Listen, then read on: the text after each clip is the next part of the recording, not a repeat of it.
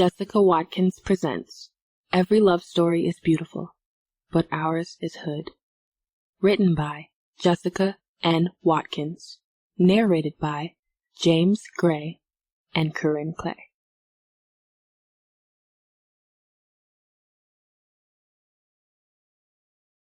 Prologue. 10 years ago. Akira White. Akira! At the sound of my mother's voice, instantly my eyes rolled toward the ceiling. What does she want? I muttered to myself. Akira! My mother's voice irritatingly shot through the air again. I sucked my teeth and cringed. Akira! Bring your ass here! Hold on, boo. I spoke into the phone, telling my boyfriend, City. My mama keeps calling me. He chuckled, knowing my annoyance with her, and told me, I sat the cordless phone on my bed and regretfully left my bedroom. I knew that she couldn't want much of anything because she barely talked to me. Her ass was rarely home. I took care of myself. Whatever I couldn't do for myself, City took care of it. At the age of 29, my mama was heavily in these streets. She had been selling pussy since she was 15 years old. Back then, she used to trick for a famous Chicago pimp, Jeffrey Savage, better known as Deuce in the streets. He saw her one day when she was outside playing double dutch with her friends. Besides her tattered, dirty clothes and run-over shoes, he noticed her exotic features and mature, curvy figure that made her look almost 20, instead of the young girl that she was. Since my mother was being raised by her grandparents back then, and they were too old to look after her properly, it took very little for Deuce to convince her to start hooking for him. That's how she got pregnant with me a year later. My father was one of her Johns that she never saw again. Now, 14 years later, the streets and the addictions that she developed along the way had turned my mother's once beautiful, model-esque looks into battered and worn features that made her look 20 years older. Hooking was all that she had ever known. She sold her body to men that were also run down so bad that they had to pay for pussy. She used that money to feed her addictions. 9 times out of 10, my mother was high off of one thing or another, or drunk. Her money went toward her lifestyle, not taking care of me. We lived in the Dearborn Homes, one of the few housing projects still standing in Chicago at the time. My mother had a government assistance, so her bills were few. So, the only reason why I went without clothes that fit, food, and lunch money at school was because her addictions were more important than her only child. Luckily, City and I had finally hooked up about a year ago. Since then, he had been doing whatever he could to feed and clothe me because my mother wouldn't. He lived in the Dearborn Homes as well. He'd known me since birth because Deuce is his father. I had developed a crush on City as soon as I was old enough to be attracted to boys. He was 5 years older than me, however. He was fine as hell and had been hustling since he was 17. I knew that he couldn't even see me beyond the older girls that were all over him. However, a year ago, I was finally bold enough to shoot my shot, and City was surprisingly just as attracted to me as I was to him. Unlike my mother, I valued my body, so City and I never had sex. In fact, I was a virgin. Once I reached the hallway, I met my mother's wide eyes. Instantly, I got irritated because I knew by her fidgeting that she needed a high, and she needed it quick. Yes, Mama? I asked her regrettably. Still fidgeting, she whispered, I need you to do something for me. Frowning, I asked, What? I heard movement behind her, so I looked up and saw one of her Johns. He was some old, crusty dude that looked gross. He had to be in his 60s. His skin was dark, and so were his eyes. His skin looked rough like leather. He was fat and sloppy. There were bumps on his face, oozing pus. I had seen him multiple times coming in and out of my mother's bedroom. Soon afterward, she would run out of here and come back the next day or 2 days later. He usually came around on the 1st. That day was December 2nd. Rolling my eyes from him to her, I asked, "What do you need me to do, Mama?" Her John moaned, "Me." I couldn't believe my ears. My eyes instantly bore lethally into my mother's. Still fidgeting, she explained, "He don't want me. He wants you." "No!" I shrieked in disgust. My mother had reached a new fucking low. No matter her addictions, she had never asked me no shit like this. "Akira, please!" "Mama, are you serious?" I instantly cut her off. Tears pooled in my eyes. I couldn't believe it.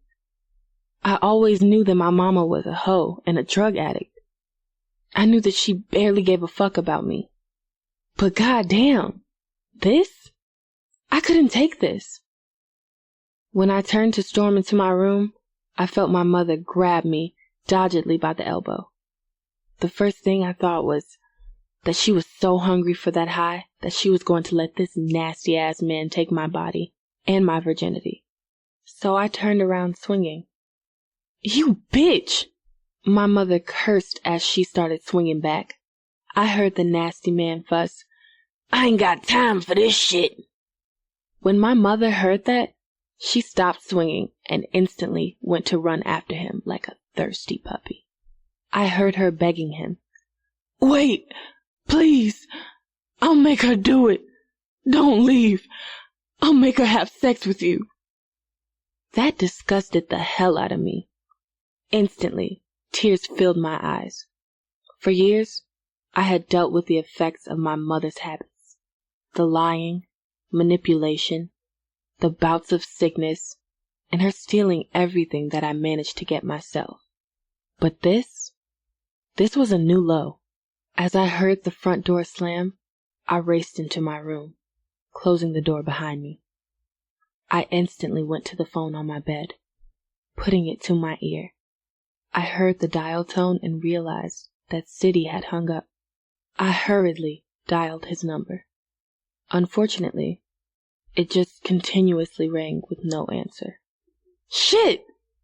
I cursed as I hung up and threw the phone. Tears were running down my face.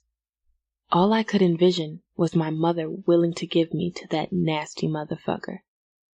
That mental picture made my stomach turn. I needed to talk to Siddy so bad because I'd come to this conclusion that I couldn't stay in the house with my mother any longer. I quickly threw on my coat and gloves, figuring that I would go to Siddy's apartment for the night. After grabbing my keys, I raced toward my bedroom door.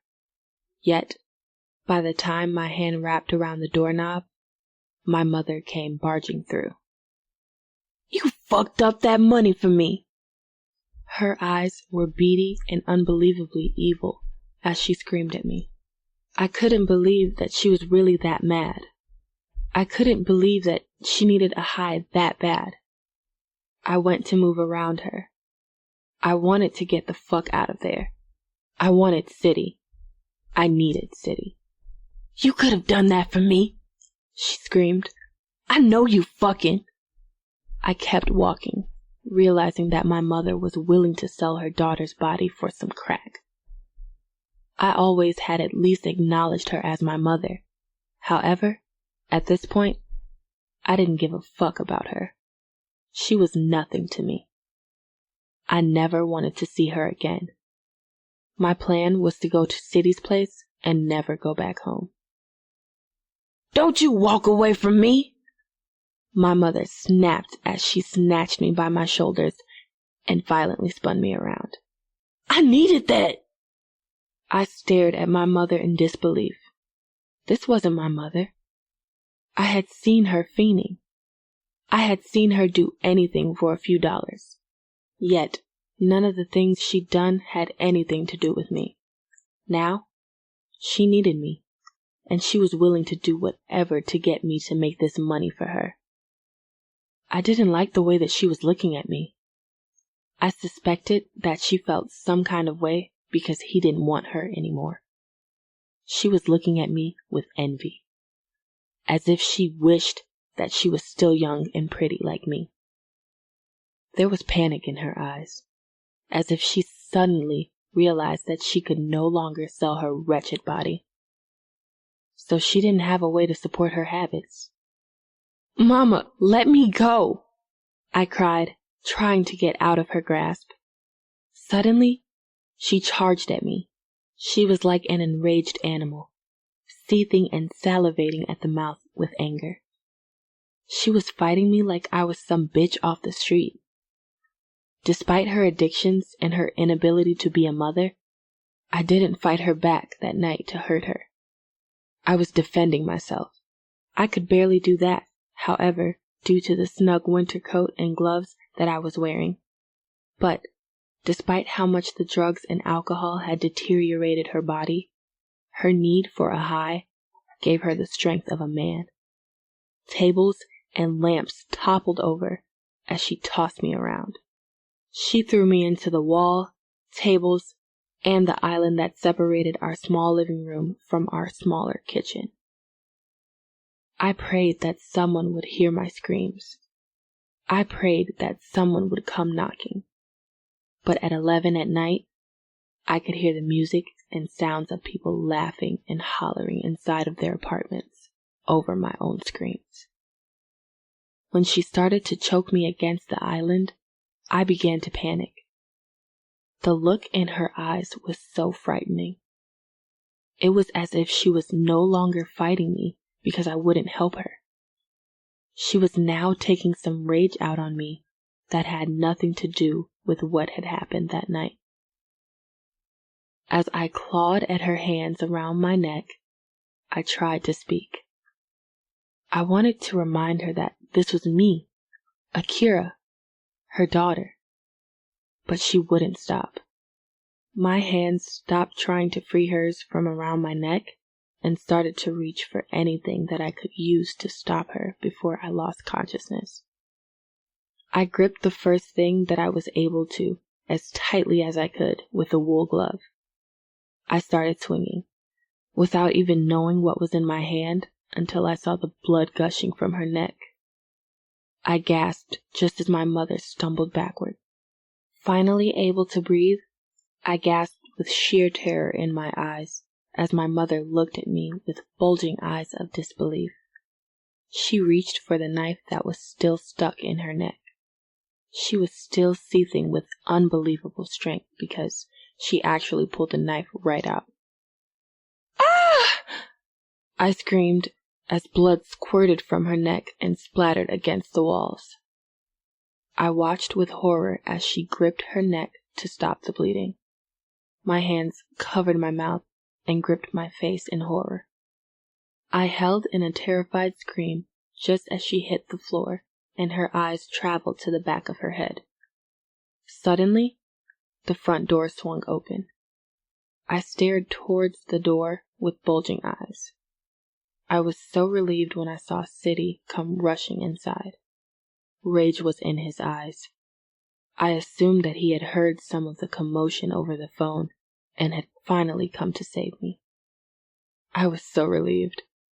As he quickly rushed towards me, but his swift footsteps stopped me as soon as he saw my mother's lifeless body lying in a pool of her own blood. He quickly rushed back toward the front door and closed it. Appreciating his presence, I finally broke down crying, and my knees hit the floor. "Baby, come on." I had heard City, but I couldn't move. Tears streamed down my face. "Mama," I whimpered in a raspy voice over and over again. "Mama, Mama, Mama." Then I could hear City's voice closer. "We gotta get the fuck out of here." Staring at my mother's body, I could only mumble, I didn't mean to. I know you didn't, but the police don't give a fuck about that, baby. Everything was making it hard for me to think clearly. Stabbing my mother, visions of that old nasty man lusting for me, and her blood.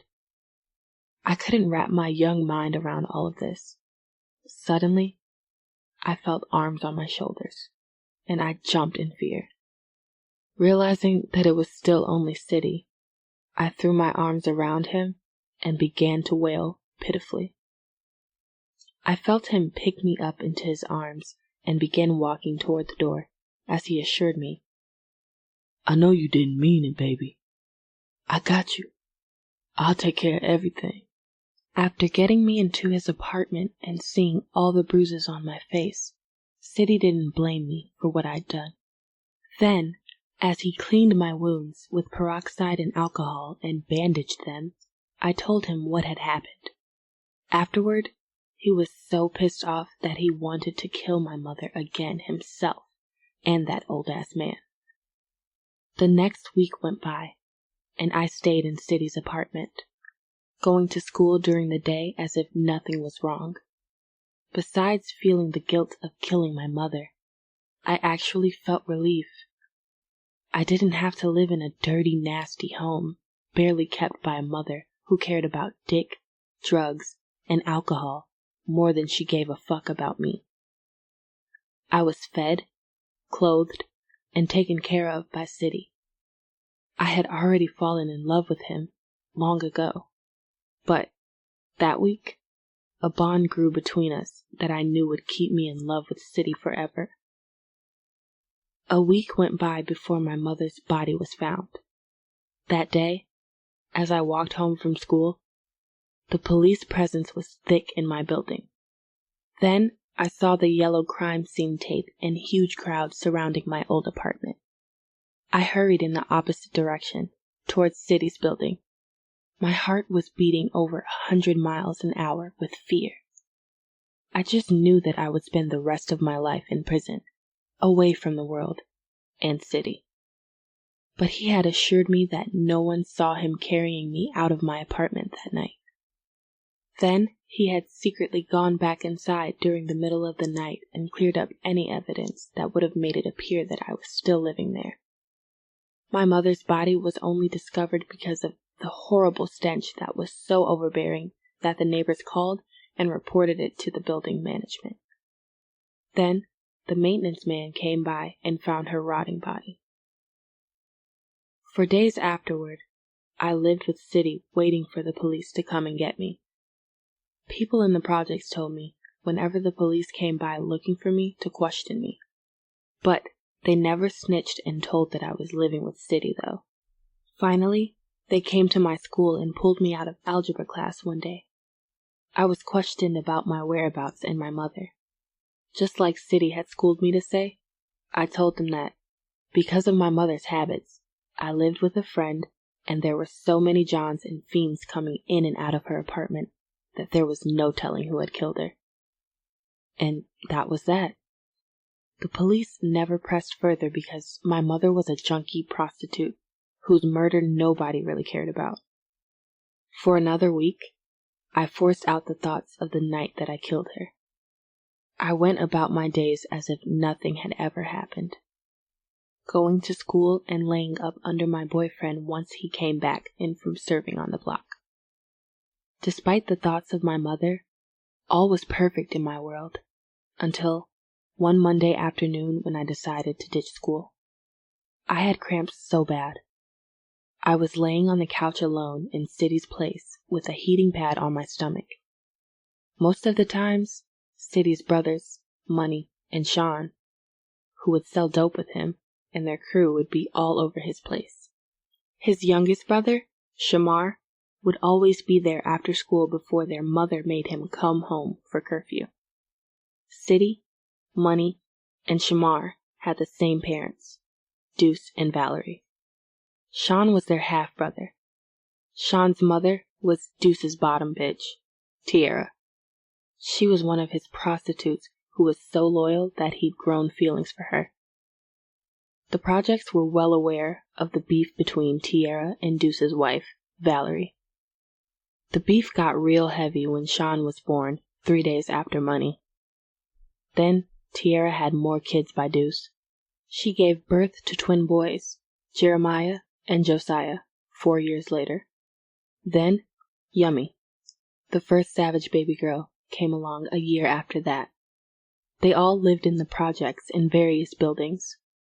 It was known between Valerie and Tierra that they were sharing a man, and the beef was so heavy that Tierra tried her best to keep her kids away. However, Sean was now deep in the dope game with City, and her other kids snuck over to City's apartment whenever they could. It was rumored that 2 years after Yummy was born, Deuce knocked up another one of his prostitutes. She had a baby girl named Tanisha, whom for years Deuce hadn't claimed. Although she looked just like a Savage kid, with her signature dark skin, big juicy lips, and slanted eyes. Anyway, today of all days, I was in City's apartment alone. It was early in the morning when there was a knock on the door. As City had taught me, I grabbed a 9mm off of the table before going to the door. "Who are you? Are you fucking City? Is your little ass fucking my man?" I didn't owe this bitch an explanation, so I wasn't telling her anything. Because of that bond that City and I had, I wanted to hear this from him. But, clearly, by my reaction, she knew that I had some connection to City. All the way through the building and down the 6 flights to the courtyard, since the goddamn elevators were always broken, I could hear her nagging ass voice behind me. "Who the fuck are you? You hear me, little bitch? You better not be fucking my man. City is mine." She was getting the attention of others as I stormed through the building with her behind me.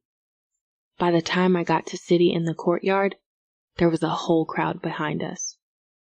City saw my puzzled face and was curious until he looked behind me. Then, it was as if all of the dark brown color in his face had flushed away. I could even see Sean and Money's eyes buck as they noticed this chick yapping behind me. "City, who the fuck is this little bitch?" she yelped. I stared at him right in the eyes, waiting for him to shut her up and claim me. Yet, all he said was, "Nova, when you get out?" "I got out early for good behavior, motherfucker, but you about to cause me to go back. I call myself surprising your ass, but I get here and find this little bitch in your crib. Who is she?" We all waited for his answer, the whole hood. Everybody had seen me with City here and there.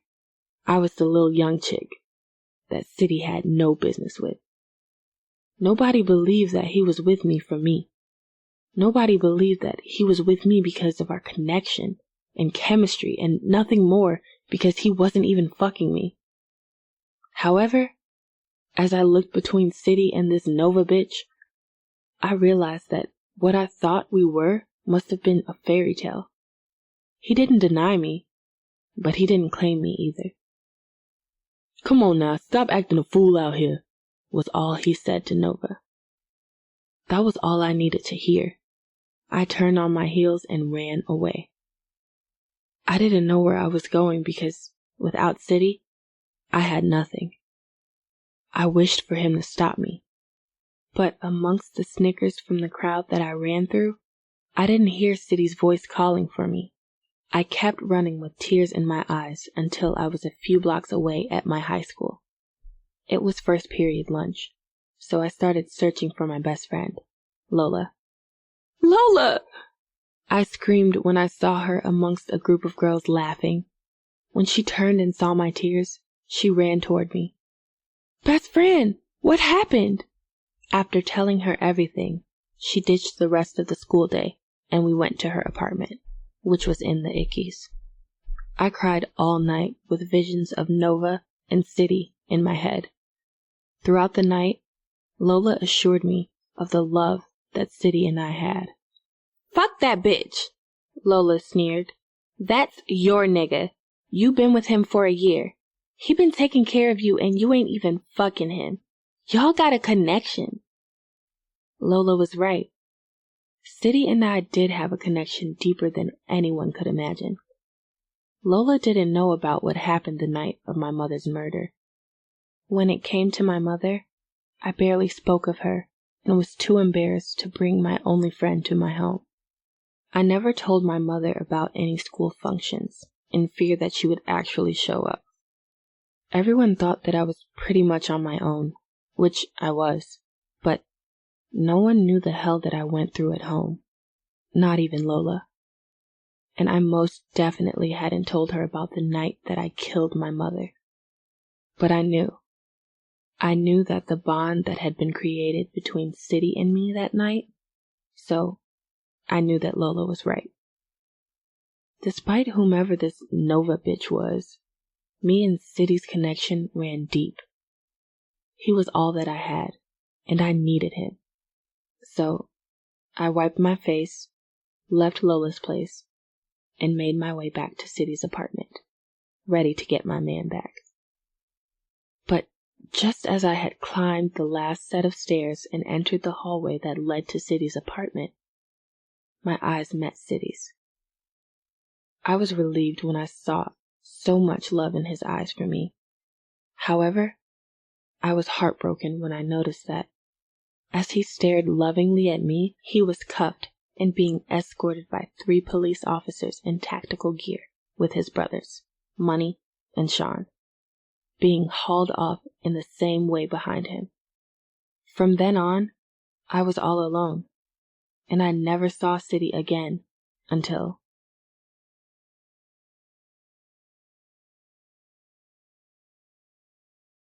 Chapter 1. 10 years later. Akira White.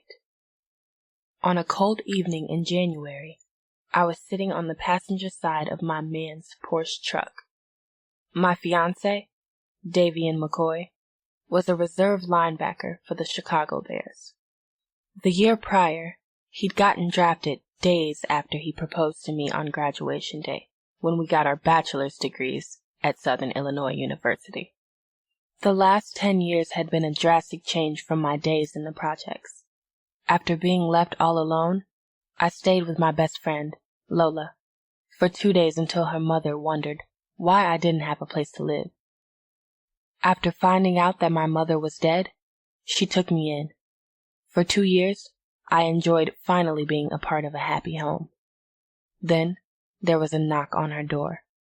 When the police officer appeared on the other side, we all got nervous, especially because he wasn't dressed like a regular police officer. He introduced himself as Detective Russell White, who was looking for his daughter, Akira. He was the John that had knocked up my mother. Actually, when he had sex with my mother, he was just some knucklehead 17-year-old who was buying pussy from a pretty prostitute who was strolling near one of his crew's hangouts back then. He eventually got his life on track, went to the police academy, and quickly made his way up the ranks with training and a degree. He'd learned about me when my mother's murder was broadcasted quickly during a brief segment on the news when they flashed a picture of her 14-year-old daughter. He remembered the night he'd spent with my mother and quickly realized that I was his because we were nearly twins. He had been searching for me ever since. That was 8 years ago. My father took me from Lola's home that day and spoiled me. He had taken every chance to make up for lost time and the horrible life that I had been succumbed to since birth. I wanted for nothing, and he took great care of me. Now, I was the fiancé of an NFL player. Life was surreal for me. "Where are we going, baby?" I asked Davian. We had been riding for a while since we left our new condo, purchased with his signing bonus money in the South Loop, so I was curious. "Nico invited me to this party at his cousin's crib. They say it's supposed to be real dope." I left it at that. If Davian and his closest teammate Nico were partying during the season, then I let it be. They weren't able to do it often, so I wanted Davian to enjoy himself. I relaxed my head back on the headrest and nestled behind my scarf since Davian refused to turn up the heat. He'd fussed that I should have worn a longer dress when I asked him to. It was the dead of winter. We had just celebrated the New Year a week before. Snow and ice were on the ground, and it was cold as shit in Chicago. But as I said, this was one of the rare times that my man wanted to go out during the season, so I had dressed the part. Given his position, Davian wasn't filthy rich, but with his annual $500,000 NFL income, I was well taken care of. I wanted to work, but he didn't want me to, so I spent my days shopping for clothes and my favorite pastime, makeup. I had studied so many YouTube makeup artists' how-to videos that I was able to beat my face that night. Then I perfected my huge natural kinky twist out, which I had dyed blonde to pop off my dark brown skin. My light brown eyes burned through the blonde and highlighted the exotic dark features that I had inherited from my father.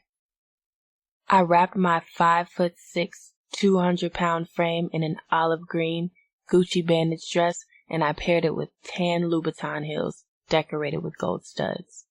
As we drove through the city, I realized that we were heading further and further south. After about 25 minutes, we pulled onto a block in Matson. "Where are we?" I asked as Davian parked in front of a brick house. Even though I was still inside of his truck, I could hear music spilling from the house, which was a few feet away from where he had parked. I looked curiously at the decorations inside of the snow on the lawn. "This is Nico's cousin's house," Davian told me as he turned off the engine. "So it's a house party?" "Yeah," he answered quickly and hopped out. I looked down at my bare legs and Louboutins in disappointment. Had I known that we were going to be at a house party, I would have thrown on some sneaker wedges and jeans. I should have known, however, when I strutted out of the walk-in closet that I had built in one of my extra bedrooms in our condo and saw that Davian was only wearing jeans, a tee, and Giuseppe boots. Nevertheless, after Davian opened the passenger's door for me, I allowed my man to take my hand and lead me through the snow toward the front door. Along the walk up the side drive, I noticed the "Welcome Home" signs in the snow in the yard. I figured someone was returning home from the military, college, or something and kept chucking through the snow. The door to the house was unlocked, so we walked right in. The house was filled to capacity. Niggas upon niggas upon niggas.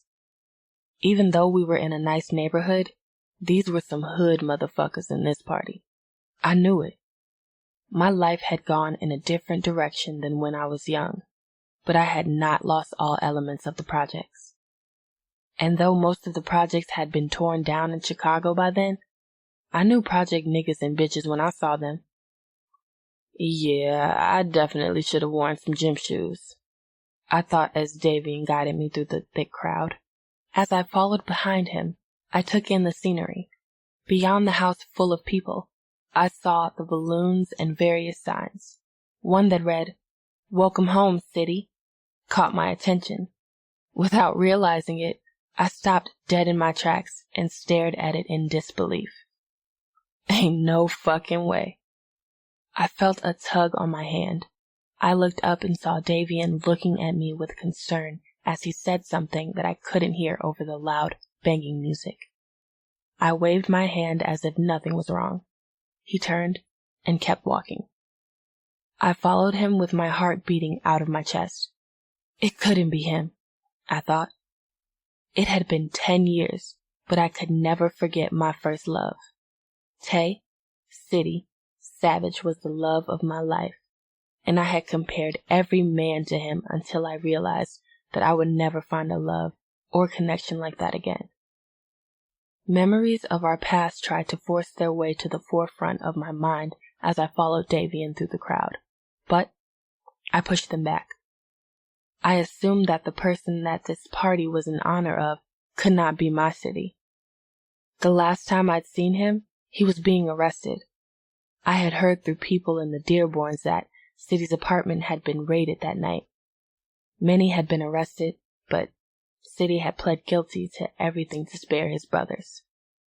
At 14, I didn't know how to contact him after he was locked up. I waited for him to send word to me. When he never did, I assumed that Nova was everything that she had claimed to be, and that I was nothing but a 14-year-old girl who had been played. It took me months to finally stop crying. However, I had never gotten over it because nobody had ever loved me the way that City had. Not even Davian. Every once in a while, the night that I stabbed my mother forced its way through all the bad memories that I had buried on top of it. Though I was in a house full of banging music, screaming, and drunk people, memories of that murderous night overshadowed everything going on around me. The guilt started to choke me.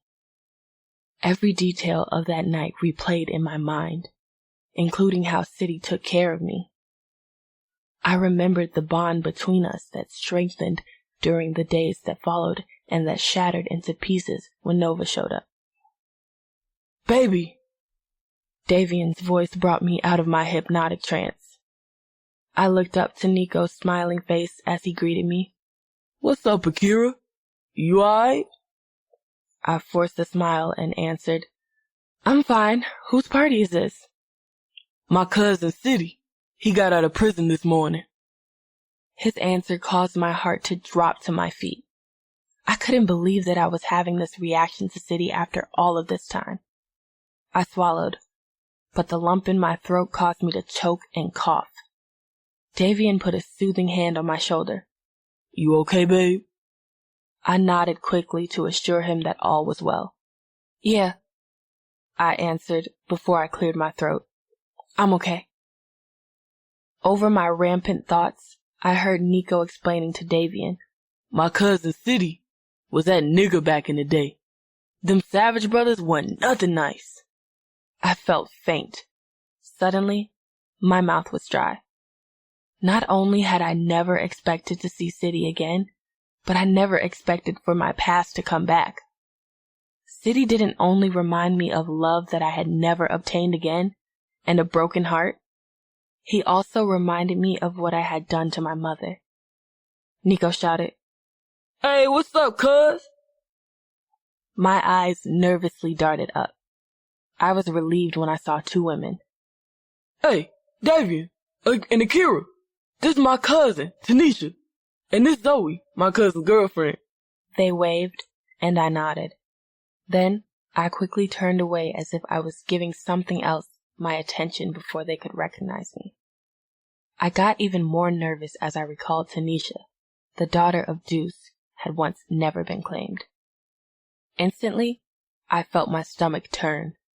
I could no longer hide the feelings that all of these memories were bringing on. The anxiety was suffocating me. As Tanisha and Zoe engaged in conversation with Nico, I stood on my tiptoes and said into Davian's ear, "Baby, I'm not feeling good." He looked so disappointed. I immediately assured him, adding, "You can stay, but I think I need to go home. I'm not going to enjoy myself. I'll take an Uber home." "What's wrong?" I frowned and rubbed my stomach to add emphasis. "I feel nauseous all of a sudden." He smiled. "Pregnant?" I giggled. "No, fool." He pretended to pout. Then he replied, "Okay, I'll walk you out and wait for the Uber with you." He then whispered something to Nico. I was relieved when Davian then started walking me toward the front door. As we made our way, suddenly the music stopped. "Hey, I just want to thank everybody for being here and welcoming a nigga home." I was so mad that the sound of his voice stopped me in my tracks. My eyes followed the smooth, deep rumble and peered beyond the crowd. There he was on the stairs, all dark skin, 6'5" of him. I wanted to look away, but I couldn't. Who knew that prison could be so good to a man? His dark, black skin was flawless. His build was so big and brawny. His looks were epic. Every swagged out bad boy feature that I'd adored about him had only been enhanced over the last 10 years. I stood there stuck, staring at those slanted, dark eyes surrounded by so many heavy lashes that they almost made his eyes look feminine. I adored the goatee and mustache that he'd grown out. It had matured his face and surrounded those big juicy lips that I remembered kissing. Instead of the fade he'd had back then, he now had dreads that cascaded down his back, making him look like an African king. "Baby," I suddenly heard in my ear. I jumped, tore my eyes away from City, and remembered where I was and who I was with. "I'm sorry," I simply whispered, swallowed hard, and kept walking. I hoped that I hadn't stared at City so obviously that Davian had noticed. But who I did see notice me walking through the crowd was City. Since Davian and I were the only people leaving during his speech, we locked eyes, and I saw him squint as if he was trying to recognize me. I quickly turned my head and allowed Davian to usher me through the front door.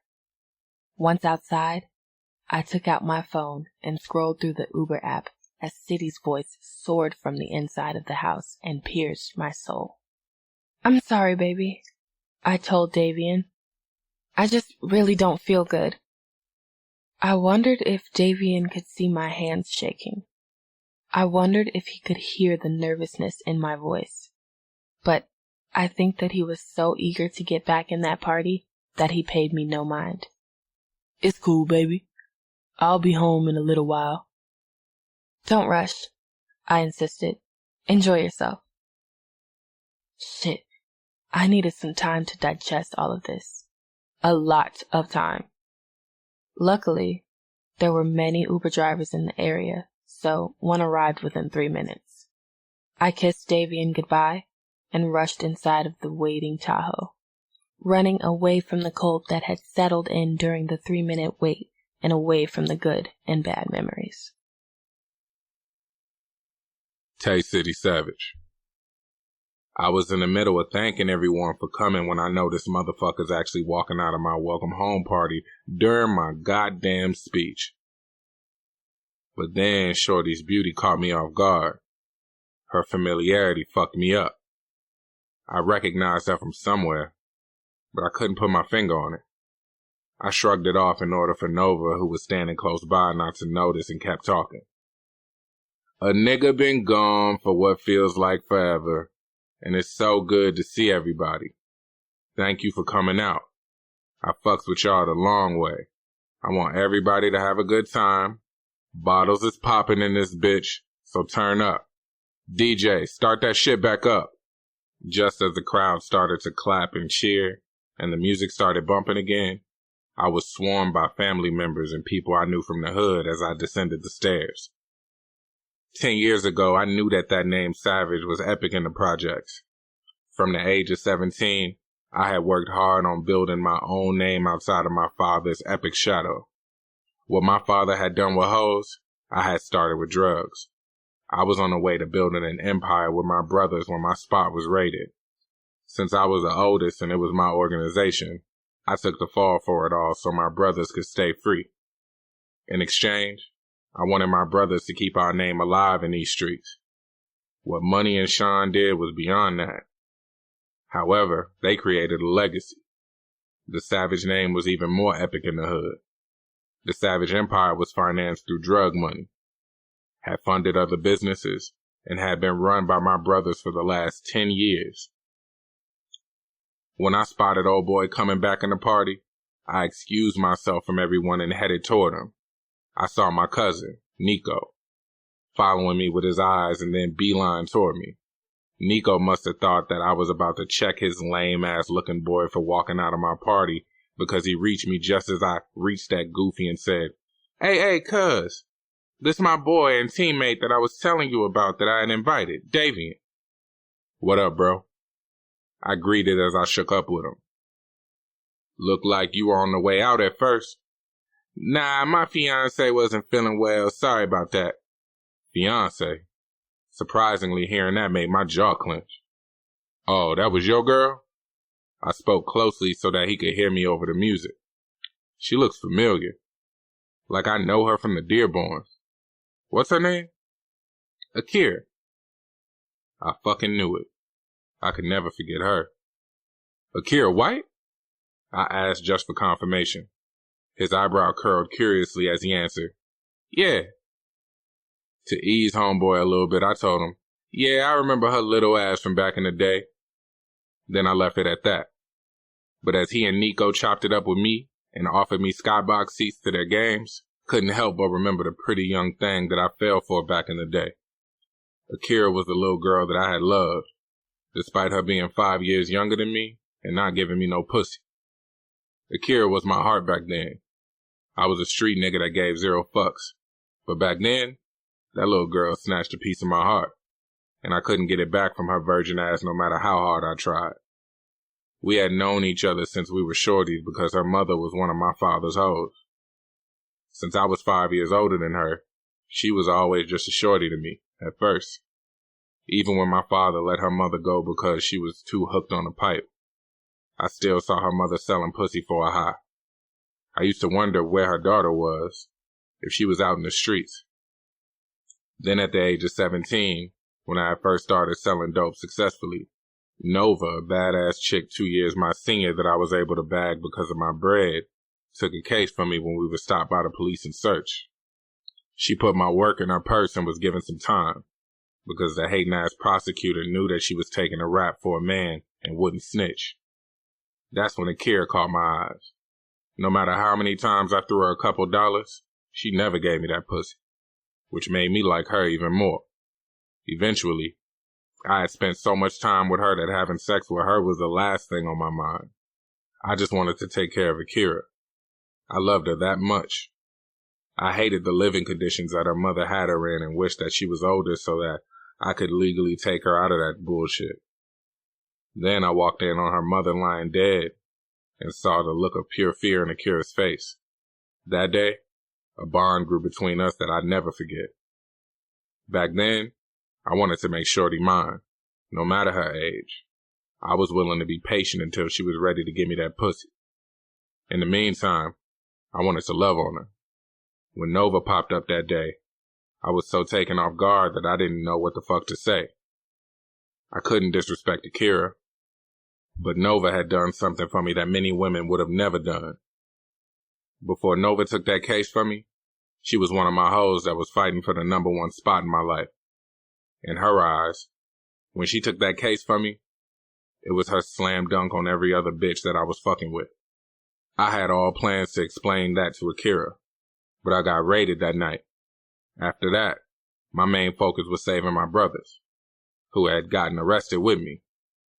While I was pleading guilty, Akira was in the back of my mind the entire time. I shrugged off the thoughts of Akira and excused myself from Nico and his lame-ass homeboy. After a few months of being in prison, I forced myself to let Akira go. She was so young that I didn't want to fuck up her potential by tying her to a dude that was doing a 10-year bid. Though Akira was always in the back of my mind, it wasn't hard to move on, I must admit. Nova was a ride-or-die bitch for me, and never left my side over the past 10 years. When other hoes forgot about me, Nova never did. She wrote me constantly, visited at every opportunity, and worked closely with my brothers to turn our spot on the block into an empire. Akira may have had my heart then, but Nova had earned my loyalty now.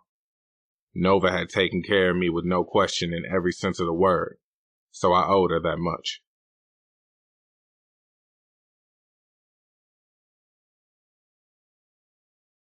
Chapter 2. Zoe Moore. I was stumbling through the hallway of Nova and City's house. It was nearly 4 a.m, and this goddamn party was still cracking. I was drunk and high. The last thing that I wanted was another fucking drink. I wanted nothing but my bed, since my man, Money, was still partying with his brothers. I was on my way to lie down in one of the guest bedrooms until he was ready to go. Inches from the bedroom, I felt a hard tug snatch me back and pull me into the bathroom as I was passing by. "What the fuck are you doing?" I spat at Money's brother, Sean, as he slammed the bathroom door shut. When he looked me up and down, licking those big and juicy signature savage lips, no matter how hard I wanted to fight it, my pussy leaked. "No," I told him, but he knew that my body wanted differently. "Money is right downstairs." "You think I don't know that shit?" He fussed as he tugged at my jeggings. I swatted his hand away. "You're drunk." "I know." "So?" He shrugged. "Give me that pussy." Sean ordered as he grabbed the back of my neck. Like always, it took very little for him to persuade me. I was Money's woman, but Sean had had a hold on this pussy for a year, and no matter how hard I tried, I could not get it out of his grasp. "Fuck, Sean," I mumbled against his mouth as he reached into my jeggings and began playing with my already throbbing clit. "You ain't got no panties on." He moaned at the realization. "That was for me?" I winced, trying to be quiet as I ground against his fingers that were rotating roughly in a circle against my clitoris. "Yes, it was for you," he growled, knowing that I liked that shit. When he yanked my jeggings down, in my heart, I knew that I should have stopped him. I could hear my nigga a few feet away downstairs. This was the kind of kinky, risque shit that Sean did that always had me impatiently waiting on the next time I would get that dick again. Suddenly, he swung me around. I gasped as he pushed my head into the sink, put my left foot on the toilet, and dove into my syrupy center, dick first. Ah! I gasped from the sensation. He didn't even allow me to brace myself. Like the savage he was, he held onto my waist and tore this pussy up. I bit my lip as my face contorted into ugly expressions, and tears formed in my eyes from the sensation of the pressure and pleasure. At the age of 20, I was the luckiest bitch in the hood to have the most outlandish luck of having not one, but two savage brothers fucking me. Honestly, when I met Money at the age of 15, I never thought that we would end up together. He was a savage brother getting money, and I was a naive little girl, 3 years younger than him, that he randomly fucked here and there. As the years went by, our fuck sessions grew closer in between. After 3 years of being just a dip and fighting off all of his other hoes, I was still standing as his girl. When I was 19, I moved into his crib. I didn't need to work, so I never went to college. There was no need. My man took care of me. Now, things were still the same. Money was still getting money, but on a higher level. He was taking good care of me financially. He was also very much still a hoe, and I was still fighting off other bitches. The last straw was when he told me about a baby he had with this bitch named Bliss a year ago. That shit hurt my soul. Men cheat. Some women are able to deal with that, and I was one of those women. Money was a man of reputation, popularity, and wealth. You don't walk away from a savage brother and give him to these other hoes. So, despite the heartbreaker, I stayed with my man. Yet, I ran to Sean. Money and Sean were not only brothers, but they were also business partners. They did everything together. So, as a single man, Sean was in my home often. I fed him nightly, and he slept in our extra bedrooms often. I never looked at him that way. However, because he was Money's brother, of course. Yet, no woman or hell, not even these straight men, could ignore how fine Sean was. He and Money had different mothers. So, Despite the signature savage lips and height, he had a physical difference from Valerie's sons. He had inherited his mother's light skin and wavy dark hair, which he kept in a messy man bun. He had high cheekbones, almond-shaped eyes, heavy eyelids, and bronze skin. Despite Sean's good looks and the fact that money was a hoe, during my first year in a committed relationship with money, I was faithful through all the hurt, heartbreak, and hoes. But the day that I found out about money's side, baby, I just wanted to talk to Sean and vent. Yet, as Sean held me tightly, I wanted to hurt money like he had hurt me. When I started kissing Sean, he was game. I wasn't surprised. Though they worked closely together and were brothers, there was a constant competition that stemmed from Sean because he had always felt like he had to prove his importance from childhood, since he was the side baby, who was born days apart from money. Sean would never admit it, but he competed with his brothers and constantly fought for approval from their father and the hood because so many thought he was the legendary mistake. Even though his mother gave birth to 3 more of Deuce's kids, Sean had kept that competitive mentality, which formed him into the man that he was today. So, after we had sex the first time, he took every opportunity to fuck me. Sometimes he planned it. Other times, he lustfully took it. He would just show up when he knew money wasn't home, or take it when money was only a few feet away.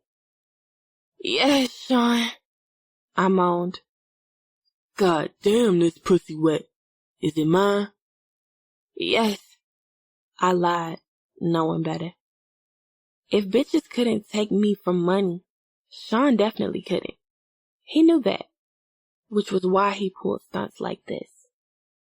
He grabbed my long, natural ponytail and started ramming into my pussy.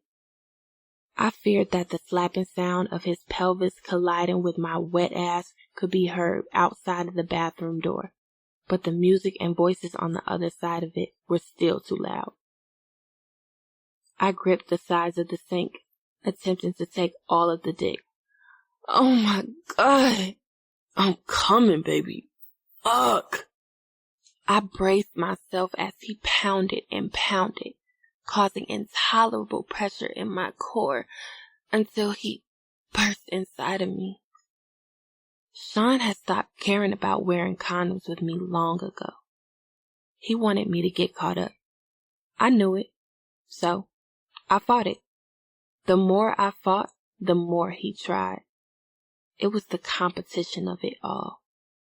But no matter what money had done to me, I would never let him catch me being disloyal.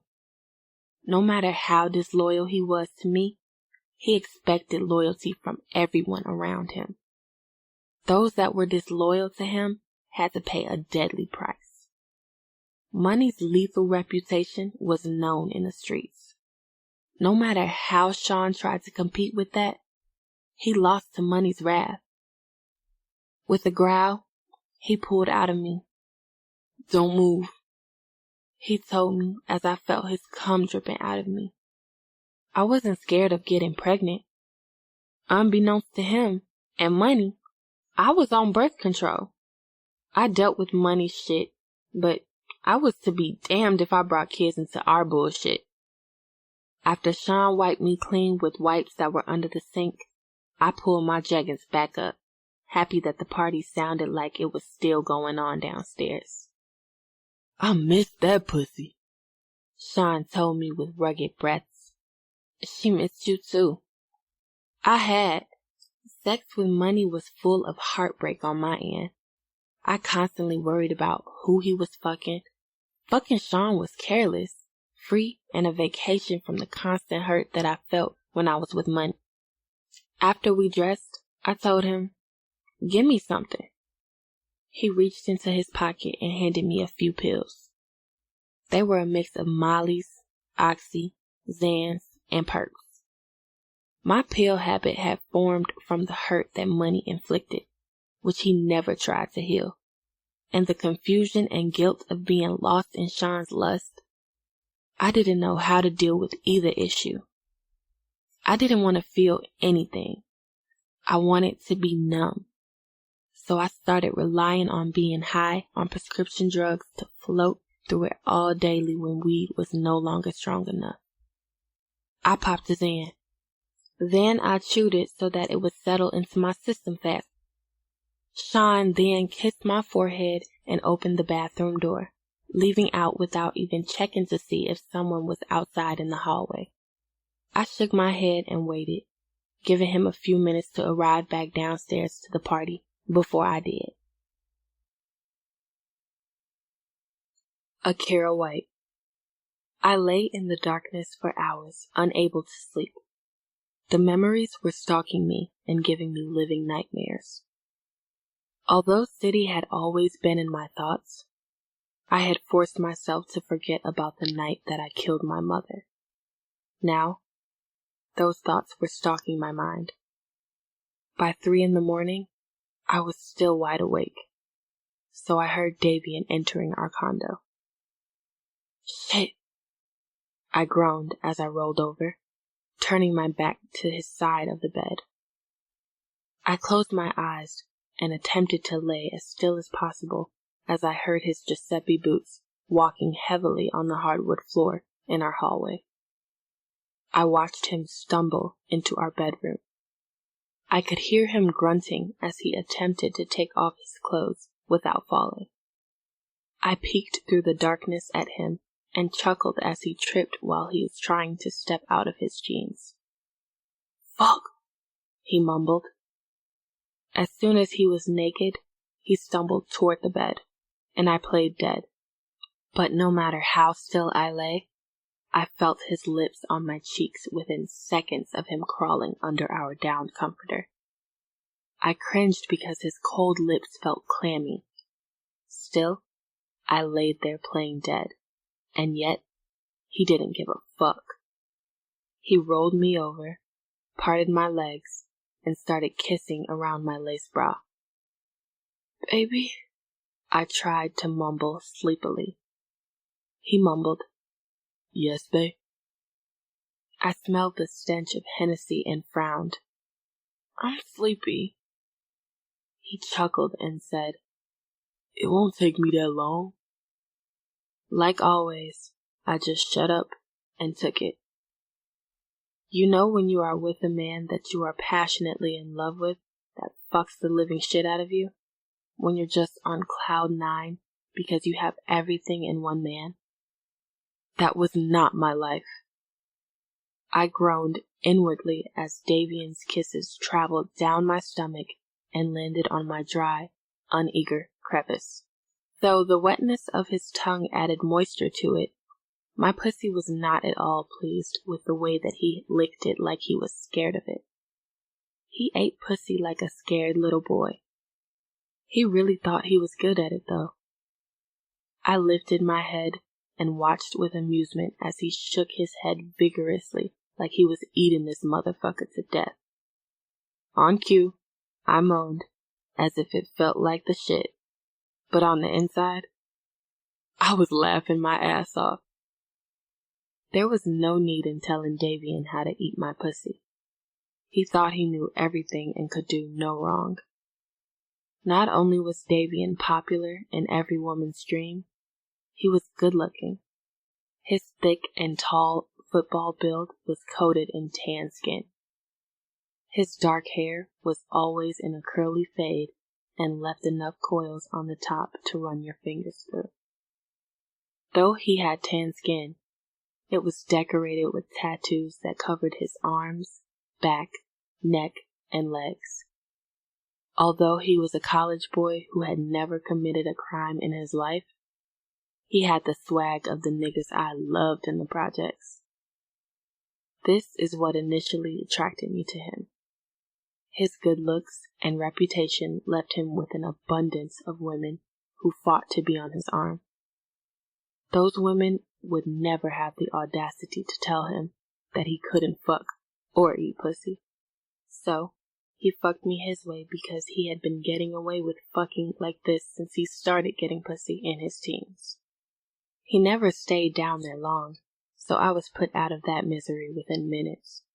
Yet, misery quickly returned as he flipped me over and slid his 5-inch dick inside of me. Not only could he not eat pussy, but his dick was average in size and performance. It was average length, but wide.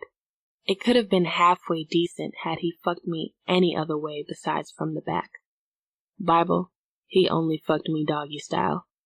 He claimed it was because he liked to be in control.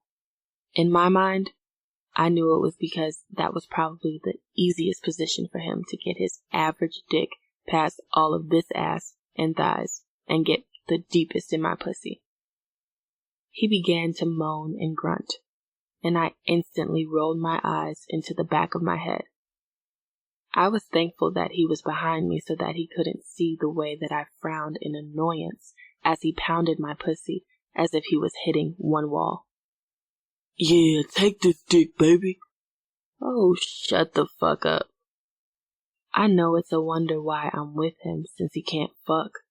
Well, my father had taught me to settle down out of comfort. He schooled me to never be with a man who fucked me good, but didn't and couldn't take care of me. So, when I met Davian, who was one of the stars of the football team and sure to be an NFL draft pick, I settled for comfort, love, and commitment from a good man.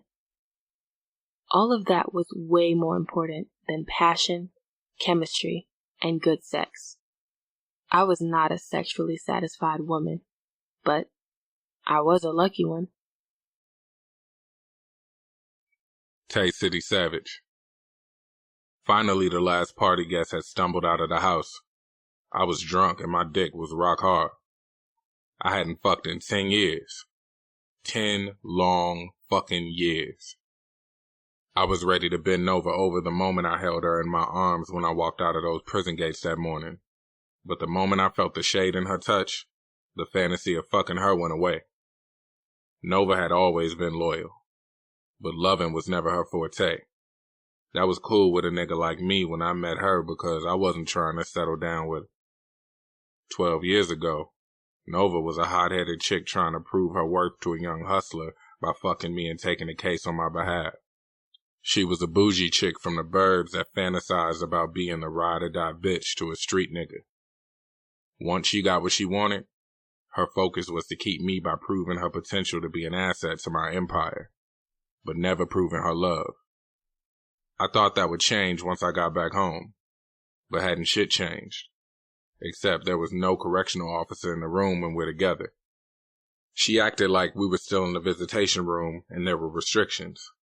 I figured it was because we had little time physically together before she took that case from me. And then, as soon as she was released, I was locked up. All of our time had been verbal with little physical interaction. I figured she had to get used to me again. Yet, I found it odd that Akira had looked at me with more admiration and love in a few seconds than my own fucking woman. But at the moment, I gave zero fucks about any of that. I had 10 years worth of backed up frustration to take out on some pussy. I feel you looking at me, City. She ended her statement with a smirk as she undressed in front of the dresser. I wasn't trying to hide it. You know how long it's been since I've seen a naked woman. I'm just enjoying the view. And the view was most definitely something to enjoy. Nova's body had been manufactured to perfection. Over the last 10 years, her petite body had matured by the help of my money. She had gotten implants, fat transfers, and butt injections.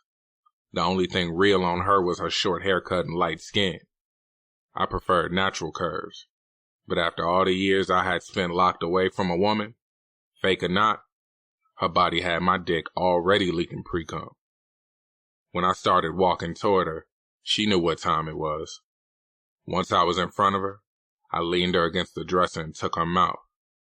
It was the first time we had kissed with our tongues meeting in years. Yet I felt no passion from the woman who had spent 10 years driving 5 hours to visit me every other weekend. There had been more passion in our hustle than there was in this kiss. This was the first time that I had been able to hold her, and when I wrapped my arms around her tiny waist, she responded like this was some everyday shit. I ain't no weak nigga. I was as savage as them all. But every man wanted his woman to treat him like he was that nigga in the bedroom, especially after doing a bid. But Nova was emotionless. She had left my arms and went to her knees like it was a job, and not something she had waited a decade for. There was no drive in the way that she pulled my dick out and started sucking it. There was no energy, no passion, no lust. I was expecting her to slob all over this rock-hard 9.5-inch dick almost too wide to fit in her mouth, but nah. She sucked this motherfucker like she had been forced to do it every day at gunpoint. But I had been so deprived that I shrugged that shit off, closed my eyes, and waited eagerly for this nut. Yet I felt it. There was no love in the room with us. There was just loyalty.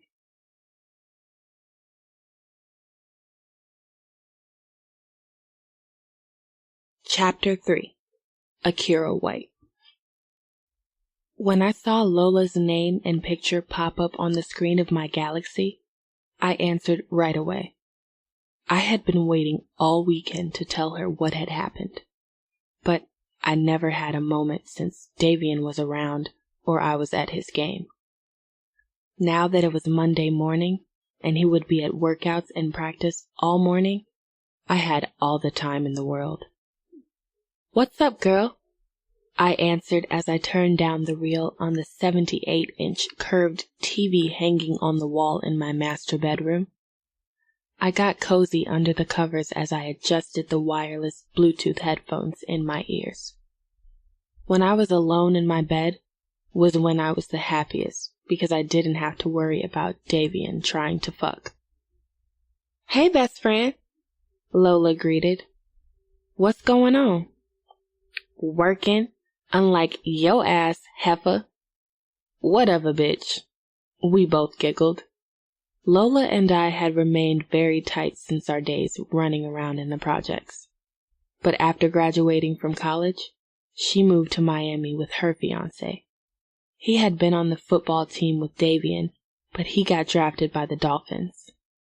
We had moved up considerably in our worlds from our days in the Dearborns, but we were still very much those little project girls at heart. "Bitch, you choose to work," I teased. "Because I ain't about to let this nigga think he can tell me what to do because he takes care of me," Lola sassed. "Whatever. You're at work, but are you busy or nah?" She sucked her teeth and replied, "Hell no, girl. What's the tea?"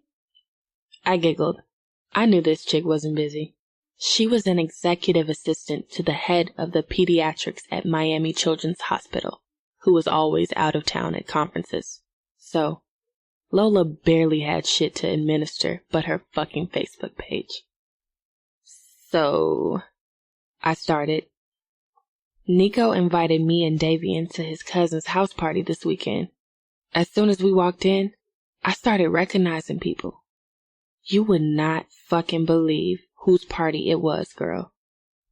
"Whose?" she asked eagerly. "City." Lola gasped so loud that I was sure her whole damn department had heard her. "Shut the fuck up," she whispered into the phone. "He finally got out?" Of course, Lola knew everything about City. I had cried over him for months while lying in the bed that we shared after her mother took me in. She knew how much I loved him. She knew how close we were. But what she didn't know was why. I still had never told her how City and my bond was created that night that he walked in on me and my mother's lifeless body. I shook off the horrific memories replaying like a bad movie in my mind. "Yes, girl. I know you were freaking out."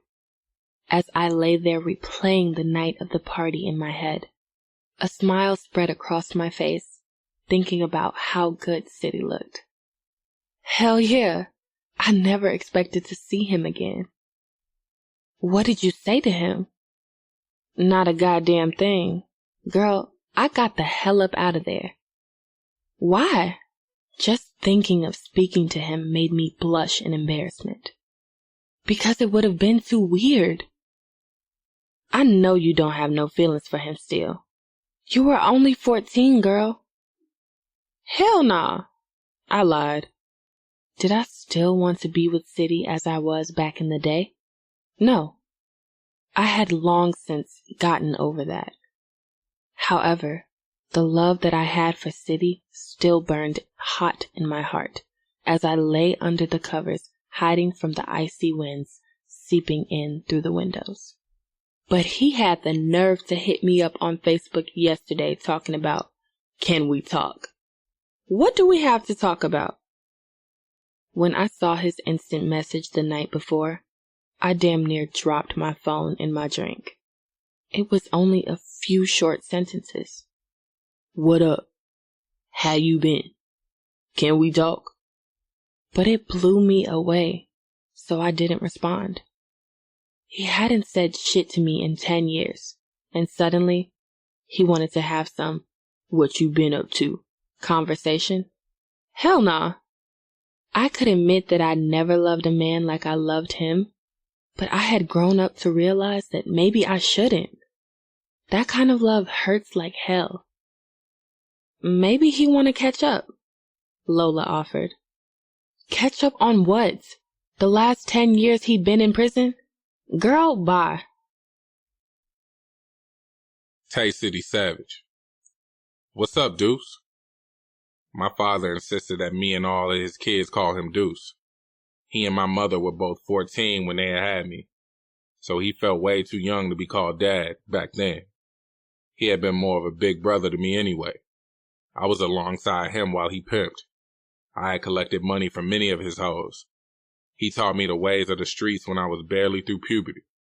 My father and I dapped each other up. Then I sat at the bar next to him at V75 Chicago, a lounge on the south side of the city where all the hustlers and dope boys kicked it at heavy. Finally got time for your old man, Deuce taunted. I chuckled. It's been a lot going on since I got out. You know how it is. He nodded in agreement. Although my father had never done a long bid in prison, he had been locked up here and there for various crimes back in the day. As a pimp with a line of hoes, my mother stayed bailing him out of jail. Now, my father's business was virtual. Most women no longer sold pussy on corners. They sold it on Craigslist, Backpage, and whorehouses in Nevada when he felt like traveling. Yet he still had a few faithful hoes that stood on the corners of the Windy City to get his money. After telling the bartender to bring us 2 double shots of 1738, my father turned toward me. Looking good. You done swole up. A deep chuckle left my throat. I was never a little nigga, but I had gained about 30 pounds of muscle on top of my already thick frame while I was locked up. My only option behind those bars was to work out to keep my mind clear, so that's what I did. Now that you had some time to chill and get you some pussy, you ready to work? That was my father, always focused on getting to the money. Although he got money from selling pussy, he was well informed on how the savage drug empire went since it started with his investment, and he'd introduced me to the connect. Are you going to take your empire back over or let your brothers continue to run it? Deuce pressed. I don't know, honestly. Money and Sean have run it smoothly. That was an understatement. At the time that my spot was raided, our little organization was putting a couple thousand in our pockets every week. We had no workers. We were the guys on the block hustling. I had taken that deal just when we were on the cusp of coming up. In exchange for me going down for them, they took the $27,000 that I had stashed in our parents' home, and over the last 10 years turned it into $1 million worth of assets, investments, and properties. We weren't drug lords with Bentleys in the driveways of estates. Yet, my brothers had made sure that the 10 years I did for them was worth it, and that all of our siblings were eating without slaving for it. I'm comfortable, I added. Money and Sean know that nothing goes down without my say-so. I might let them have their lane. They worked hard for it. They earned it. I'm proud of them niggas. I was proud of all my brothers. Money and Sean were running the drug aspect of the family business. The oldest brothers, Sean, Money, and I, refused to allow our younger brothers to go down this deadly path of the drug game, however. We had seen what it did to others and us, so we purchased our 21-year-old brother Shamar a tattoo shop. He was teaching our youngest twin brothers, Jeremiah and Josiah, known as Mayhem and Chaos in the streets, and to our family, the art of tattooing as well. So when they graduated from high school, their badasses would have a way to make money, instead of the drug game and gang life that they so desperately wanted to be a part of. I was proud of my brothers. We all made the Savage name proud and spoiled our sisters, Yummy and Tanisha. A boss not only balled out and told motherfuckers what to do, a boss was all about putting people in positions and changing their lives. That was exactly what I had done and planned to continue to do for the Savage family. You should be proud, my father assured me with another nod. They've been doing a great job at running things. They've been doing a damn good job. Nova has too. I agreed. She has. That girl is a piece of work. She hustles harder than a man. You should be proud of her too. Sean and Money may have been the brains of our organization, but Nova was the heart. She had held my brothers down in my absence. She took care of the books. She risked her own freedom by involving herself heavily in our drug business. She hid money, and there were a few spots in her name. She was a down-ass bitch, and I loved her for that. Even though she'd been distant as fuck since I got out, she was there physically, making me feel at home, sucking a nigga's dick every night, and throwing my celebration party. She had been there to visit me every week for 10 years, only missing a visit when a family emergency had caused her to. She had been my eyes and ears on the streets. My rider was there, but my girl wasn't. I just chopped it up to us never having an opportunity to have a real relationship. Our loyalty was very committed to each other. In the 10 years that I had spent behind bars depending on her every word, every letter, every call, I had time to fall in love with her. But she hadn't had the chance to fall in love with me. She had just fallen in love with the name and the hustle. Shamar Savage. Don't move. This what you came in here for, right? Take this dick. I'm taking it, boy. Taraji fussed with a lustful giggle. I smacked her fat, chocolate brown ass as I told her, then bend over. All the way over. Out of all the chicks on my current roster, I love fucking Taraji the most. Her mother was Haitian, and she had inherited her mother's smooth, dark, beautiful skin that covered a tall, slim, thick frame that had the nerve to hold a big old ass. I mean, literally. She had average-sized perky titties, an invisible waist and stomach, and then bam, from the waist fell 45 inches of ass and hips. God damn, my dick got hard just looking at her. And when she was bent over in front of me, butt-ass naked, my fat, long dick was hard as fucking concrete. I could barely control my nut. As I lustfully stared at her ass, I bit my lip, trying to keep from coming before I was done punishing her with these long death strokes. Taraji had grown seductively, and I forced her back to a perfect arch on my tattoo table. It was after 11 at night, almost closing time. Taraji had walked her pretty chocolate ass in here an hour ago. She claimed she wanted a new tattoo on her back, but by the time I was done with the 3D roses on the back of her right shoulder, she was on her knees sucking my dick as usual. Taraji wasn't just some thought though. At the age of 21 and being a Savage brother, a nigga like me did indeed do his fucking thing out here. I was tied down to no bitch, but Taraji was like a friend, more than just a piece of ass. So this pussy felt a little bit different as it clung to my dick tightly. As I admired her long leg as it dangled off the table, my dick hardened inside of her even more, so much that it was painful. Most niggas would fantasize about her beautiful ass, but her track star long legs had a nigga melting like a bitch every time she showed up in something short or some tight jeans. Fuck.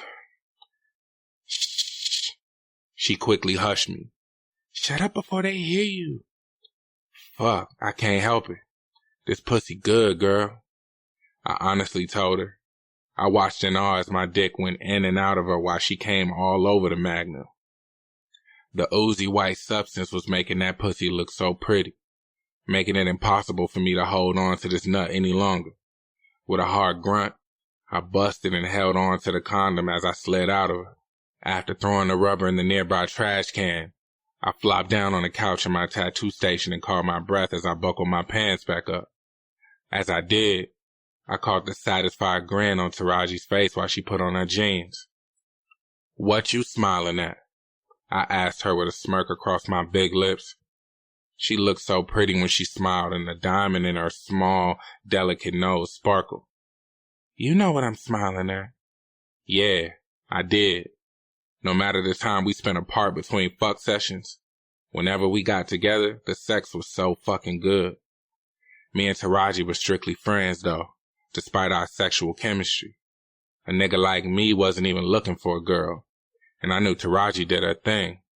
She was the only chick that never tried to tie me down, so I figured she was just as much of a player as I was, which was all good with me. Come on, I said as I stood. I gotta close up and get the brats out of here. Let me walk you out. Thank you for the tattoo. She smiled as she stood on her tiptoes and wrapped her arms around me. And the dick. Even though she was 5'7", she was short to a big nigga like me. I took after my brother, City, and father in size and height. So at 6'3" and damn near 270, she was still petite to me. She gave me a long, slow peck on the lips and moaned. I smacked her ass and spoke against her mouth. Don't start, girl. I can't help it. You know I love those big, pretty lips. Yo soup coolers ain't short-stopping, nigga. Whatever, bye. Come on, let's go. I could barely walk. The nut had sucked the energy out of me. I was stumbling almost as I followed Taraji into the lobby of Savage Inc. I also followed her into a kush cloud. The fuck is y'all doing, man? Damn, I barked. Mayhem, Chaos, and Yummy looked at me like I was the one tripping. What? We closed, ain't we? Chaos shrugged as he pulled from the blunt. Before he can inhale, I was on his ass, snatching the blunt out of his mouth and breaking it in half. Hey, man, Chaos fussed, but this little motherfucker wouldn't dare square up with me. He and his twin Mayhem were some little niggas. They were tall like my pops, but had slim athletic builds that I would crush, and they knew that. What the hell I say about smoking in my shit while customers are here? I sneered. She ain't no customer. Yummy giggled. Her eyes were riding low as she said, Hey, Taraji. Mayhem chuckled. Oh, that's Taraji? I thought that was that other chick. I glared at him. Shut the fuck up. You knew who she was. Stop playing. I'm out of here, baby, Taraji said with a laugh and a shake of her head. Talk to you later. Bye, Taraji, Mayhem taunted. Without turning around, she waved her hand in the air. Bye, y'all.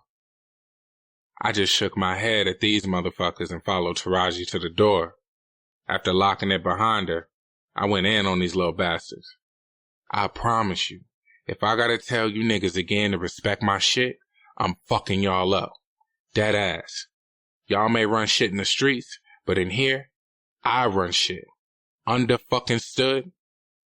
They didn't want to, but they nodded.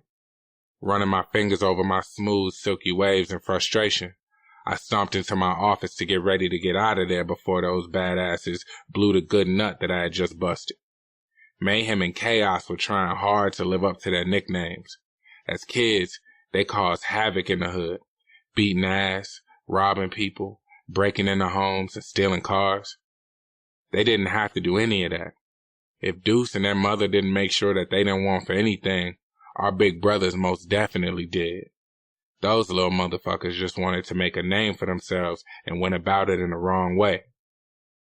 That's why our big brothers bought this shop from me. They didn't want the rest of us to ever go through what they had in the streets. After I graduated from high school, they were on my ass about going to college. But my heart was art. I had a gift for drawing. And once I got my first tat at 17, I was determined to be one of the coldest tattoo artists in Chicago. I learned how to tattoo from my homies that tatted out of their cribs. Then I practiced on my brothers. My work was so cold that they bought me this shop. Even though they had bought it, Savage Ink was my baby. And now I was trying to teach Mayhem and Chaos the art so that we could build an empire outside of the drug kingdom that our brothers had built. But Mayhem and Chaos wanted that street life so bad that they seemingly wanted it more than they wanted their own lives. Taraji Green. I slipped into my Camry with a satisfied smile on my face. I loved me some Shamar Savage. Not literally. I liked him, but I loved that dick. Most women would totally be in love with Shamar simply because of his looks and who he was. But not me. Fuck love. I had given my heart to my high school sweetheart freshman year. We were together for 4 years. I thought that he was going to marry me. We had plans to go to the same college. Then I got pregnant, and it wasn't like he didn't know me. Suddenly, he didn't want me or my baby. I was crushed. I was willing to miss out on college just to have my family. I couldn't convince him of that, though. He wouldn't even answer my calls. Then I found out why. He had met another bitch, and they were all over Facebook. I aborted my baby. It took me 2 years to get over that heartache. Now I was to be damned if I let a man get so close to me that he could hurt me by his actions. I treated men like they treated me, like a hoe. And Shamar Savage was definitely a hoe. Mind you, when me and Shamar hung out, he had the utmost respect for me and treated me good. Hell, we were actually really good friends. Our conversations on the phone and in person lasted for hours, and they just flowed. Because of that, we learned so much about each other. The fact that he had good dick was a plus. But I wasn't stupid. After a year of fucking around, Shamar had never even tried to update me to a boo, let alone a girlfriend. I was cool with that though, because I had a couple of guys that I was dating, and the last thing that I wanted or needed was to be somebody's woman. Speaking of which, as I finally pulled out of the parking lot of Savage Inc., my phone rang. Just as I assumed, it was Reggie's name flashing on my phone. Ugh! God damn! I just let it ring. Reggie was a guy that I had been fucking with for a little over a year as well. Then he kept trying to smother me, commit, and be my man. Things that I wasn't at all interested in. So, I had to let him go. Soon as I did that a month ago, he went from 0 to 100 real quick. At first, I was answering his pleading calls and replying to his 4-page text messages. But after weeks of dealing with that nagging shit, I had to put him on pause, cold turkey. I knew most 21-year-old women were waiting impatiently to be wiped by a man like Reggie. He was attractive. He didn't have any kids. At 25 years old, he had a successful career as a manager at the Ford plant. He had his own home and car. That's why I couldn't understand why he couldn't just let go and get one of the chicks that wanted him. Because I sure the fuck didn't.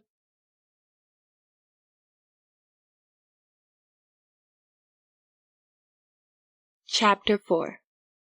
Bliss Davis. The last thing I wanted to do was move into Money's building. Swear to God, if I didn't have bad luck, I wouldn't have any luck at all. When my house burned down 2 weeks ago, it was bad enough that my son and I were spending our Christmas at the fucking Spring Hill Suites. I had put my son through enough by placing him in this fucked up love triangle. Then, I lost our home by leaving a space heater too close to the curtains. Now, we had to live with Zoe's crazy ass above our heads. This is some bullshit, I muttered as I flounced on the bed. I hated to be there, but I had to admit that I felt relief. Finally off my feet from moving what little me and my baby had left after the fire. I was happy to be out of that hotel and in a roomy condo. I just wished it wasn't a building that Zoe didn't live in. Explain to me again why you think this is a good idea, I told Money softly. The last thing I wanted or needed was for Zoe to hear me and bring her wild ass downstairs. But this condo was so big that I could have been down here for months and she would have never known. But still, she was here. Money's girl. The woman that he'd chosen over me. The woman who hated me and had said that she wished that my baby wasn't here. How was I supposed to live like this? This was the shit that was going to blow me. Having to walk on eggshells where I slept because my baby daddy's bitch was upstairs. It's not a good idea, but it is what it is. I could barely look at Money as he sat on the couch in the bedroom playing with our son, Keandre. I had stopped fucking with him when I was 6 months pregnant because he wouldn't leave Zoe. But although I had stopped fucking with him over a year ago, my heart still skipped a beat whenever our eyes met. Keandre Money Savage had snatched my heart out of my chest when we first met, and he had never let go. We hadn't touched in so long, but I still got so nervous just being in his presence. You think you slick, I told him while putting my eyes on the pile of clothes on the bed. I decided to fold them and put them in the drawers near the bed to give me something to put my attention on. What you mean? He asked slyly. You just want me here because you want Keandre here. When Money didn't respond, it forced me to look over at him. My eyes met his chinky, gorgeous eyes, his large, tall build, and those full, juicy lips. When he licked his lips while smiling devilishly at me, I had to clench my thighs together to stop my clit from throbbing. I wanted to run over there, straddle him on the couch, grab a handful of his curly top fade, allow his beard to graze my skin before letting him stuff his big dick inside of me. I swallowed hard, forcing back the urge, and gave him a fake attitude. You can't make me stay here because you want to be with your son every day. Why not? Because your fucking woman lives upstairs, Money, and she hates me. He shrugged, showing me that he didn't give a fuck. So? I know all you're thinking about is you and Keandre. But what about me? I can't live like this. Live like what? Comfortably? I could only fold my arms across my chest and stare at him. He got on my nerves, but he was right. Nothing about the space that he had provided for me and Keandre was uncomfortable. The hotel had been nice, but I had to admit that it wasn't suitable for a 1-year-old that wanted to throw this, drop that, and have his toys everywhere. Had this not been the condo in the same building that Zoe lived in, I would have been in love. Initially, this house was a 3-unit building that Money had remodeled after purchasing it. He had turned the first 2 floors into a duplex condo. This basement condo was also remodeled, which he had rented out. It was currently vacant, however, and fully furnished. As we stared at one another, he let his guard down. Something I knew better than to take advantage of. Money was a savage in the streets and the bedroom. He never let his guard down. But I knew that no matter that hard exterior, he respected me because he let that guard down more than often with me. Look, he said with a sigh. I know it's not the coolest situation to be in. I'll get you out of here as soon as I can. In the meantime, let me enjoy my son being with me like I want him to for once. Then he put his attention on Keandre. Ain't that right, my dude? Don't you want to be with Daddy every day? When Keandre started to giggle uncontrollably as Money threw him in the air, I couldn't do anything but smile. Little did Money know, I would love for Keandre to be with him every day. And me too. I loved Money so much, but I had spent too many days crying and hurting. I refused to deal with him and his bitch any longer. I didn't know about Zoe when I first met Money. I was 18 at the time. I was young, dumb, and excited to have a savage brother inside of me twice a week. I started to fall in love with him when I started to get to know Keandre Savage. When I got to know the man behind the money, swag, and bad bitches, and no matter how much of a dog he was, I knew that Money cared for me. With me, he was timid, caring, and loving. The total opposite from the monster he had to be in the streets. He slowly started to take care of me with money, shopping sprees, paying my bills, and more. But I couldn't help but realize that he disappeared on the holidays and after a particular time on certain nights. After weeks of pressing, he finally told me about Zoe. I had known about the women that constantly called his phone and knew better than to assume that he was only fucking me. But I had no idea that he had a whole woman of 5 years at a crib that he had never taken me to.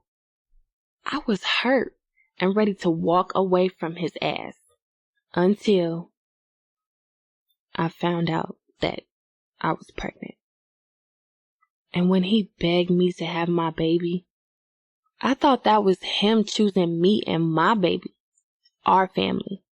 But nah, he had just always wanted a child, and Zoe had never gotten pregnant. And after months of fighting with him and waiting and begging for him to choose me, I chose sanity, but my heart was still choosing money.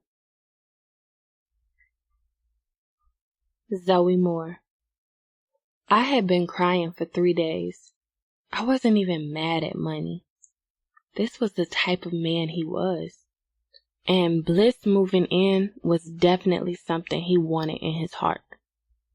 I knew that as soon as he told me that she was moving in, Money wasn't filthy rich, but he could most definitely afford to get Bliss a condo, apartment, house, or whatever if he wanted to. He wanted her here, and that hurt like a motherfucker. I was hurt beyond repair. This was something I could never get over. I had already forgiven him for so much, and now this? I literally felt a horrific, sharp pain in my chest. But I still couldn't find the courage to leave this son of a bitch, and that made me furious with myself. I lay in our bedroom with tears flowing from my eyes, knowing that Money was downstairs with Bliss. I was too afraid to creep down the stairs in order to try to hear anything in fear that it would hurt me even more. I wanted to go down there and whoop her ass. But I didn't want to put any more bullshit between Money and me with my actions. Then I was mad at myself for even giving a fuck about that. My feelings were all over the place. I was so fucked up that the pills weren't working. There was so much Xanax and Percocet in my system, yet I still felt this shit, even in my sleep. Because of the drugs, I had been like a zombie for 3 days, only walking up to use the bathroom and cry. I was barely even eating. I snatched up the phone after one ring. Hello? You okay? I perked up when I heard his voice.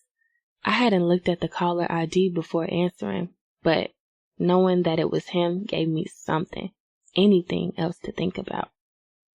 I had honestly been waiting for his call or presence since Money told me this bullshit.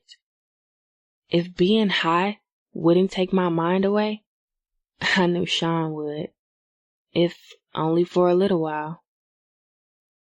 I'm good, I lied as I wiped my face and tried not to sound like I had been crying. I doubted that Money had told his brothers about Bliss moving in. If he had, Nova would have called me by now, gagging. And since he hadn't said anything, I wouldn't either. I didn't need the embarrassment. You busy? No. I quickly answered because I knew what Sean's call meant. Meet me at the Sheraton in an hour. Okay. I hung up and got dressed quickly, opting to shower with Sean at the hotel. Then I went to my Uber app. I was way too fucking high to drive, but I was going to get that dick one way or the other. I didn't even bother telling Money that I was leaving. He was downstairs with his bitch. If I had to go fuck his brother to make myself feel better with that, then so be it. Before heading out, I slipped into Money's stash in the safe in the wall that he thought I didn't know the combination to. I took what looked like a couple of $100. Sean had initiated this fuck session, but this room and dick was going to be on Money, since he wanted to play games. Hell, I was even planning on taking Sean to the finest restaurant and feeding him lobster and filet mignon, since he treated me better than his brother did. Keandre Money Savage. Money, we need you at a spot out west. I groaned. Chilling in the basement with Bliss and Keandre had been so peaceful that I had forgotten about this street shit for a minute. Bliss and Keandre had only been at my crib for a few hours, and the nigga already felt that peace. It's an emergency? I asked Paul, one of my workers. Pretty much. I groaned and sat my son down in his playpen. Aight, be there in a minute. I hung up and grabbed my Montclair coat off the couch. Then I followed the sounds of pots and pans and saw Bliss's back toward me. After settling in, she had dressed down to some boy shorts and a cami. No matter the sour look on her face, Bliss was beautiful to me. Her hair was dyed this dope orangish red color that made her peanut butter complexion pop. And it was in these deep waves that fell down her back. She had eyes that could make me hard just by staring at them.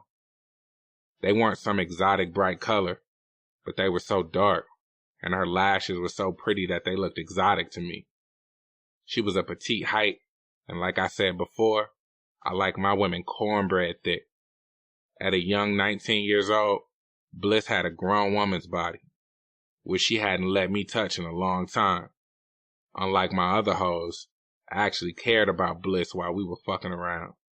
I hated that I hurt her, so I respected her wishes of not wanting to fuck around with me anymore. But her chocolate curves were damn good to look at. I'm out of here, I told Bliss as I approached her. She turned as I approached the island that separated the living room from the kitchen. I could see the anxiety in her eyes where I stood. I sucked my teeth and told her, "You scared of something?" "I already told you that I don't have time for your bitch." "She doesn't have the keys to this unit. I told you that. I'm leaving out the back. Keep an eye on my son." She smacked her lips and spat.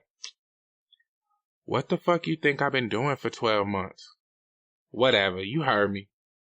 Buy money, and hurry up and find me someplace to live." I'd think about it. She rolled her eyes and gave her attention back to the boiling pasta shells on the stove. I had an urge to run up behind her and feel on that fat-ass booty, but I kept it moving toward the back door, telling myself not to make this situation more fucked up than my selfish ways already had. I think just because she was the one woman in this world that wouldn't fuck me, I wanted her so goddamn bad. But as soon as I spent time with Keandre that afternoon, I realized that maybe I wanted to do more than just fuck Bliss. I was feeling her before she stopped fucking with me, but I wasn't ready to give her what she wanted. I knew that if I settled down with Bliss, I would have to commit myself to our family a lot more than I had with Zoe. With Bliss, I knew I would have to commit myself to her at the fullest. At 23 years old, I wasn't ready for that type of commitment. The only thing that got my devotion on that level was the streets. I knew that Bliss was the good woman that every man needed in his corner. But as I got into my car, I shook that thought off though. Last thing I wanted was feelings for a woman. My father had taught his sons that falling in love with some pussy would get you killed and advised us to fall in love with the money instead. And that's what I had to focus on and not whatever soft feelings that were trying to creep into my heart for Bliss. Where you been, motherfucker? Tony flinched like a bitch as I nudged him in the forehead with my gun, urging him to answer. We've been looking for you. Once I arrived at the spot out west, Paul led me to the basement and showed me that he had finally found his coward, Tony, who had been causing the Savage Empire major trouble over the past 3 months. He was tied to a chair as I pointed a gun to his head. Tony used to be one of the few workers that I trusted in our organization. Being Nova's cousin, we had fronted him 10 bricks so that he can get back on after getting out of prison from a 3-year bid. This bitch-ass nigga had dipped off with the bricks and had never returned our bread. We had been looking for him for months, but I knew that he was somewhere living off our money with hopes that, because he was Nova's cousin, we would spare his life. But not so. I looked up at Nova, who was looking at Tony with eyes full of rage. Nova didn't play no motherfucking games when it came to this organization or its money. I didn't take disloyalty lightly. As a matter of fact, I didn't accept it at all. So I was ready to take Tony's life and get back to my son, because I was that type of man. I had killed a man because of his disloyalty, but I'd paid for his funeral because he was my cousin. Disloyalty was a death sentence because I had made everybody that worked up under me, I had paid the crew's bills, bought them cars and got them fresh in order to control their loyalty to the Savage family. That gave me control over their minds. My father had taught me that if you have been taking care of a person for months, helping feed their families, giving them the exact thing that they had always wanted in life, and then you tell that person about a beef and hand them a pistol, they will pop that nigga out of loyalty to you. Sis! Tony called out to Nova. Fuck you, nigga, Nova spat. Don't ask me for help now. You're all out of help for me. I tried to help you off the strength that you were my family. Then you played me? Tears flowed from his eyes and landed on the concrete beneath him. Fuck these motherfuckers. I'm your family, he spat to Nova. Fuck this bitch-ass nigga, I spat just before aiming at his head and pulling the trigger. The shots ricocheted off of the concrete walls around us, but nobody flinched as we watched his brain spill out as he slumped over. I could hear Nova's heels against the concrete as she walked toward me, watching him bleed out. Once standing beside me, she spit on her cousin's dying body. Then she told Paul, Get rid of this motherfucker. Once he nodded, I returned my gun to my waist and followed Nova out the back door and into the wintry night air. City know you here? I asked her. No. I wanted to give him some time to enjoy some peace before he had to start stressing over this drug shit. I feel you. Well, go home to my bro. See ya. I made sure that Nova got into her BMW truck safely before I climbed into my own truck and made my way back to the crib, telling myself that I had to go lay with my woman and not where my heart wanted to be downstairs.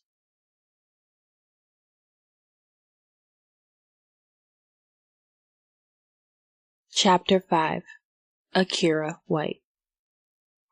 Friday evening, I was in the skybox at Soldier Field, watching the Bears play against the Falcons. So how are you and Davian doing, baby girl? I leaned into my father in order to hear him. The box was full of other family members and football wives and girlfriends. Because of the free drinks, everyone was loud and barely paying attention to the game, which we were losing anyway. "We're fine, Daddy." "When are you all going to get married?" My eyes rolled into the back of my head with a smile. "Daddy," I whined with a warning tone. He chuckled and gave me an admiring smile. "I just want to know when I need to get my tux ready." I reminded him, "Daddy, we've only been engaged for a year." "You all have been together for 3 years, though." "I'm only 24. What's the rush?" My father looked at me curiously. "Why not the rush?" I couldn't tell my daddy that I wasn't rushing to meet Davian at the altar because he couldn't fuck me. Mind you, I was content and was willing to meet the man at the altar. But if he wasn't rushing me to marry that whack dick, then I wasn't rushing either. Before I could think of a good excuse, the door to the skybox opened. When City walked in, it was as if the entire skybox stood still. He demanded attention in that way. Sean and Money were behind him. Suddenly, the air in my lungs vanished, and I couldn't breathe. City's overt swag, gorgeousness, and presence were suffocating the hell out of me. My mouth was gaped open because I was shocked at how fine this man was. But I forced my mouth to close in order not to gain the attention of my father. I had succeeded, but City had definitely gotten my father's attention because he wouldn't take his fucking eyes off of me. My heart started to beat like crazy as he walked through the crowd of people toward my father and me as we stood at the bar. I knew that City had probably seen that I read his Facebook message. I prayed to God that he wasn't bold enough to attempt to have any type of conversation with me in front of my father. But what was I thinking? This was City motherfucking Savage. He would never let another man intimidate him. His Gucci cologne draped over me as soon as he was inches away.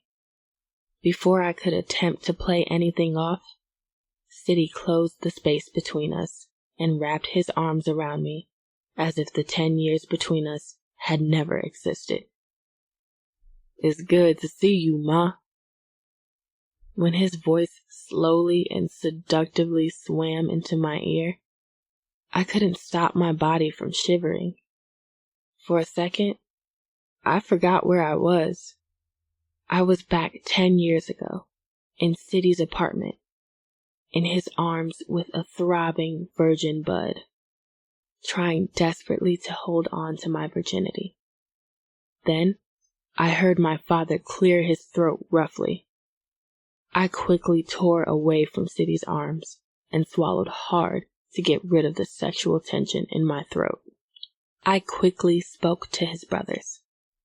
"Hey, Sean. Hey, Money." They were about to say something to embarrass me or piss my father off. I knew it. I saw it in their taunting smirks and grins. "This is my father," I quickly told them. "Mr. White." City's eyes bucked, and he stared at me. He knew from our many talks back in the day that I didn't know my father. The concern and interest in his eyes made me realize just how deep our connection was back then. They told him hello respectfully, and I was relieved. My father didn't return their gestures, however. He simply looked at them sternly and nodded barely. City, being the man that he was, chuckled at my father's attitude and gave his attention back to me. "Let's talk soon." Those slanted dark eyes seemed to twinkle as he stared at me. To cut the tension, I simply replied, "Good to see you. Then I gave my attention back to my father. But I shouldn't have. His eyes were burning a hole into City's back as he and his brothers walked away. "Who is that motherfucker?" my father barked. They're related to Nico, Davian's teammate. You remember him, right? You guys met at my engagement party. Daddy wasn't paying me any attention. His eyes were still behind me. I assumed on City. I touched his arm to get his attention. Daddy? He looked at me, glaring. "I don't like that motherfucker." I shook my head with a smile. My daddy didn't like anybody that looked at me twice. He had only approved of Davian. But little did he know, my heart had only ever approved of City. Tay City Savage. Damn, bruh. The Akira's looking good as fuck. I glared at Sean's smirk as he lustfully stared at Akira. I spat. Eyes off, nigga. Of course these goofy-ass niggas got a kick out of that. Really, motherfucker? That's how you feel? Money fuck with me. I hated to say it, but I did anyway. Yeah, that's how I feel. Fuck you mean, my dude?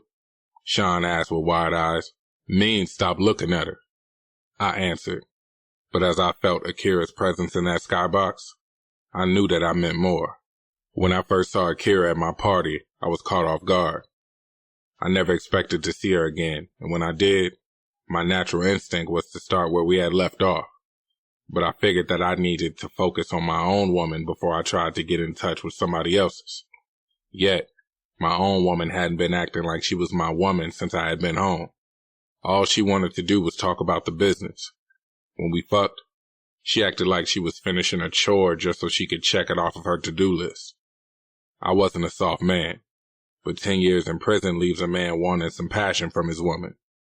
I wasn't getting that from Nova. I was getting a business partner instead of my woman. Nova was no longer the loving woman that I had begged to be with me 10 years ago. I was finally realizing that the letters and visits were all just because she was doing what she had to do to keep the title of being City Savage's woman. She had done what she had to do to keep her spot. But now that I was back at home, it was like she was used to me being gone and continued to live her life like a nigga wasn't there. So, of course, I started to think about the last woman I had in my arms before I got locked up, Akira. Then I found her on Facebook and lost myself in the few pictures that were public. Even though I had committed myself to Nova for 10 years, it wasn't physically. The last girl that physically had my heart was Akira. The more I looked at her Facebook page over the last couple of days, the more I remembered what her presence had done to me back then. I couldn't believe that it was pissing me off that she wouldn't reply to my message. I knew that I had hurt her back then. I wanted to fix it, when I shouldn't have given a fuck. But I had sense enough to know that what Akira and I had was 10 years ago. And no matter what we had back then, time had changed a lot. We weren't teenagers anymore. We had obligations and families. But now that she was in my eyesight again, I couldn't push away the memory of the little girl that I held until she stopped crying. It touched a nigga's heart that she had found her father after not knowing him for so long. I couldn't help but want to talk to her about that. To hug her with congratulations and love. For real, bro? Money said as I looked at the ground. I was fighting hard not to look at Akira even though she had her back to me. What's up? You sure you just came to this game for the free tickets from Cuzzo? I put on a front. Why else would I have come? To bump into Akira? Sean answered sarcastically. I shrugged and gave my attention to the game. Maybe. Maybe not.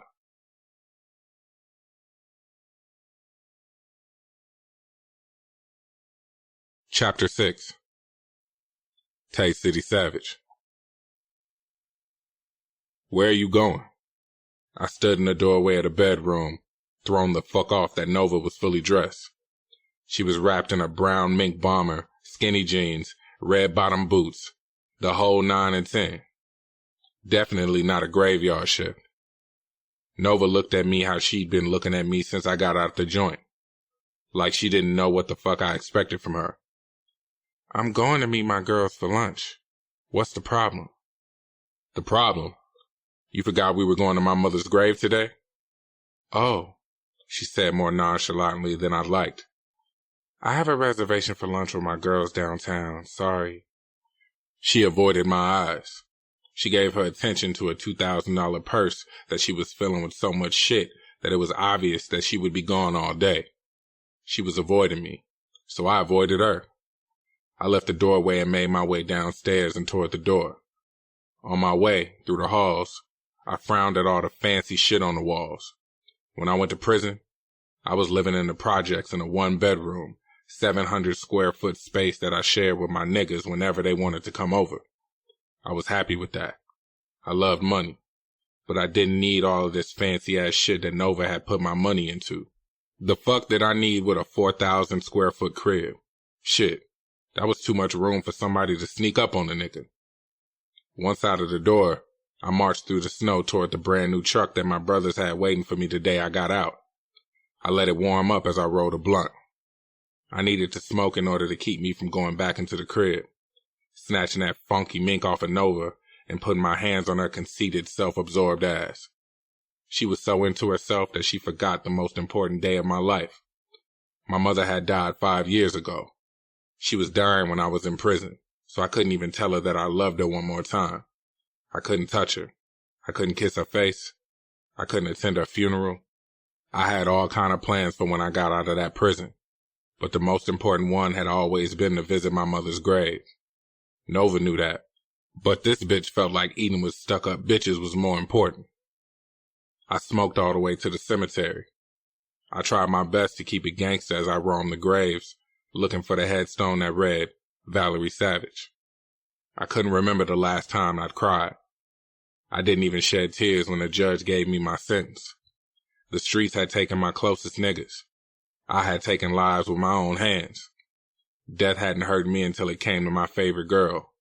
So when I finally saw her headstone, a lone tear fell down my dark skin. The icy winds froze it before I could even wipe it away. When I saw the 39 years between her birth date and death, I felt like there was a massive gut punch to my stomach. Breast cancer had stolen my mother at such a young age. I should have had the chance to allow me to take care of her. Fuck! Left my throat in a loud boom that bounced off of the trees that surrounded me. I miss you, Mama, I croaked. I swallowed hard, refusing to let more tears fall. For 30 minutes I talked to her, wishing God that she would talk back. But I never heard her sweet voice. All I heard was the sound of harsh wind, and then eventually, the dinging sound of the notification on my phone. I was tired of sulking like a bitch, so I bent over and kissed my mother's headstone. I love you, Mama. Then I made my way through the snow toward my truck as I checked my phone. My footsteps staggered a bit as I saw that it was Akira finally responding to my instant message. The simple words, "It was really nice seeing you again," brought a grin on my face at the most awkward moment. It made my dick jump, surprisingly. I was excited as I trudged through the snow. It was a feeling over me that I had looked forward to experiencing while I was in prison. It was the feeling that I was expecting to feel when I got home to Nova, but quickly realized that I didn't. Despite Nova being feared by many, bitches had been throwing pussy at me left and right since I got home, when usually a nigga would be shoveling through those pussies. I was trying to show Nova how much respect I had for her loyalty to my family, but nobody had my interest like Akira. Bliss Davis. See, this was exactly what I didn't have time for. I should have known that I couldn't live here without bumping into this bitch at some point. I told him. I spat as I collected my purse and keys. I fucking told this nigga. My blood was boiling as I grabbed my purse and phone out of the driver's side seat of my Challenger. As I climbed out of the car, I could hear Zoe's footsteps against the pavement as she walked toward her car that was parked a few feet in front of mine in the double-car driveway. I silently thanked God that my son wasn't with me. I just wanted to get to that door, get in the house, and tell Money that I couldn't do this shit and that I wanted out of here today. This shit was weird. Could you not park in my driveway? The sound of her nagging attitude made my skin crawl. I looked at her and wondered why Money was so committed to this bitch. Zoe was pretty with a body that any nigga would want to fuck, but the bitch's bad attitude just made her look so ugly. She actually looked like she had lost some weight from the last pictures I had seen of her while stalking her and Money's Facebook pages. I guess Money was stressing that ass out. I chuckled and looked at her like she was crazy. Money told me that I could park wherever I want to. I knew that would piss her off. That's why I said it. She started fuming.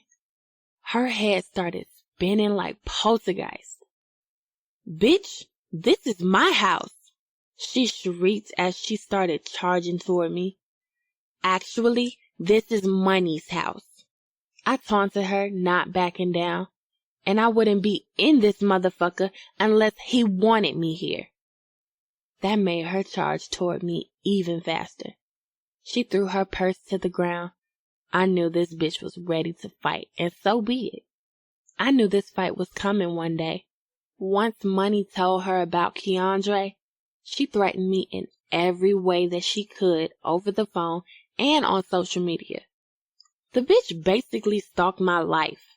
She hated me, no matter how many times both Money and I told her that I had no idea that she even existed until after I was messing around with him for quite some time. She didn't care about any of that. She swore she would beat my ass the moment she saw me. But Money had never allowed us to cross paths until now. I had no beef with her. However, I wasn't even mad at her. Money was the one that had lied to me and hurt me. But if I had to whoop this bitch's ass in her own front yard, then so be it. I was willing to show her that I had hands and they did work. I didn't have to though. As soon as this bitch tried to swing on me, her goofy ass slipped on some black ice and busted her shit. Ah! She screamed as her face hit the pavement. Ha! I started cracking up and left her goofy ass on the pavement while running toward the security gate with tears of laughter running down my face. She looked up at me with her eyes fuming with anger. But I died laughing as I saw the way her lip was leaking blood. I walked away cracking the fuck up. Hell no! Hilarious! I hurried to get through the security gate and door. Then I ran up the few stairs to my front door and rushed inside. Money! Money! I called for him as loud as I could while trying to keep my voice down because I was hoping that Keandre was still asleep. What? Luckily, Money was still downstairs with Keandre, where he had been when I left to run to the store to get Keandre some diapers. Go get your girl, I told him, still laughing. He looked at me with questions all over his face. He couldn't understand why I was so tickled. What happened? Go get Zoe and see if she's okay. She done busted her ass outside trying to fight me. She what? He said with a chuckle. I told you this wasn't a good idea. What the fuck made you think that the two of us could live under the same roof? You had a baby on her with me. When Money didn't have an answer, I told him, I'm leaving. And I meant it. I was laughing now, but I wasn't about to live every day wondering what was going to happen every time I bumped into that crazy bitch. I was making my way toward the bedroom to pack my shit yet again. You ain't going nowhere. Where you gonna go, Bliss? Now, I was done laughing. Fuck he thought. I don't care where I go. I will sleep in the fucking car before I go through this shit every fucking day. Fuck this. Stop playing with me, man, he threatened. Then I felt a hard grip on my arm as I was snatched around to face Money. I thought he was going to argue with me, tell me what to do, and curse me out. When he didn't, I was completely caught off guard. His eyes were soft. His touch was tender. His eyes were loving. Don't go. I like Keandre being here. Was he about to say what I think he was about to say? Suddenly, I was weak. I wanted to leave, but now I couldn't. My feet were planted to the floor, but the tension between Money and I was so thick that I couldn't say any of that before loud banging started on the front door. Money, let me in. Fuck you and that bitch. I'm beating that bitch's ass. Money.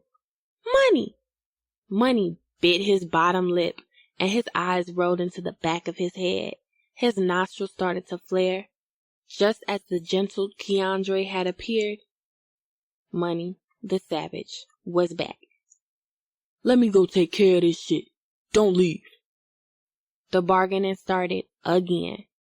I cringed as her irritating voice could be heard outside. I'm killing that hoe. Get her the fuck out of my house. Let me in. I just looked at him, so Money reiterated, do not leave. Keandre Money Savage. Fucked up as it was, I meant it. I did not want Bliss to leave. I had put her in a fucked up situation, but it was for the best. I had never brought Keandre around Zoe, and I never would. So even though they were only a few thousand square feet apart, when I wanted to see my son, I would go downstairs. I wanted to see him all the time. The more time that I spent with him and Bliss, the more I realized I liked the feeling of a family. It was how my mother and father had raised us. No matter how fucked up my father was with all his cheating and kids outside of his marriage, we had a family. A mother and father who loved us. I had always wanted that. I knew I wasn't giving my son that when I begged Bliss to have him knowing that I was in a relationship with Zoe. But having Bliss in my home was showing me how much Zoe wasn't doing to please me and what Bliss was willing to do. Every time I went down to spend time with my shorty, she was feeding the nigga and not stressing me out with an attitude and 10,000 questions. I knew that she wasn't doing it to lure me because it was obvious that she was done with me. She did it because outside of the hurt, I looked out for her. I took care of her, and she respected me for that more than Zoe's crazy ass ever has. Those are qualities of a real woman who loves you unconditionally and a down ass bitch. I take care of you, I promised Bliss. Okay? She looked down at the floor. She didn't want to be here. She didn't trust me. I knew all of that. But for my own sanity, for me to have some joy to come home to when I was leaving those dirty ass, ruthless streets, I needed her to stay. I lifted her chin tenderly to make her look into my eyes. Okay? I asked her again. Money? The sound of Zoe's rage banging on the door again made Bliss jump. Irritation was all over her face as she spat. Okay, just go shut her up before she wakes up Keandre. When the banging started again, I hit a light jog toward the door and swung it open. Zoe immediately tried to rush by me, but I stopped her ass by snatching her up by her arm. I slammed her against the wall, hemming her up in the corner. Ow, Money, you hurting me. Let me the fuck go. Shut up before you wake up my son, I told her through gritted teeth. Your son? Fuck your son. Shut the fuck up, I threatened as I used my body weight to press her back into the corner. Don't make me shut you the fuck up myself, Zoe. Fuck you, Money, she cried, blood still spilling from her lip. I fucking hate you. How could you do this to me? You did this to yourself, trying to fight that girl. She didn't even do shit to you. Her mouth dropped as tears fell. You defended her? Man, she didn't do shit. She didn't even know about you. I did it. I lied. You want to fight somebody? Fight me. My eyes dared her to, but she wasn't about to get her ass whooped with Bliss a few feet away. I hate you, she barked through gritted teeth. She used all of her strength to push past me. That shit felt like a punch, but I let her walk away. Y'all can have this motherfucking house. I'm gone. I chuckled sarcastically. Don't bust your ass on the way out. Fuck you, money. Akira White. City and I had been talking all day on Facebook. I only wanted to tell him that it was good to see him, in order to at least acknowledge his attempts to speak to me. But when he told me that he had just visited his mother's grave, our conversation went on for hours. It broke my heart to hear that his mother had died. I had witnessed for myself how close they were. He was her firstborn. Being only 14 years apart, they grew up like sister and brother, rather than mother and son. For hours, he went on and on in the inbox about her, expressing how much he missed her and how much he hated himself for not being there when she was dying. It seemed like he really needed to talk. So, I allowed him to, and consoled him. Instead of grieving with him, I started to share good memories of his mother that I recall from our days in the Dearborns. So, he went from grieving to laughing along with our funny memories. We chatted for hours, and then, suddenly, he went inactive. So, imagine my surprise when he, Nico, and Money came walking through my front door. Davian, my nigga, Nico greeted. Davian walked toward them with a big grin on his face. He was too busy shaking up with Nico and then City and Money to see the stupefied look on my face as I stood in the middle of the living room floor. Davian had told me that he was expecting Nico, but he said nothing about City and Money coming too. Hope you don't mind me bringing my people with me, Nico told Davian. Hell nah, it's cool. Hope y'all enjoyed the game the other night. Yeah, the skybox is ill, but y'all sucked, Money spat jokingly. They all laughed while I attempted to walk out unseen. But of course, City or Money's asses weren't going to let me get away with that. What's up, Akira? I heard Money say with a hint of sarcasm in his voice. I turned around, smiled, and waved. Hi, Money. Hey, City. My heart was beating so hard that I thought they could all see it. I was fidgeting under City's eyesight as he stared a hole through me. I wondered if he was actually staring at me that intensely, or if it was just my imagination. It must have been just my paranoia, because he just waved and turned back to the boys who were already on their way toward the bar in the living room.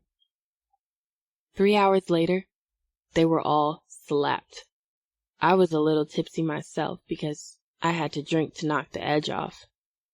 I hated what City's presence did to me, especially because I didn't know what the feeling meant. What you doing? The sound of his voice made me jump out of my skin. I looked toward the doorway of the den where I had been hiding out, clutching a homemade Long Island iced tea while pretending like I was watching reruns of Love and Hip Hop New York. But really, I was listening to City's smooth, hypnotizing voice a few feet away the entire time. When our eyes met, I had to snatch mine away because my stomach was doing flips and my heart was beating out my chest again. I didn't want him to see the effect that his presence was having on me. Don't worry. Your boy is up there drunk as fuck and passed out, he rushed to say. I giggled, but I kept my eyes away from his and on Yandy and Juju. Already? Probably my fault. Probably. Most definitely. I wanted that nigga to pass out so I could get back here and get close to you. My heart skipped a beat. My breath became short. I hated that. I didn't like how City made me feel. I ignored it all and asked, "What are you doing here?" "Nico invited us. That nigga's been on our bumper since I got out." I smirked. "And you just agreed to come, huh?" "Yeah, I wanted to see you." I heard his footsteps coming into the room, and I swear to God I could not breathe. Why the fuck was I having this goofy-ass high school crush reaction from some nigga that I was with 10 years ago? It was so annoying. When he sat down next to me on the couch, my eyes actually closed for 2 seconds. During that 2 seconds, I enjoyed him being the closest he'd been to me in a decade. I enjoyed his scent, his presence, just him. "Thank you for talking to me today. I needed that. I didn't have anybody else to talk to."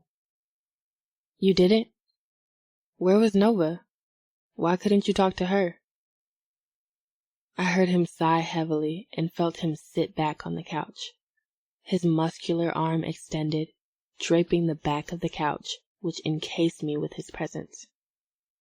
The fact that he was getting relaxed was driving me insane, because I wanted to get comfortable as well and lay under him. I could secretly admit that I had not been as comfortable since I was lying in City's arms. I knew that it was because he was the one man, the only person who knew every single thing about me, and still loved me. "Let's just say Nova was more of my woman when I was locked up than she is now that I'm out." I finally looked back at him. He tried to mask the disappointment, but I saw it. I knew that City had seen way too much and done too much in his lifetime for a woman to break his heart. But he was definitely hurt. "You're not happy," I told him. Of course he didn't answer that. He just replied, "Who is really happy in their relationship?" "Many people are." His eyebrow raised, giving him the most adorable, curious expression. "Are you?" "Yes." I couldn't tell whether I was telling the truth or a lie. "Have you been made love to yet?" Goosebumps covered my body. I shivered from the sensation. To play it off, I laughed. "Stop playing." "You may have been penetrated before, but has he made love to you?" Again, I shuddered under his intense gaze. I struggled with what to say. The last thing I wanted to do was admit to the love of my life that my fiancé couldn't satisfy me sexually. But I knew better than to lie to him, because I knew that he saw truth in my eyes. No matter how long it had been, he was still that 19-year-old boy that knew everything about me before I could tell him. I didn't have to say anything. He sat up just a bit, those slanted bedroom eyes still staring at me. His locks were styled into a manly updo, making me feel like I was in the presence of royalty. "You're a queen," he told me. "Never let a man half fuck you." I was stuck. I swallowed hard, trying to get rid of the huge lump in my throat that wouldn't allow me to speak past the throbbing in my sensitive bud. "You held on to that body for so long. I can't believe you with somebody who don't treat that pussy right." Speechless, I stared at him, knowing that he would treat this pussy right. He had never fucked me, but the way that he used to kiss me and eat my pussy back then made me know that he would. I just knew that he would fuck me in ways that I only imagined, while Davian was humping on me like a fucking puppy. I don't know whether it was City's presence, the alcohol, or both, but suddenly, I wanted him. I wanted him on me and in my arms. God, I wanted those big suckable lips on me so fucking bad. And I don't know what I was thinking when I began to slowly lean over, or why I was so happy when it didn't look like he was going to stop. Yo, City! Nico's voice shot through the air and scared the fuck out of me. I literally jumped out of my dark brown skin.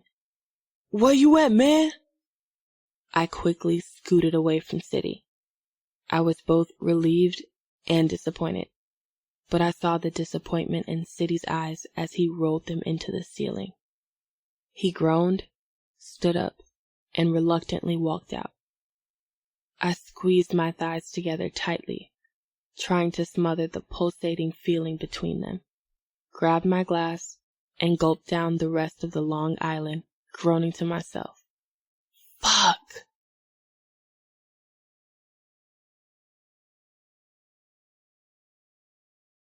Chapter 7. Zyshawn Savage. I watched as Zoe switched over to the table in the suite. She was butt-ass naked.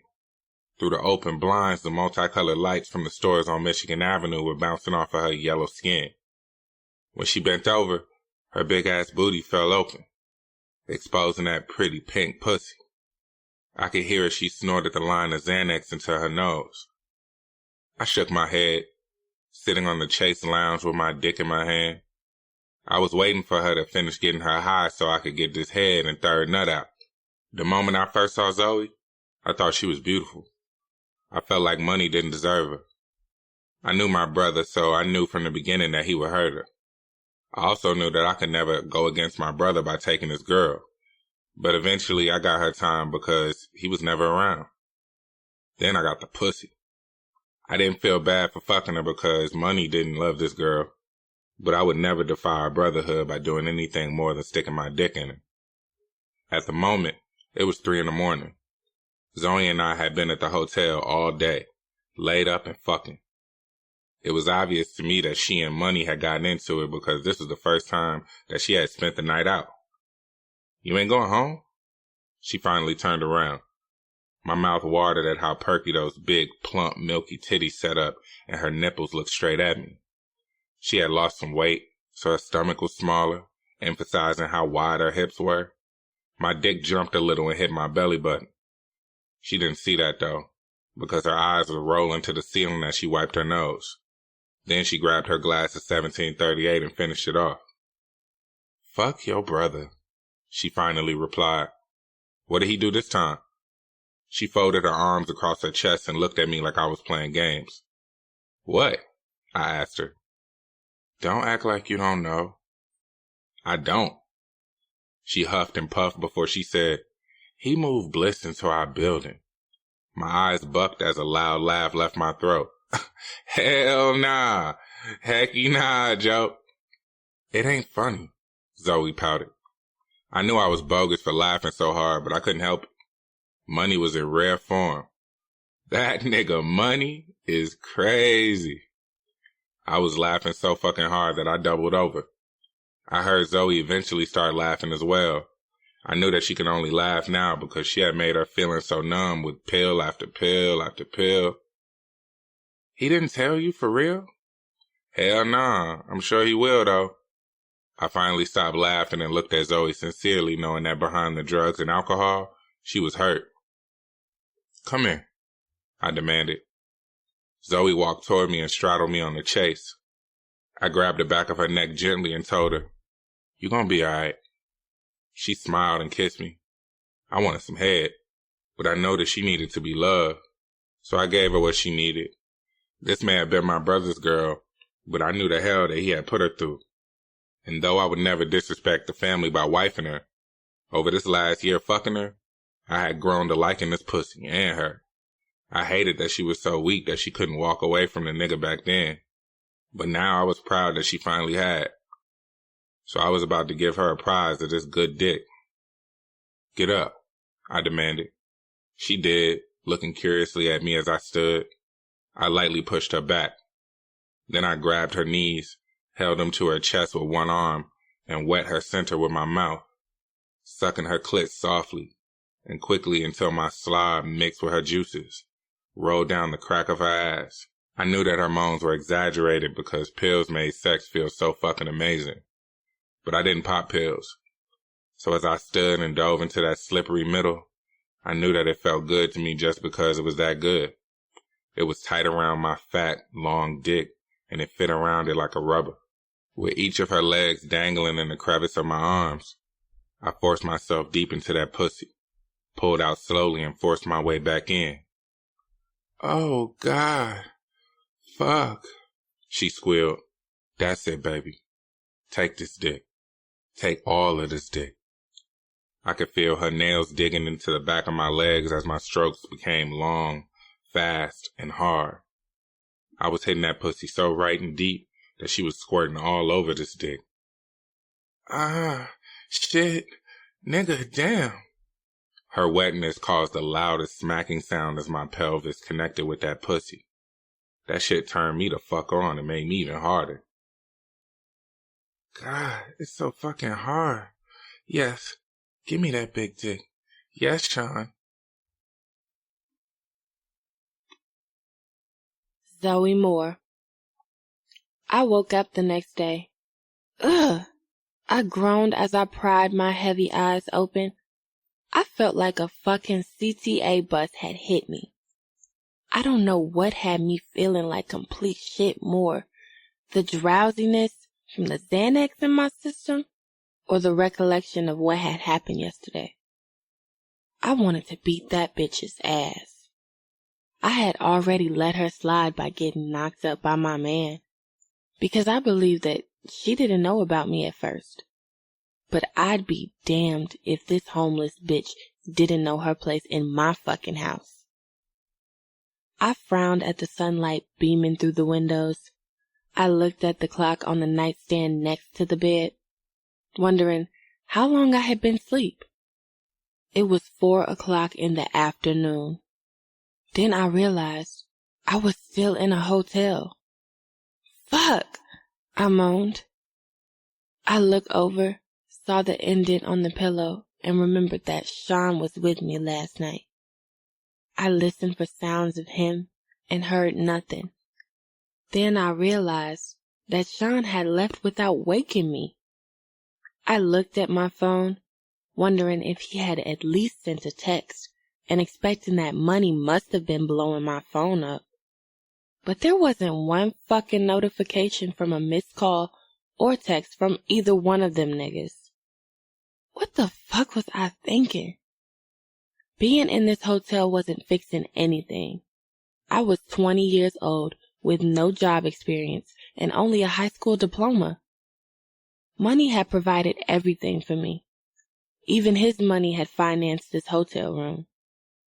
While I was running away from my man, I don't know of another one who would provide for me like money did. Especially not his fucking brother. Even though Sean liked this pussy, he didn't like it more than he loved his brother. So he damn sure wasn't gonna wife me. I got my broke ass up, put some clothes on, and took my ass home. I was mad because that bitch was downstairs, but I'd be damned if Bliss was able to move upstairs because I walked away and didn't put up a fight for my man. Keandre Money Savage.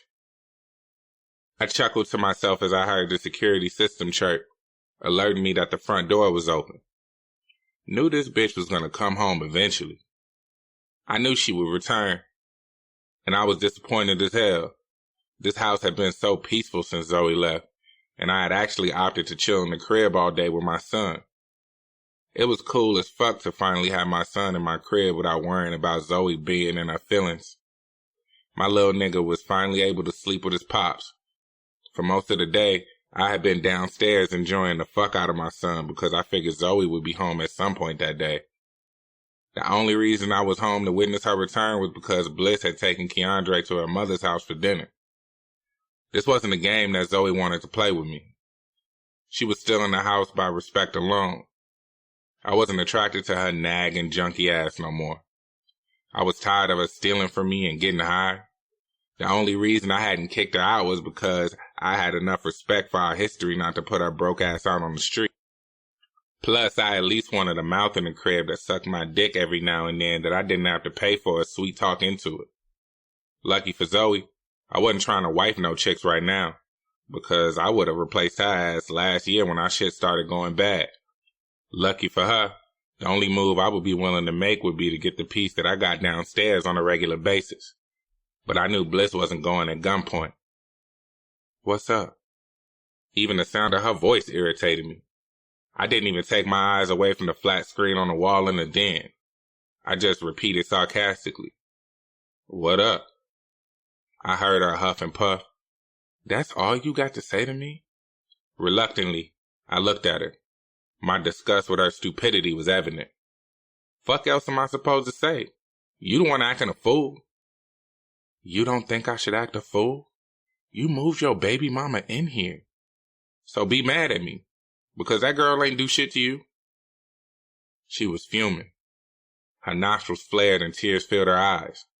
I knew that she hated me taking up for Bliss, but fuck that. Bliss wasn't in the wrong. I was. But I felt bad for Bliss because I had lied to her. I had put her in a fucked up situation. But time and time again, Zoe chose to stay in the shit knowing what was up. So fuck her tears. Obviously, she liked this shit. Do you even still want to be with me? I could hear her broken heart all over her words, but I wasn't fazed. If she wasn't willing to put up with my shit, she wouldn't have come back home. I wasn't about to get into this with her though. We'd had this conversation so many times.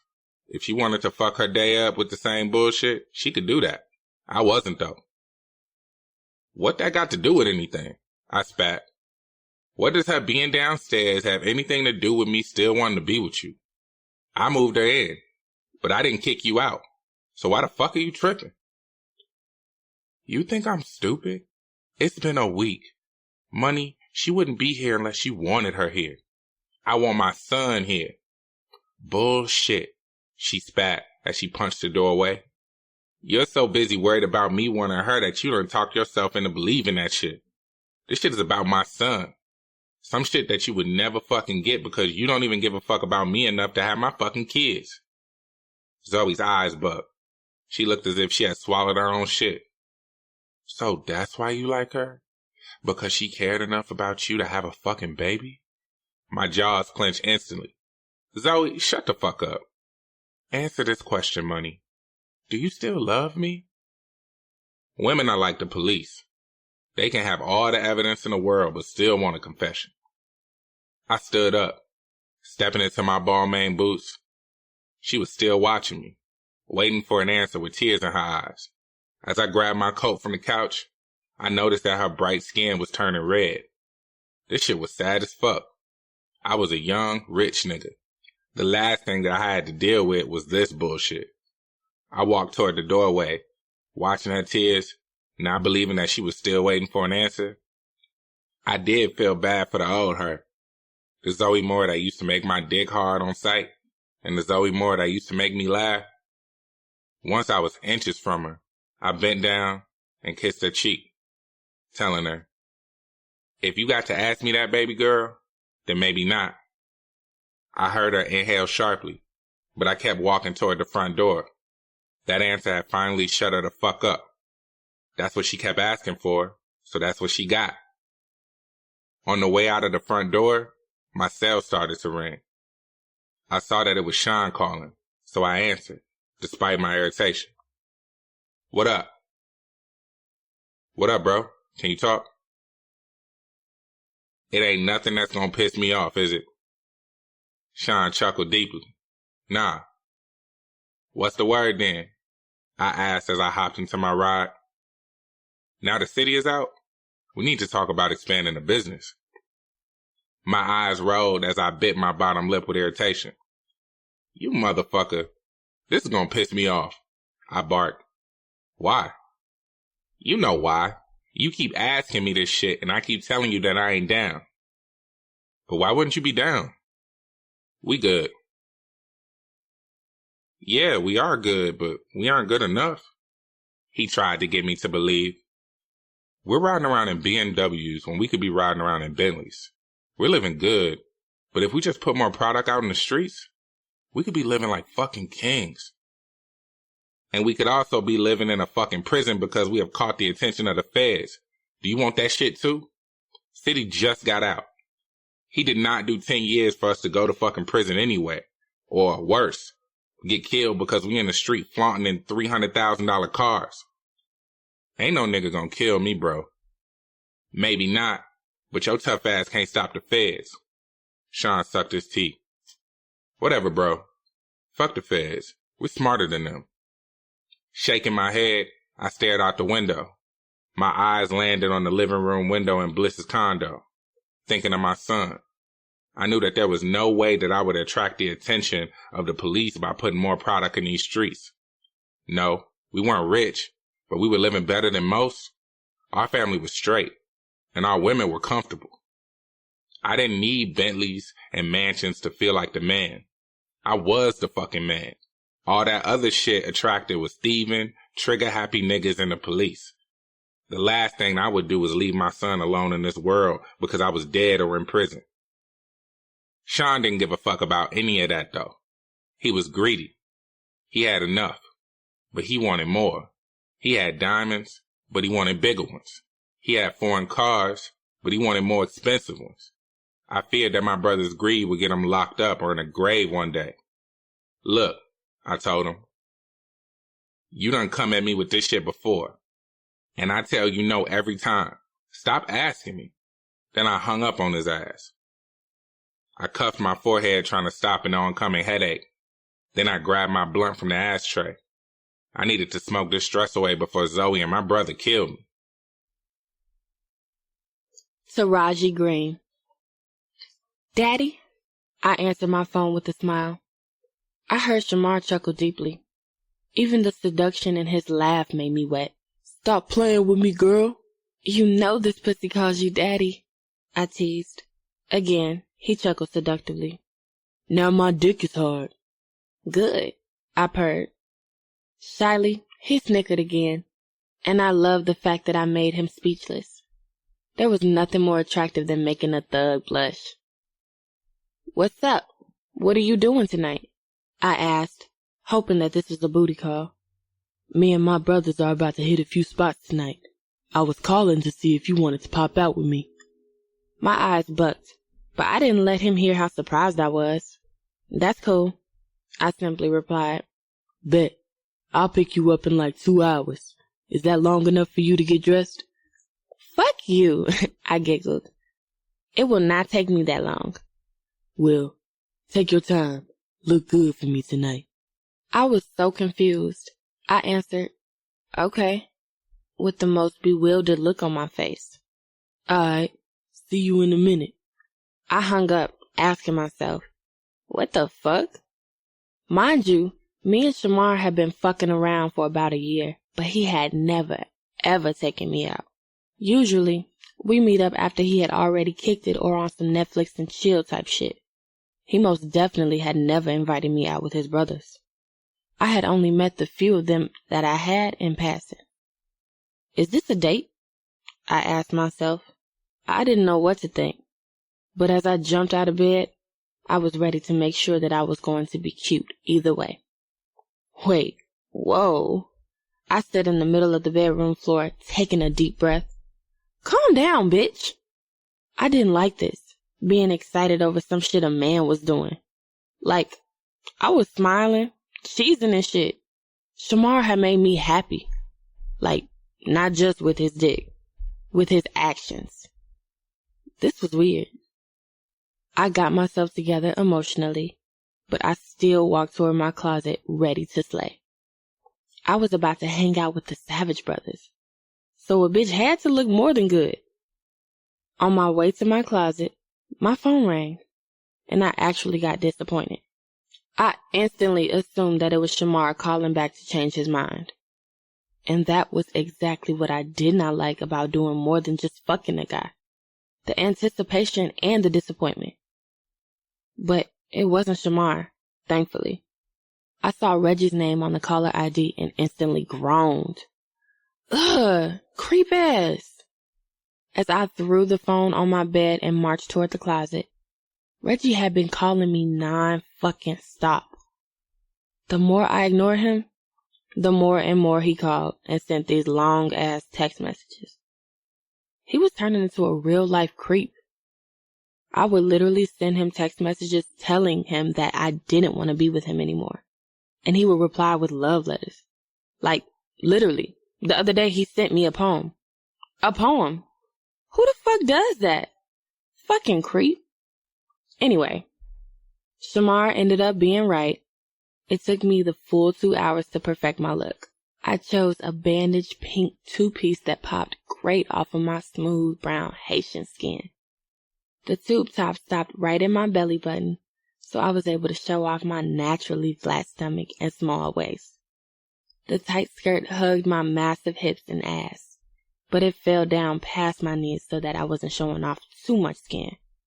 I barrel curled my long 26-inch weave, which didn't look as long because I was 5'7" and 5'11" with my silver 4-inch pumps on. With my smooth skin, high cheekbones, full long lashes, naturally high arched thick eyebrows, and full lips, I barely wore makeup. So, I only applied tinted moisturizer, lip gloss, eyeliner, mascara, and a little blush. After applying Ralph Lauren Romance all over my body, I was ready as soon as my doorbell rang. I lived alone, so I hurried toward the door through my condo on the lakefront. After a year of working as a stylist in one of the most popular shops in Chicago, I had been able to move out of my parents' house about 6 months ago. My goal was to be a celebrity stylist with my own shop one day, though. I was nice with the scissors and could slay a weave. I was good with customizing lace frontals and wigs, too. I had over 10,000 followers on Instagram and other social media outlets, so my clientele was nice, which included a few local artists, models, and dope boys' girlfriends. I even did Nova and Zoe's hair from time to time. That's how Shamar and I met, when he and Money were meeting Nova at the shop one day. Anyway, I took a moment to perfect my curls and smooth out my clothes before opening the door. But as soon as I did, I lost my composure. God damn, this nigga was fine. Shit! It was so hard to find the perfect, big, tall, and attractive man. But Shamar Savage was that and then some. He looked so fucking good that night. His wide, big build was wrapped in Givenchy from head to toe. One of the things that attracted me to Shamar was that even though he was a big guy, he did not wear his clothes big and hanging off of him. His tee and jeans fit his football build nicely. I also liked that, unlike most men, he did not have dreads. He had a waved out, silky black fade, but he did have that signature full beard and goatee that accented those pretty big, juicy lips. The way that I stopped and stared at him made his caramel skin blush. "What you looking at?" His sexy, flirtatious smirk made me blush my damn self. "You, Daddy?" "Stop calling me that, man. Gonna make me fuck you right now, and then we won't make it out." I giggled at his lustful threats. He continued, "Come here." Without permission, he stepped into the doorway, took me into his big arms, and wrapped them around me. "You look so damn good. Good job." "Thank you." Fuck. I discreetly exhaled as his masculine cologne took over me and made me feel so safe. Don't wake a bitch, 'cause I must be dreaming. But as he let me go and I went to grab my coat, I told myself to relax, not to get excited, and just treat this night as just what it is. Some dick. The night ended up being way more than that, however. Shamar and I ended up only a few minutes from my place at our lounge. It was a cool bar that had a poppin' Monday DJ, so that party was cracking. However, it was small, so even from the VIP section that Shamar, his brothers, and I were sitting in, I could see Reggie's stalking ass leaning against the bar staring at me. Oh my God. I was freaking out.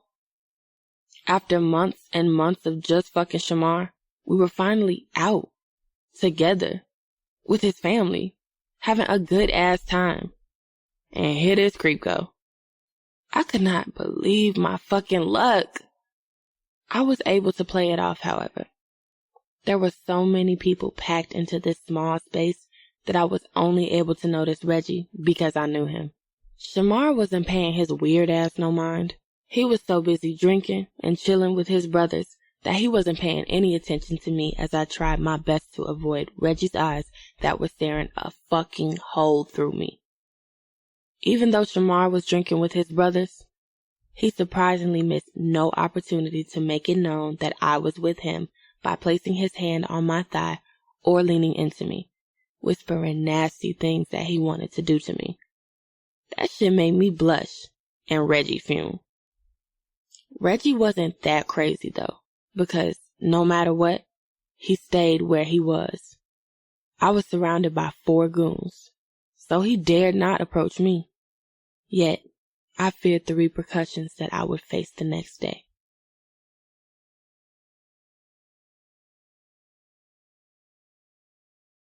Chapter 8. Shamar Savage. 'Cause I eat it up for a while, let me through. Got you shaking, screaming aloud, I'm a fool. Make my face your chair, leaking everywhere. Ride it out, I don't care what you do. Every time I lick it, you be losing it. These young boys didn't know what to do with it. You got it all on my face, I love the way it tastes. You got it all on my plate. It won't go to waste. That's what you get every day when you fucking with me. Fucking with me. That's what you get every day when you fucking with me. When Taraji caught me looking at her, she licked her lips and gave me this smile that made my dick solid as concrete. She knew it too as she continued to roll slowly in the passenger seat. Hey, that's my shit. I asked Taraji to step out with me because I was tired of being around these hard legs. The Savage family was so tight that it was like I was around niggas every day. I wanted something soft and pretty to look at and rub on if I had to be with my brothers all night. So I called Taraji, and she was the perfect choice. Not only was she beautiful, but she was cool as fuck and vibed with me and my brothers perfectly all night, surprisingly. Any other female would have embarrassed me, been extra, or started some shit. But not Taraji. She was cool as shit. You cool as fuck, man. I admitted before I realized it. There was a slip of the tongue like a motherfucker. The deuce I had me tripping. One rule of mine was never to let a woman know how I felt about her. All that a woman got from me was a hard dick, a smile, and maybe a meal. But it seemed like Taraji was able to make me break all of my rules without me knowing it. Taraji looked over at me from the passenger side of my Charger. The diamond in her nose sparkled amongst the darkness in my ride. You say that like you didn't know it already. Fuck it, I thought, trying to encourage myself to be honest. I did know it, but you're really cool. I can kick it with you all night with no issues. That's rare as fuck. At the moment, the way that we were looking at each other was different. It wasn't just lust between us anymore. This night had been confirmation that beyond our intense sexual chemistry being real, our spiritual and emotional chemistry was equally real. I had kind of known that when I found myself talking to her for hours at a time. Another one of my rules that I broke often with her. However, tonight was definitely confirmation. Tay City Savage. After leaving the R Lounge, a nigga was drunk as fuck, and my dick was rock hard. I sat in my ride staring at that big house and hated to go in that motherfucker. I found myself wishing that I was still living in the Dearborns. That was home to me, not this $300,000 bullshit. I just sat there, pissed as fuck that my only option for some pussy was Nova's stank ass. That bitch had really been in her own ass since I got home. I had thought highly of her for what she had done for my family while I was in prison. Now, it was obvious that I had made a big mistake by giving her the title and the boss status that I had. She really thought that I owed her something just because she had held down what I gave her. Fuck that bitch. left my lips in a drunk slur as I turned off the engine and regretfully left the car. The night air was so cold that it was biting a nigga in the ass and sobering me up. I hurried up and got in the crib, whether I wanted to or not. I slowly went upstairs, wishing that I didn't have to lay with this thoughtless bitch. But after sleeping on a cot for 10 years, I would be damned if I slept on a couch. Suddenly, thoughts of Akira entered my drunk mind. I remembered her being ready to kiss me before Nico's goofy ass came and fucked shit up. The memories of her getting ready to finally submit to me made my dick jump in my rag and bone jeans. Sitting on that couch with Akira, with her legs crossed, watching me with the same sexual innocence that she had when she was 14, I felt the familiarity of what I used to know.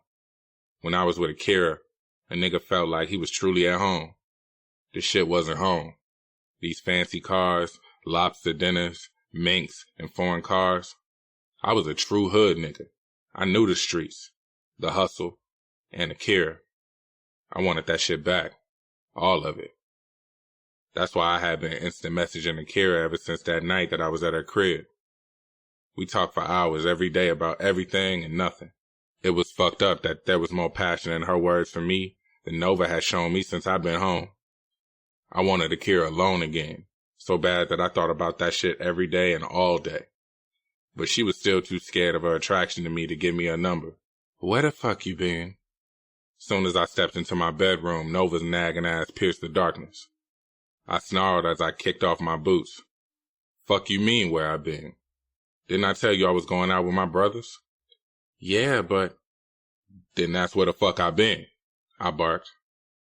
I'm just making sure you wasn't with Akira. That threw me off, but I tried to play it off. I cut the light on and casually asked, what are you talking about? Nova jumped out of bed. She was dressed in a lacy black panties and bra set. No matter how much of a bitch she was, nobody could deny her beauty. If the bitch acted like she cared about a nigga and not just my money, I probably would have grabbed her ass up and quieted her with this dick. But nah, fuck this bitch. All she gave a fuck about was cash and her reputation of being a woman of a savage nigga. She fussed as she walked up on me like she was as tough as a gangster on the street. I heard you were over at Davian and Akira's spot the other day. How you know where I been? Don't fucking worry about it. Don't play with me, nigga.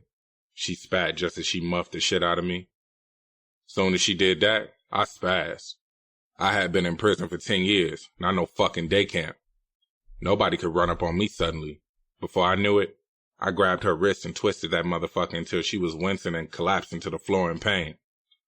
You don't play with me, I warned. City, stop, she whimpered. I let her go with a push, and she fell further back on the floor. I didn't feel bad for hurting her. She needed to be brought down to her level, and quick. Your head done got too big, I fussed. Remember who the fuck I am. She slowly stood from the floor, nostrils flaring and eyes full of rage. But she fucking knew not to try me again. I'm City Savage. You remember that shit. Then I left her to sleep alone since she thought she did everything herself anyway. Nova had helped build this family, but it was time that I taught her who started this shit. Taraji Green.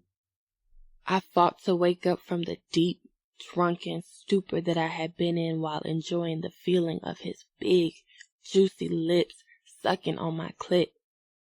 In all of the times that I had given him some, he had never tasted it, so I fought not to come too fast from the excitement.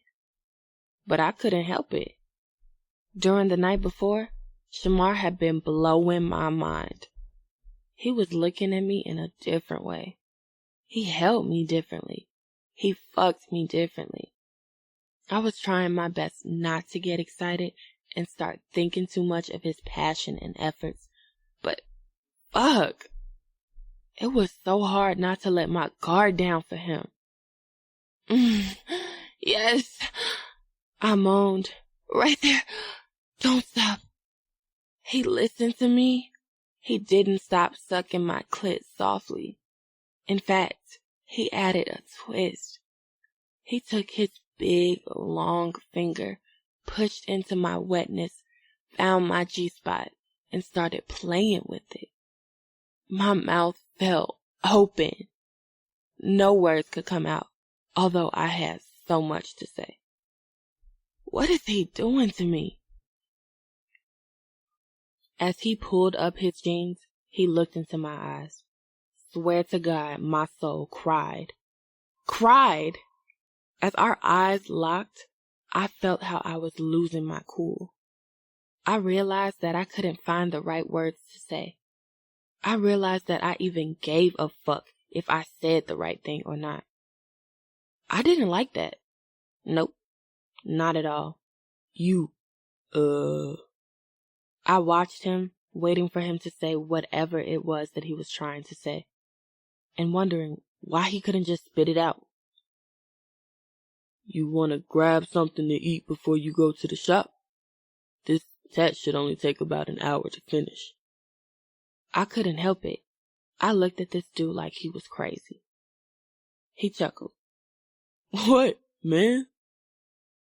What's up with you? I finally asked. What you mean?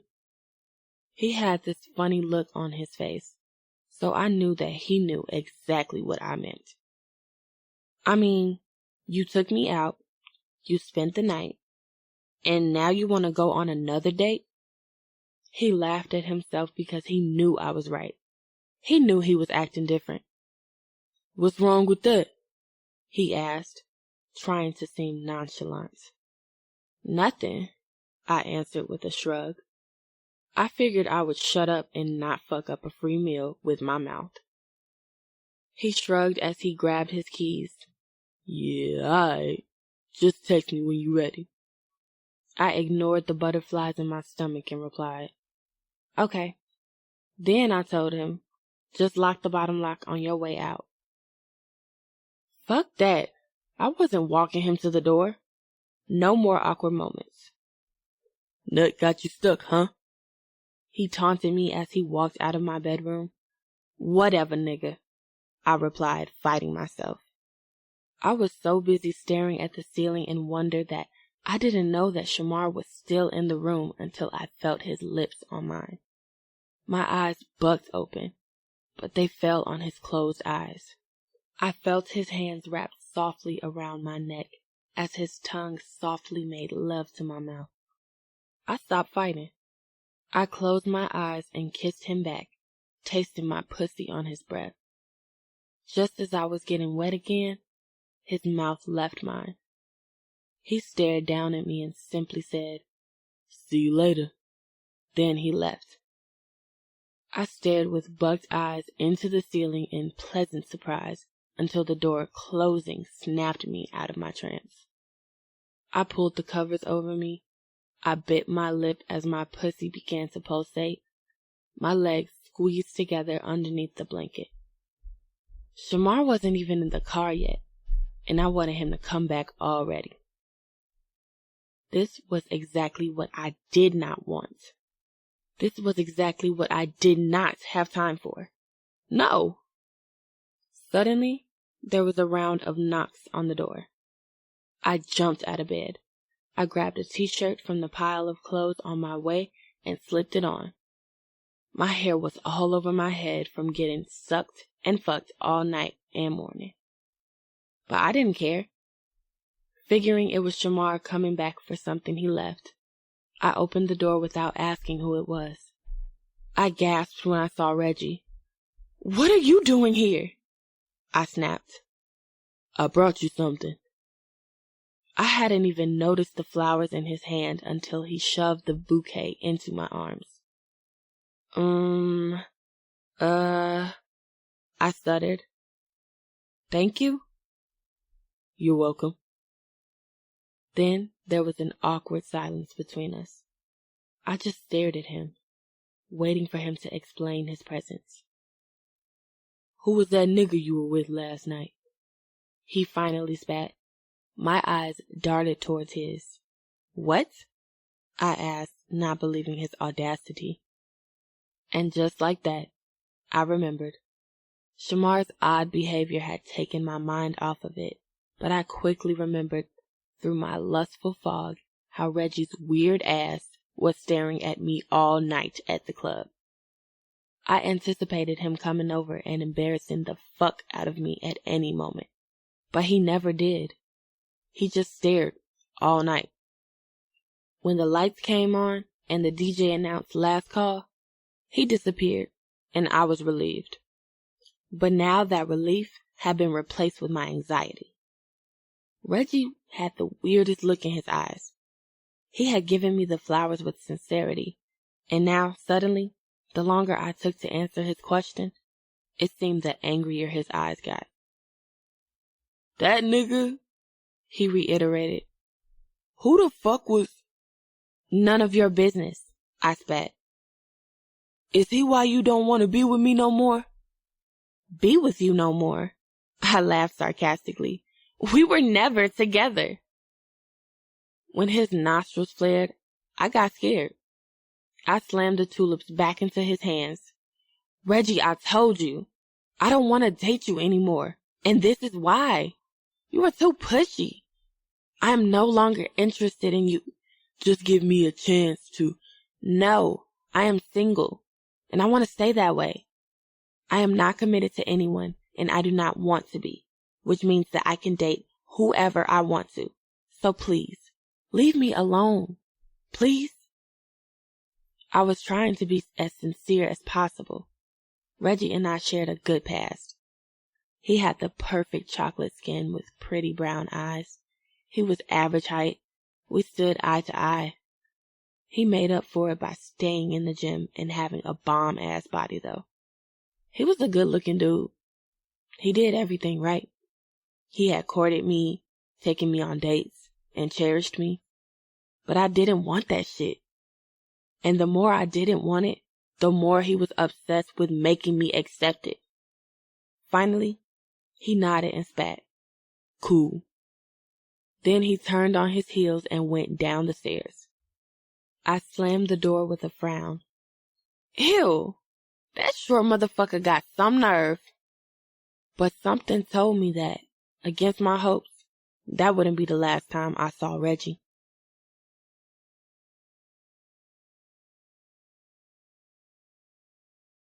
Chapter 9. Akira White. "Ooh, you ain't shit," Lola squealed through the phone. I giggled. "Shut up, girl." But she didn't. Lola kept on teasing me. "You ain't shit," she nearly sang. "I knew you liked him." "I do not." But if I didn't, why was I smiling like a little girl? "Yes, you do," Lola replied as if she could see my smile. "You are meeting him for lunch. That's a date." "No, it's not." "Yes, it is. Y'all have been chatting all week, and now you are about to meet him for lunch. That's a damn date." "A man like City Savage doesn't date." "Well, he's taking you on a damn date." I sucked my teeth. Lies. Truth. "Where are y'all eating at?" I cringed and hesitantly answered. 3 Forks. That's a date." I shook my head, trying to hide my blushing, even though Lola wasn't in my presence to see me. However, as I sat at the table for two, I did wonder if this was a date or not. After days of chatting with City on Facebook, I finally got the courage to meet him because he'd asked me literally every day. Just as I suspected, my knees got weak when I saw City coming. He had just appeared in the doorway of the restaurant like Black Jesus, looking all royal. Staring at City, I told Lola, "I gotta go." Then I hung up before she could continue the conversation. City was like a god. He demanded the attention of everyone in the restaurant. His walk was so effortless and slow that it appeared as if he were floating above us all. And considering how massively tall he was, he definitely was floating over everyone in the restaurant. I felt privileged that I was the one who had his attention. I was honored that his presence was because of me. "Akira." he said with satisfaction as he smiled down on me. I stood on my weak knees, but I fought it and wrapped my arms around his massive body. I was unsuccessful, however. My arms could hardly hug his huge frame. I hesitated, taking a moment to inhale deeply and drown in his masculine scent of black currant, French apples, Italian bergamot, and royal pineapple. "Hey, you," I greeted as I finally let him go. "Did you order yet?" "No, I was waiting for you." After we sat down and started looking over the menus, I was disappointed in myself. I could feel the sexual energy still lingering between us that started the night that he was sitting on the couch next to me. On my way here, I told myself just to have a friendly lunch with City and to ignore the pulsating between my legs. If I didn't, it would only start a snowball of bullshit. My man didn't satisfy me sexually, but he loved me, and he had chosen me. City had never done that. Even as he sat across from me looking like a sexy lump of bad boy swag, he was still a taken man, with me on the side lusting after him, just like it had been when I was 14. Nothing had changed. "What you thinking about?" When he spoke, I realized that I had been staring at him. I refocused on the menu, saying, "You make me think of my mama and things that happened back then." That wasn't a complete lie. It may not have been what I was thinking at that very moment, but for the past couple of days, and ever since I saw City again, my mother had been at the forefront of my mind. "You don't still feel bad for what you did, do you?" I shifted my seat. Anxiety rushed through my entire body. I couldn't breathe. This is what happened every time I allowed myself to remember that I was the person who'd taken my mother's life. Regardless of her being a whore and a drug addict, I hated the fact that I was the person who took her life. The guilt washed over me with such a force that my eyes began to well with tears.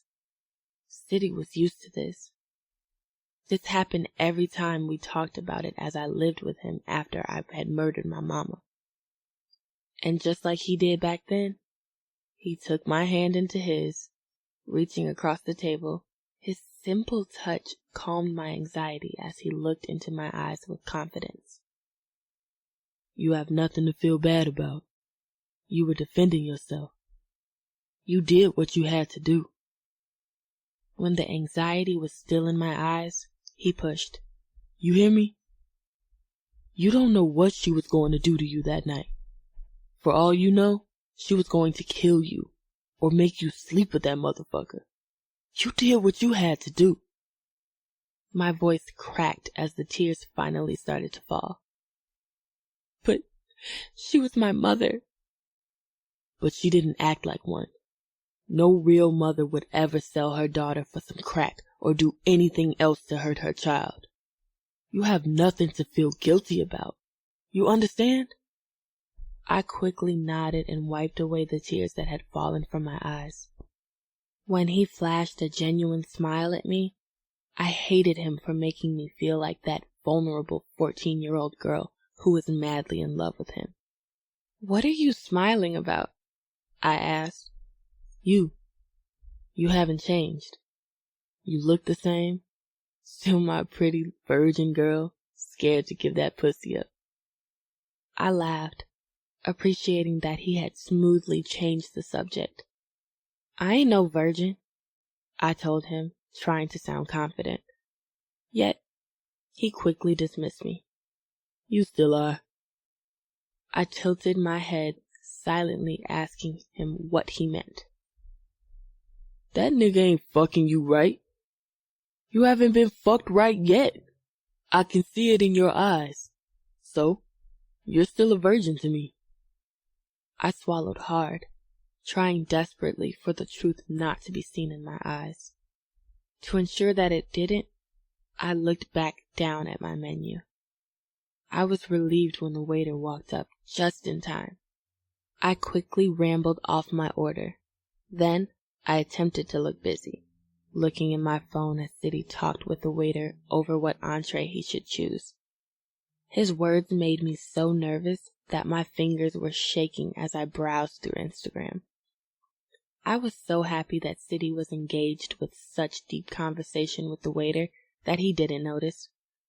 I hated that what he'd said to me was right. Davian was not at all fucking me right.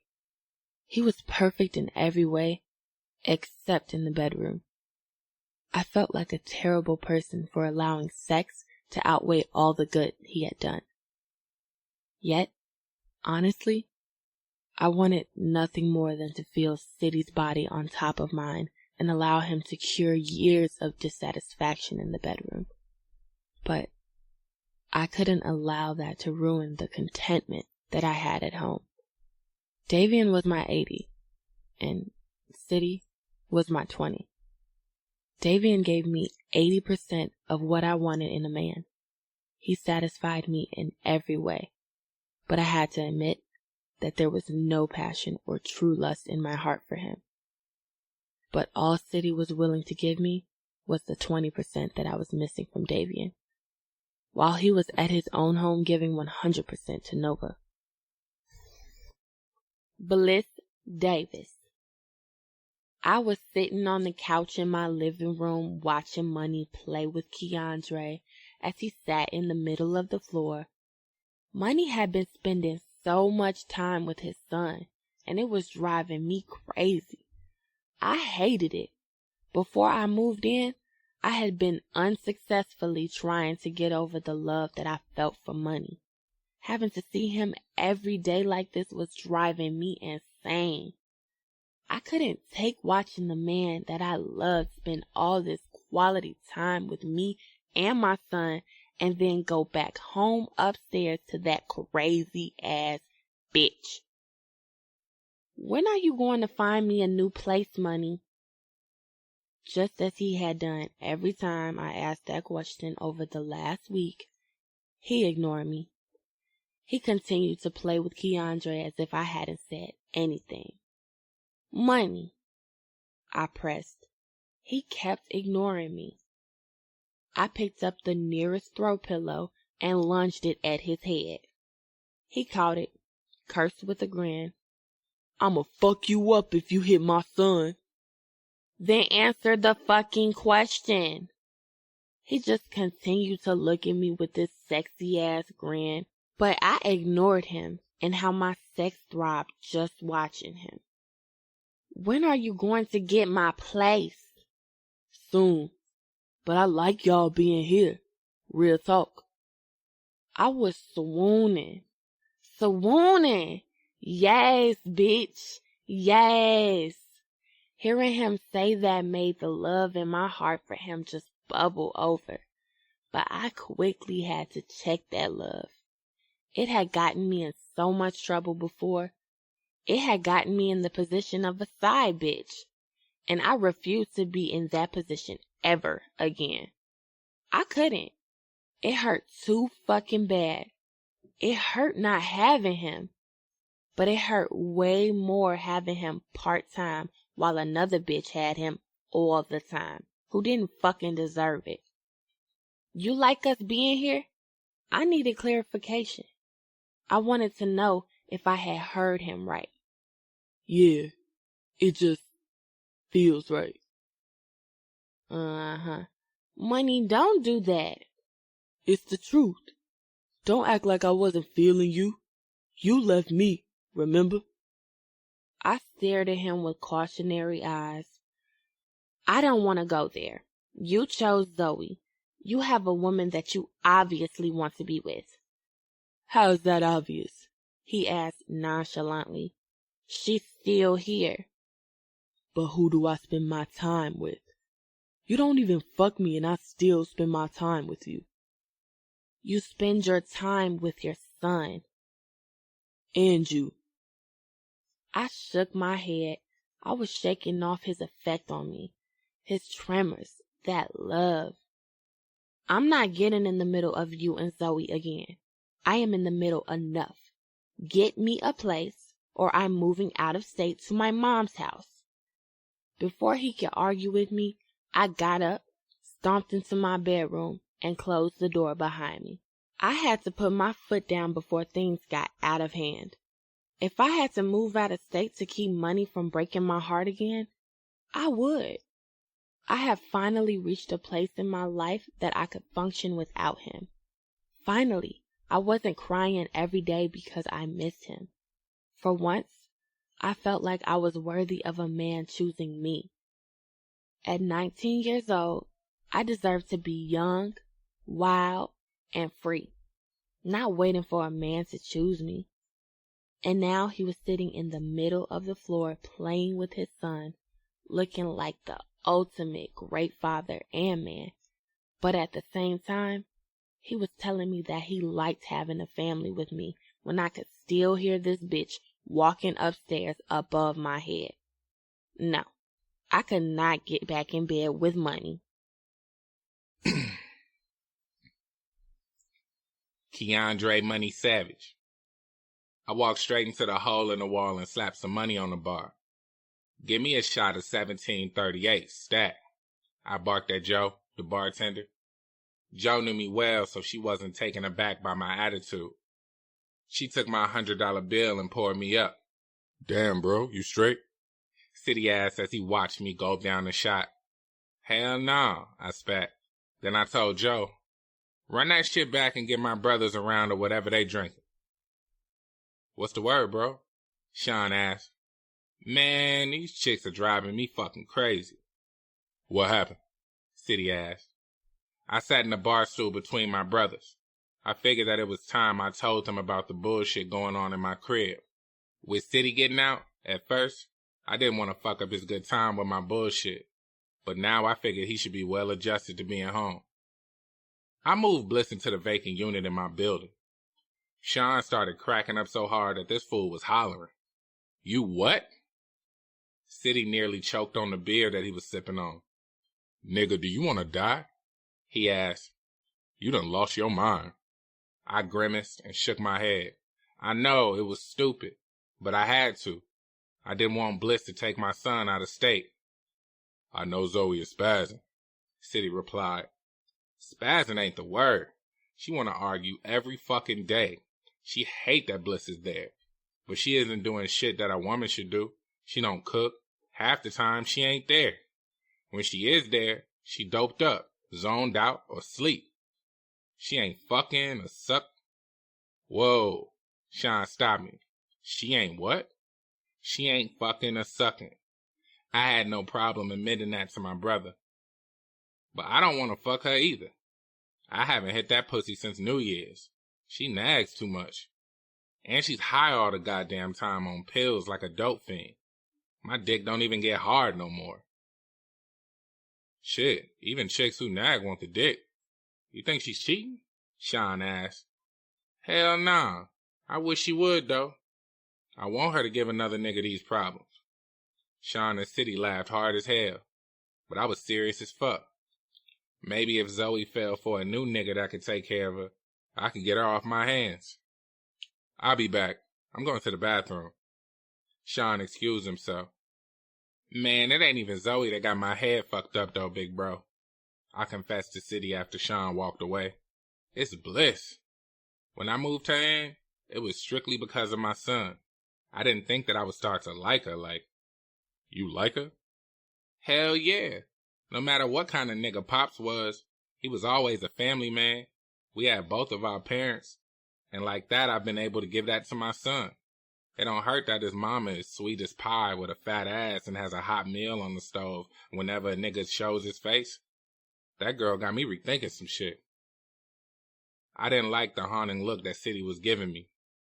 Don't look at me like that, bro. This dude had the biggest shit-eating grin on his face. My little brother is growing the fuck up, he teased. Shut up, nigga. I'm proud of you. Don't be proud yet. That girl is in love with me. I see it in her eyes. And I care about her enough to not keep toying with her. I can't make that move unless I'm ready. I've been with Zoe for years, but it ain't been real. I still did my thing. I've hurt Bliss enough. So if I get with her, a nigga gotta settle down and be a family man. And I don't know if I'm ready. City nodded. I feel that. When I saw Sean emerging from the bathroom, I cut the conversation. Let's change the subject. You know Sean and Zoe is buddies. I don't want that nigga repeating anything to her. I feel you, City agreed. I gotta holler at y'all about something anyway. What's the word? I asked. As soon as Sean returned to his seat, City got to it. Nova's out the picture. Her head done got too big, and she thinks she's running shit. For the past week, I've been transferring whatever is in her name out of it. Whatever position she had in our organization and whatever decision she made, dead that shit. I'm the head nigga in charge. Money's eyes widened.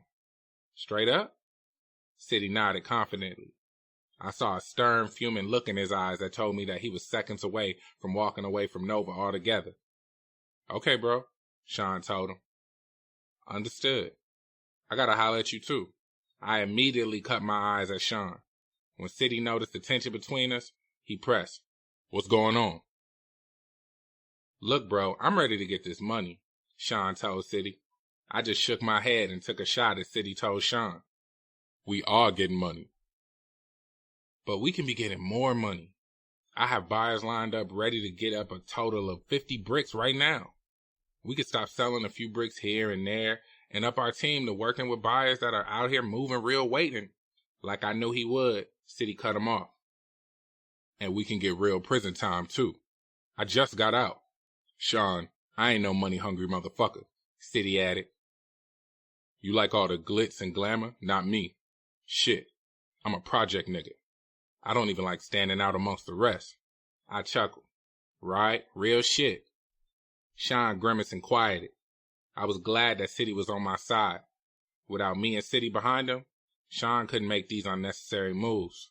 There was no way that any connects would work with him alone because we were known as a team. Whether he wanted to realize it or not, we were essentially saving his life.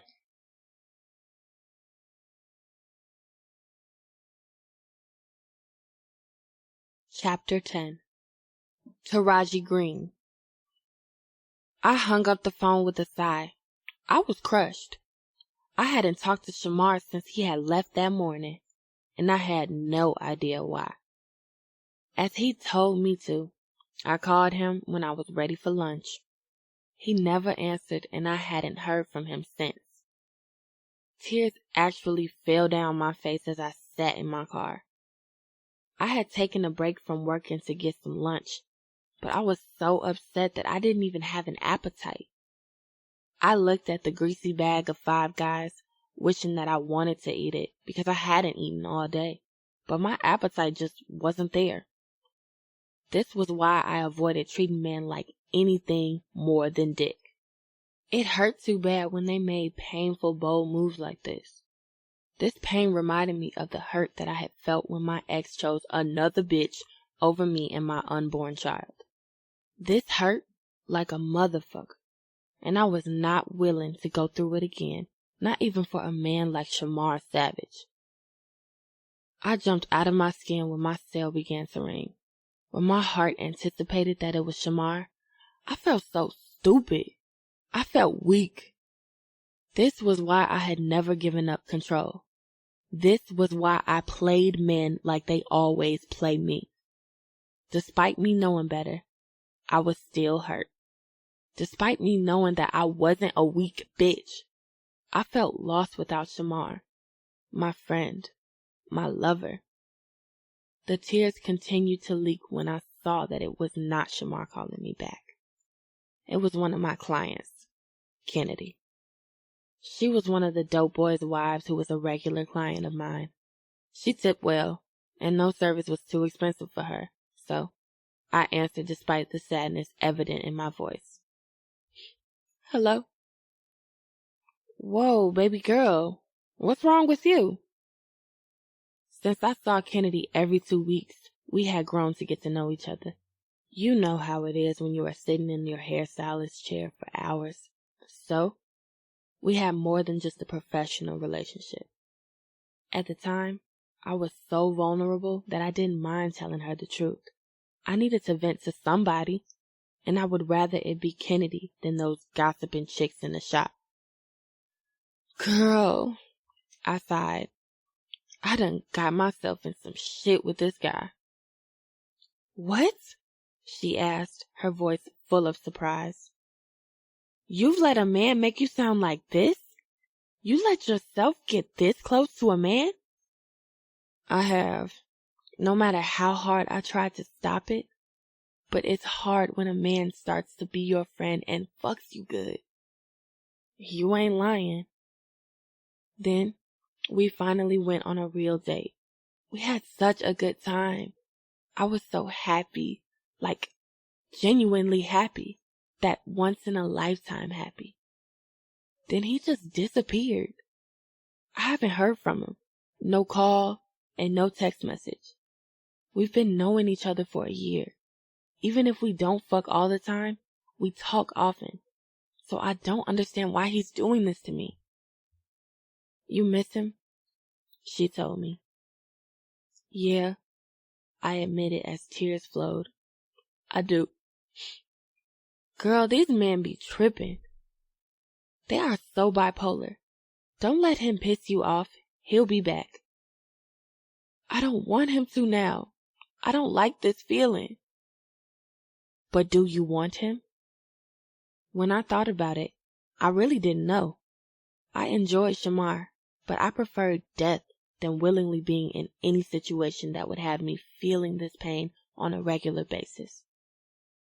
I don't know, I admitted. Well, now is the time to think about it, because being with a man is no cakewalk. No person is perfect. You gotta be willing to take the good with the bad. Kennedy was right. No person was perfect. Yet, I had nothing to think about because apparently, Shamar had considered the same thing and already made his decision. Zoe Moore. Once I heard knocks on the bathroom door, I quickly snorted my last line. I dusted the residue off of the tissue holder, wiped my nose, and darted out of the bathroom, not even paying attention to who was waiting to get in. I took a deep breath, happily awaiting the coke to hit my system. I had left the perks and Zans at home. I was tired of being sleepy and floating through my bullshit. I wanted to party tonight. This was the second time that I had tried coke. The first time had been earlier that day when I needed energy to get out of bed. I had spent the last week in a complete fog. I was numb, and that was the only way that I could deal with money, basically admitting that he didn't love me anymore. I didn't want to feel the realization that my relationship with money was over. I wanted to get so high that I was unconscious of the fact that he spent more time downstairs with his family than he did with me. I needed to get out of the house. When Nova sent me an invite via text to come hang out with the girls, I figured it was the perfect excuse to get cute and show money that I was the bitch to chase. But I had no energy. I had heard that coke was a party drug and gave you so much liveliness. So, I went into Money's stash, grabbed me a bag, and went in the bathroom. I came out with the most exhilarating and most intense high. I hadn't felt that alive since before money started breaking my heart. But the effects were short-lived. By the time I got to Zoe's, I needed another line. "You ready, heifer?" Nova spat as I walked into her bathroom. She was standing in the mirror fixing her Hermes bandage dress. Her ass was so fucking big and fake. But hey, if she liked it, I loved it. "Oh shit, you looking so fucking pretty, bitch." Before I knew it, I ran up to her and smacked her ass. She turned around, laughing at my antics. Then she zeroed in on my face. Suddenly, she took her finger and ran it under my nostril. Then she held her finger up. White residue sparkled on it. "Really, bitch? Nova snapped. Money said that you were getting high. I thought he was lying. What the fuck is wrong with you? You snorting lines and shit? She frowned at me as she looked at me with disgust. I lightly smacked her finger out of my face and laughed. Fuck money. Look, you're my girl and all. You're damn near like a sister to me, so I won't say anything to Money. But you better stop using that shit. I sucked my teeth. This bitch was about to blow my high with this bullshit. I ignored her judgmental eyes. The effects of the coke were kicking in. Just that fast, the euphoria was returning. I just smiled and started twerking in the middle of the floor. Let's go, bitch. I'm ready to fucking kick it. Hype ass bitch, Nova muttered. Let's go. I can't deal with you. I giggled uncontrollably as she pushed past me. I knew that she was disappointed in me, but at the time, I didn't give two shits. I felt alive. I felt like me again. I was that bitch again. Who the fuck was Nova to judge me? If she were in my shoes, she would do what the fuck she had to do. This wasn't about money. This was about me. And I had to win over Bliss. Money had to choose me. Bliss couldn't have him. I was going to wait that bitch out just like I did every other bitch. I would be the last one standing, again. I may have been fucking myself up while doing so, but I was going to fight Bliss for my man. Akira White. 3 days after my lunch with City, I still couldn't get that man off my mind. He was stalking my thoughts and me. Oh God, I muttered as I turned my back toward the door of the skybox. I wanted to fucking kill Nico for steadily inviting the Savage Brothers to the games. Nico was being so corny, hanging off on City's dick now that he was out. They had never been to games before City was released, and now he had seemingly given these motherfuckers season passes or some shit. You okay, sweetie? I looked into my father's stern expression and smiled to soothe him. Yeah, I'm good. Why? He didn't answer, but he did glance across the suite at City, who was the one man in the room whom my father did not intimidate. He looked past my father's eyes and into my soul. Why is that motherfucker staring at you? He barked. Daddy, I warned. I already told you that he is related to Nico. So why is he staring at you like he knows you? He does. I have gotten to know him while he attended some of the team's functions. My father didn't need to know about City's history at the Dearborns. That would only lead him to do a background check on City. Once he found out that City's father was the pimp that turned out my mother, there was no telling how my father would use his power in law enforcement to destroy the Savage family. The less he knew, the better for City and me. It was a wonder that my father had even heard me. His eyes were burning a hole through the side of City's head. City was paying him no mind, however. That dark chocolate piece of perfection was staring directly at me. I found it hard to hide the blushing smile that wanted to escape my red matte lips. I found it desperately sexy that he didn't give a fuck about my father's warning glares. He was that hard and dangerous bad boy that Davian could never be. Davian cowered under my father's threatening glares, when they seemed to give City more confidence to do him. When I wondered if City was as intense and aggressive in the bedroom, I felt my pussy leak. Nervously, I began to fidget with the denim, knee-length, high-waist skirt that I was wearing. I forced my eyes on someone else. They fell on Money, who was watching my father with a glare. I reached for my father's arm and gently turned him toward me. Would you please stop, Daddy?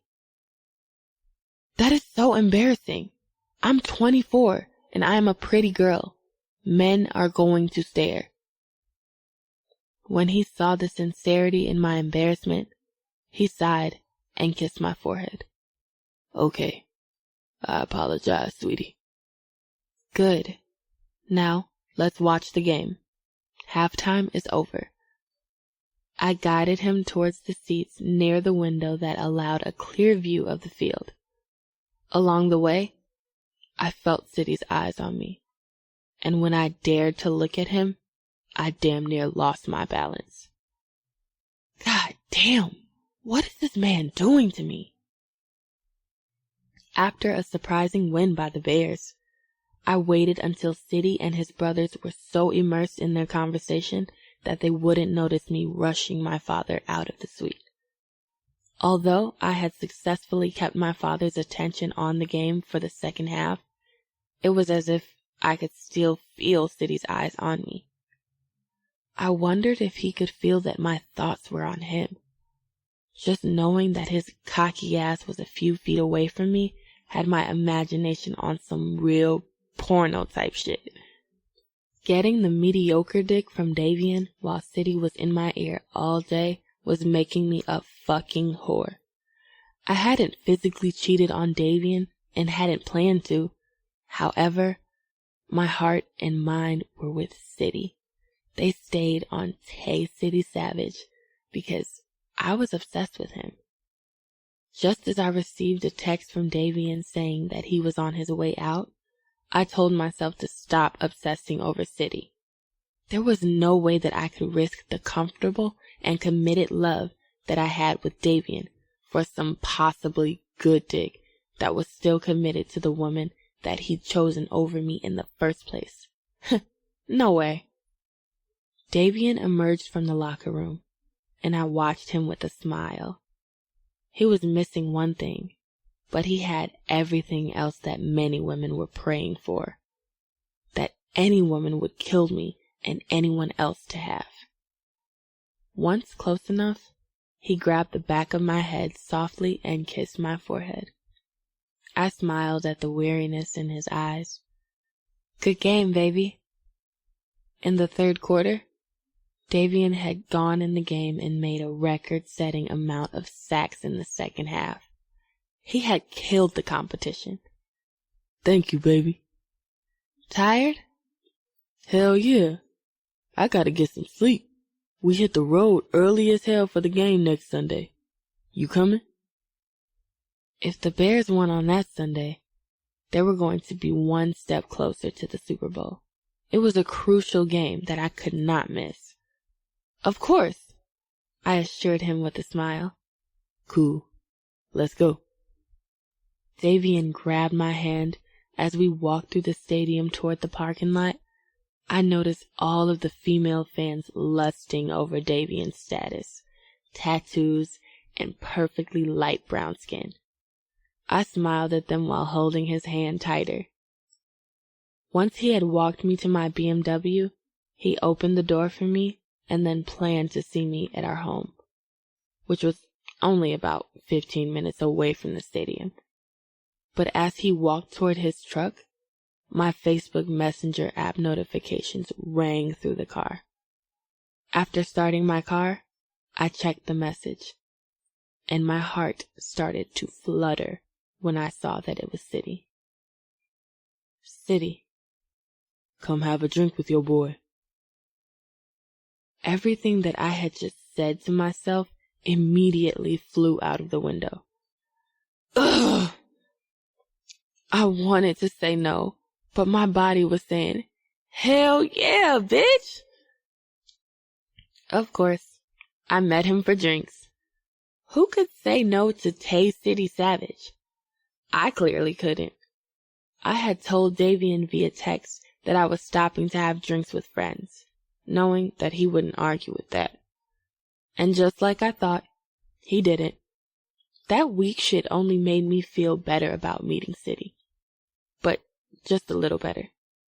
No matter how whack Davian's dick was, I had respected his love for me enough to never entertain another man. Even the conversations with City had made me feel guilty. And that lunch made me feel like I was doing too much. But lying to Davian and meeting with City this late at night was doing the complete most.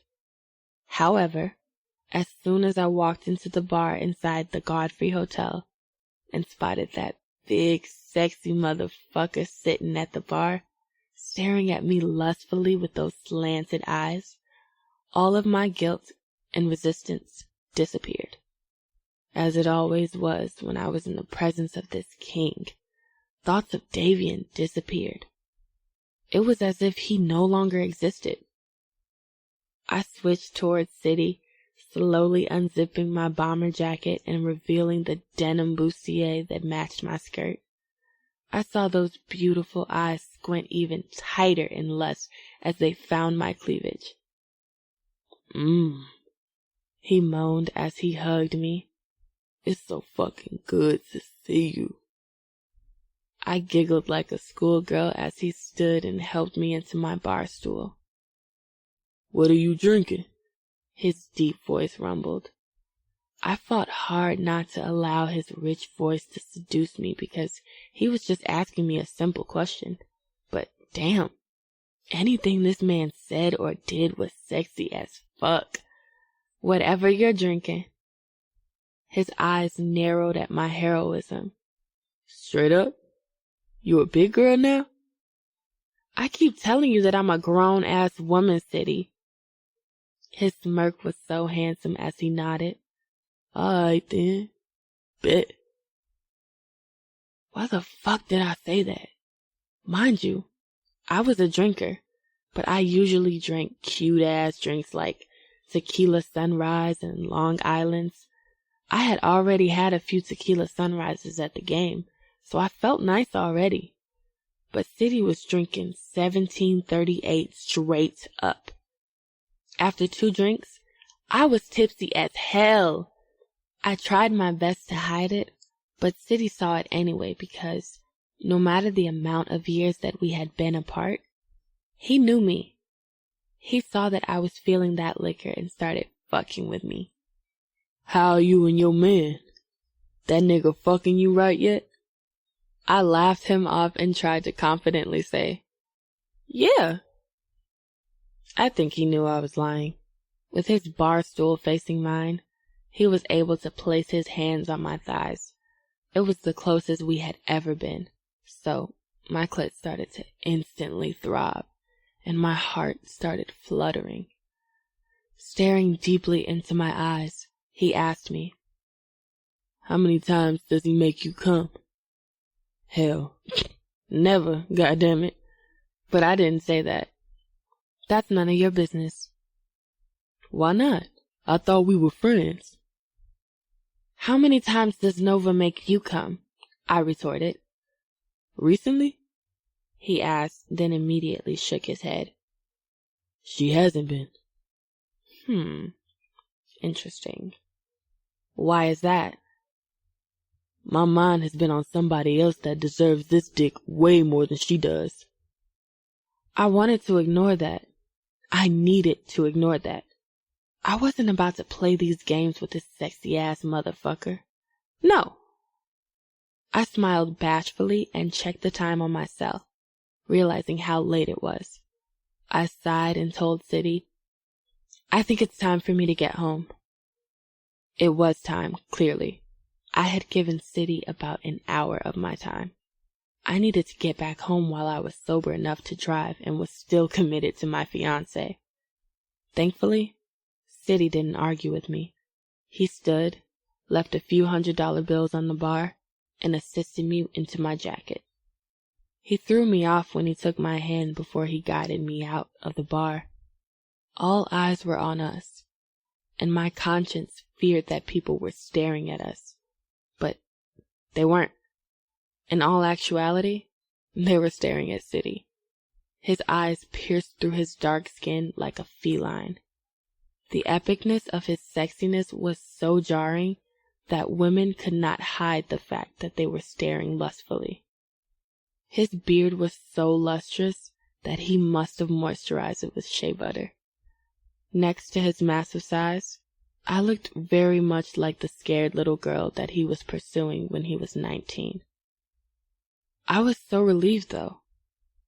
I had made it through yet another intense sexual encounter with City. I was walking toward the door full of relief. Then, I felt a tug on my hand. City had stopped walking. We were in front of the elevators. I looked back at him questionably, and he simply said, "Come up to my room with me." Fuck! I wanted to say no. I was prepared to say no. My lips formed the word no. My eyes looked towards the heavens. I was waiting for God to send a sign or some powerful force that would push me toward the door. But God must have been busy with more serious issues because the exit slowly became the furthest thing from me. Despite not giving City a response, he was walking toward the elevators, and I was following him without reluctance.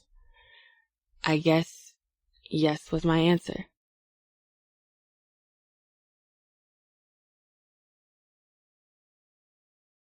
Chapter 11. Tay City Savage. Nova's body had been sculptured to perfection. Literally, she had paid some doctor to take a knife and make her perfect. She looked good. No man could deny that. But there was something about the simplicity and naturalness of Akira's curves that had my dick hard as a fucking rock the moment that I saw her in the suite at the game. My dick hadn't been treated right since I'd left prison. Nova's nonchalant head and pussy were minuscule compared to the passion in Akira's eyes for me. I couldn't ignore that shit anymore. Akira stood with her hands in her pockets of her jacket. Her brown eyes were staring widely around the suite that I had gotten for the night. "Why did you get a room?" I dropped the key card down on the end table and honestly told her, "Hoping that I can get some more alone time with you." I watched her body shiver. She thought she was hiding it, but she was 24 and ripe with little experience with men.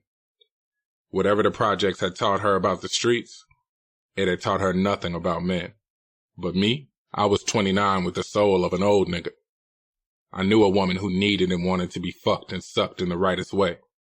Since linking up with Akira again, it was obvious that I still had the same feelings for her that I had when we were shorties.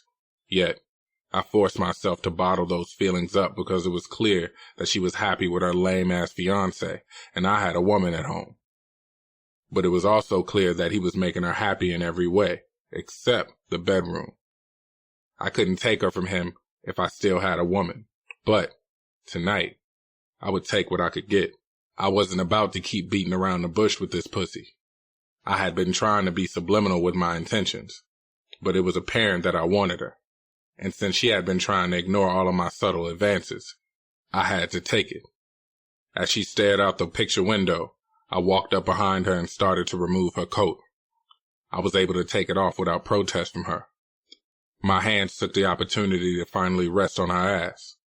I hoped that she wouldn't reject me. When she didn't, my dick got harder than it had ever been during the days that I was in prison praying for the opportunity to be in a woman. I missed this, I confessed, and that was the God's honest truth. I had been committed to Nova, but for 10 years many of my lustful thoughts went to Akira, the woman that this dick had always wanted to be inside of. Her heavy breath was all that could be heard in the suite. Then, I felt her body relax against mine. The last thing that I wanted to do was scar her innocence with this hard-ass dick, but this monster was fighting its way out of my jeans. As soon as she felt that motherfucker poking her in the back, she jumped slightly, turned, and those light brown eyes bore into mine. I was hoping I now didn't see or hear any reluctance. I still didn't. All I heard was silence, so I took my chance. I took that pretty mouth with mine and made more love to hers than I ever had anyone else's. That's when I knew that it was confirmed that she was the woman that deserved this dick. When I took her tongue, I finally felt a little resistance, but I persuaded it to go away by pulling her closer to me so that she felt this big dick against her. That little resistance faded. She started to fall into me fucking her mouth with mine, and even started to fuck mine back with hers. As soon as I heard that moan, it was a wrap. I used my massive size to swoop her body up into the air. She instantly wrapped her legs around my waist as I carried her to the bedroom. I looked into her eyes, searching for a sign to stop, which I was going to fucking ignore anyway, but there wasn't one. Her eyes said, keep fucking going, and please don't ask her anything that would bring her back to reality. I was more than cool with that. Once inside of the bedroom, I laid her on top of the bed and didn't hesitate or pause for 1 second. I removed her clothes before she can comprehend what the fuck was going on. First her heels, and then her skirt, top, and her bra, and thong last. And that's when I hesitated. 10 years ago, she was still a scared virgin. She gave me head and let me play with that pussy. But we never had been so sexual that I saw her butt ass naked as I saw her at this moment. Her body was fucking beautiful. My massive form stood over her, casting a dark fog over her shadowy brown body as I stood over her in the darkness that was slightly only lit by the streetlight streaming in from the window. God damn, you're beautiful. She hadn't said anything since she'd entered the suite, and she still had no response.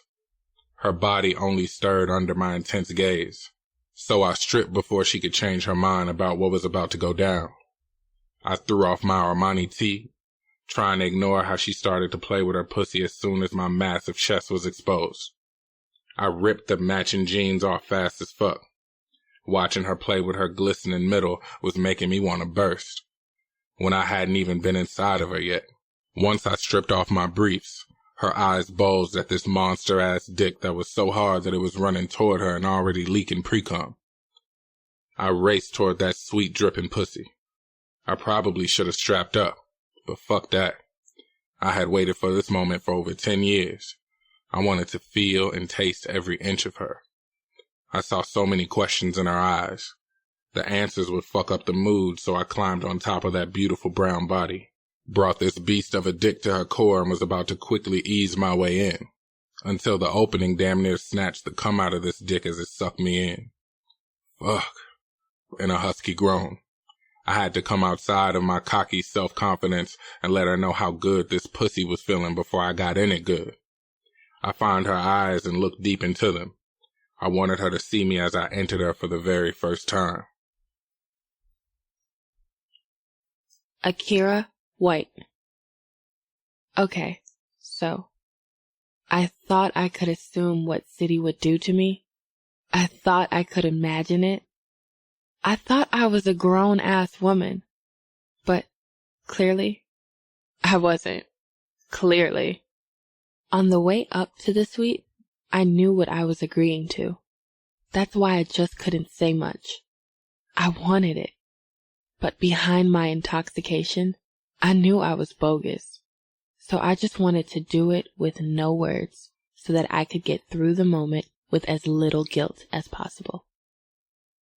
It didn't matter that I wasn't saying anything, though. City could read me. And it fucked me up that this man had spent minimal amount of time with me compared to Davian. And he could still read me in my silence. Some shit that Davian could never fucking do on his best day. So, when the tip of City's dick found my center, I was prepared. I thought. I was a grown-ass woman, I thought. I had had his dick in my hands and in my mouth before, so I know how big it was. I thought.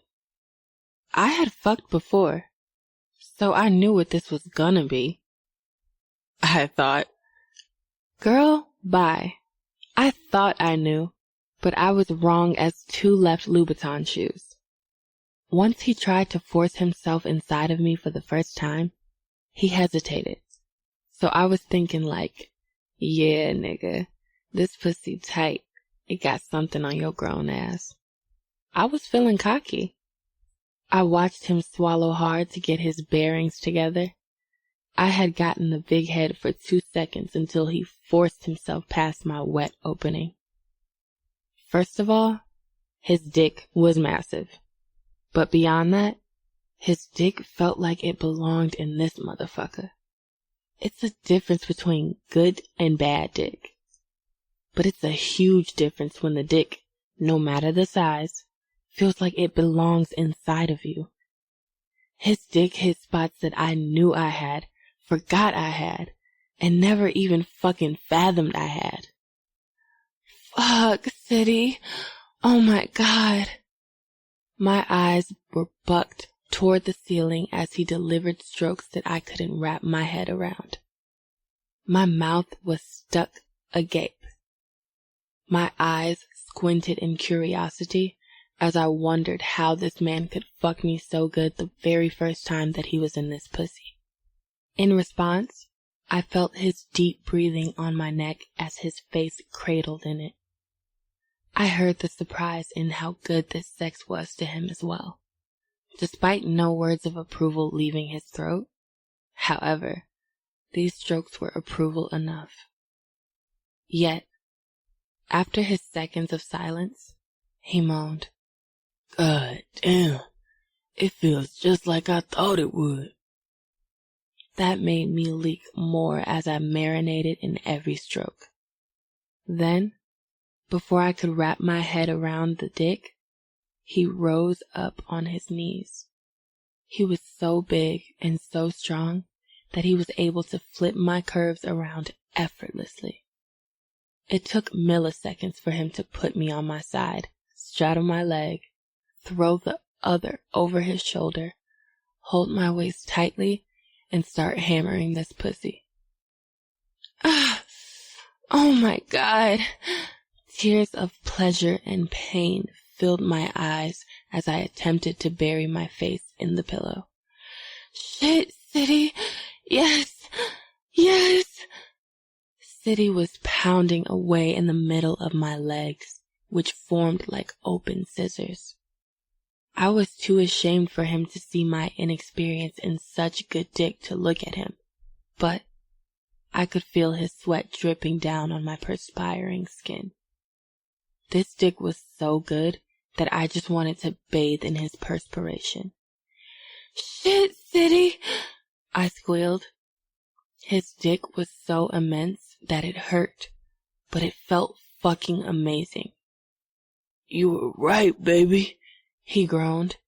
You are a big girl.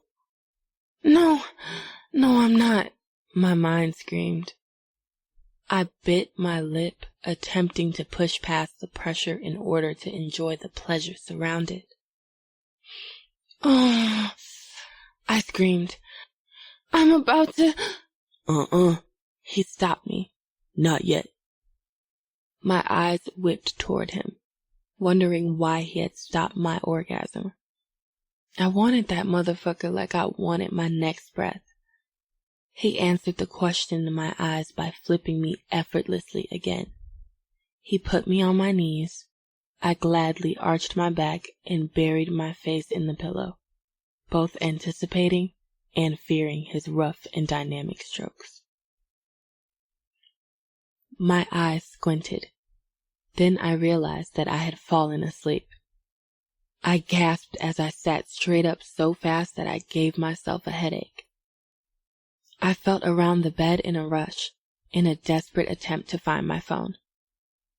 While doing so, City started to stir in his sleep.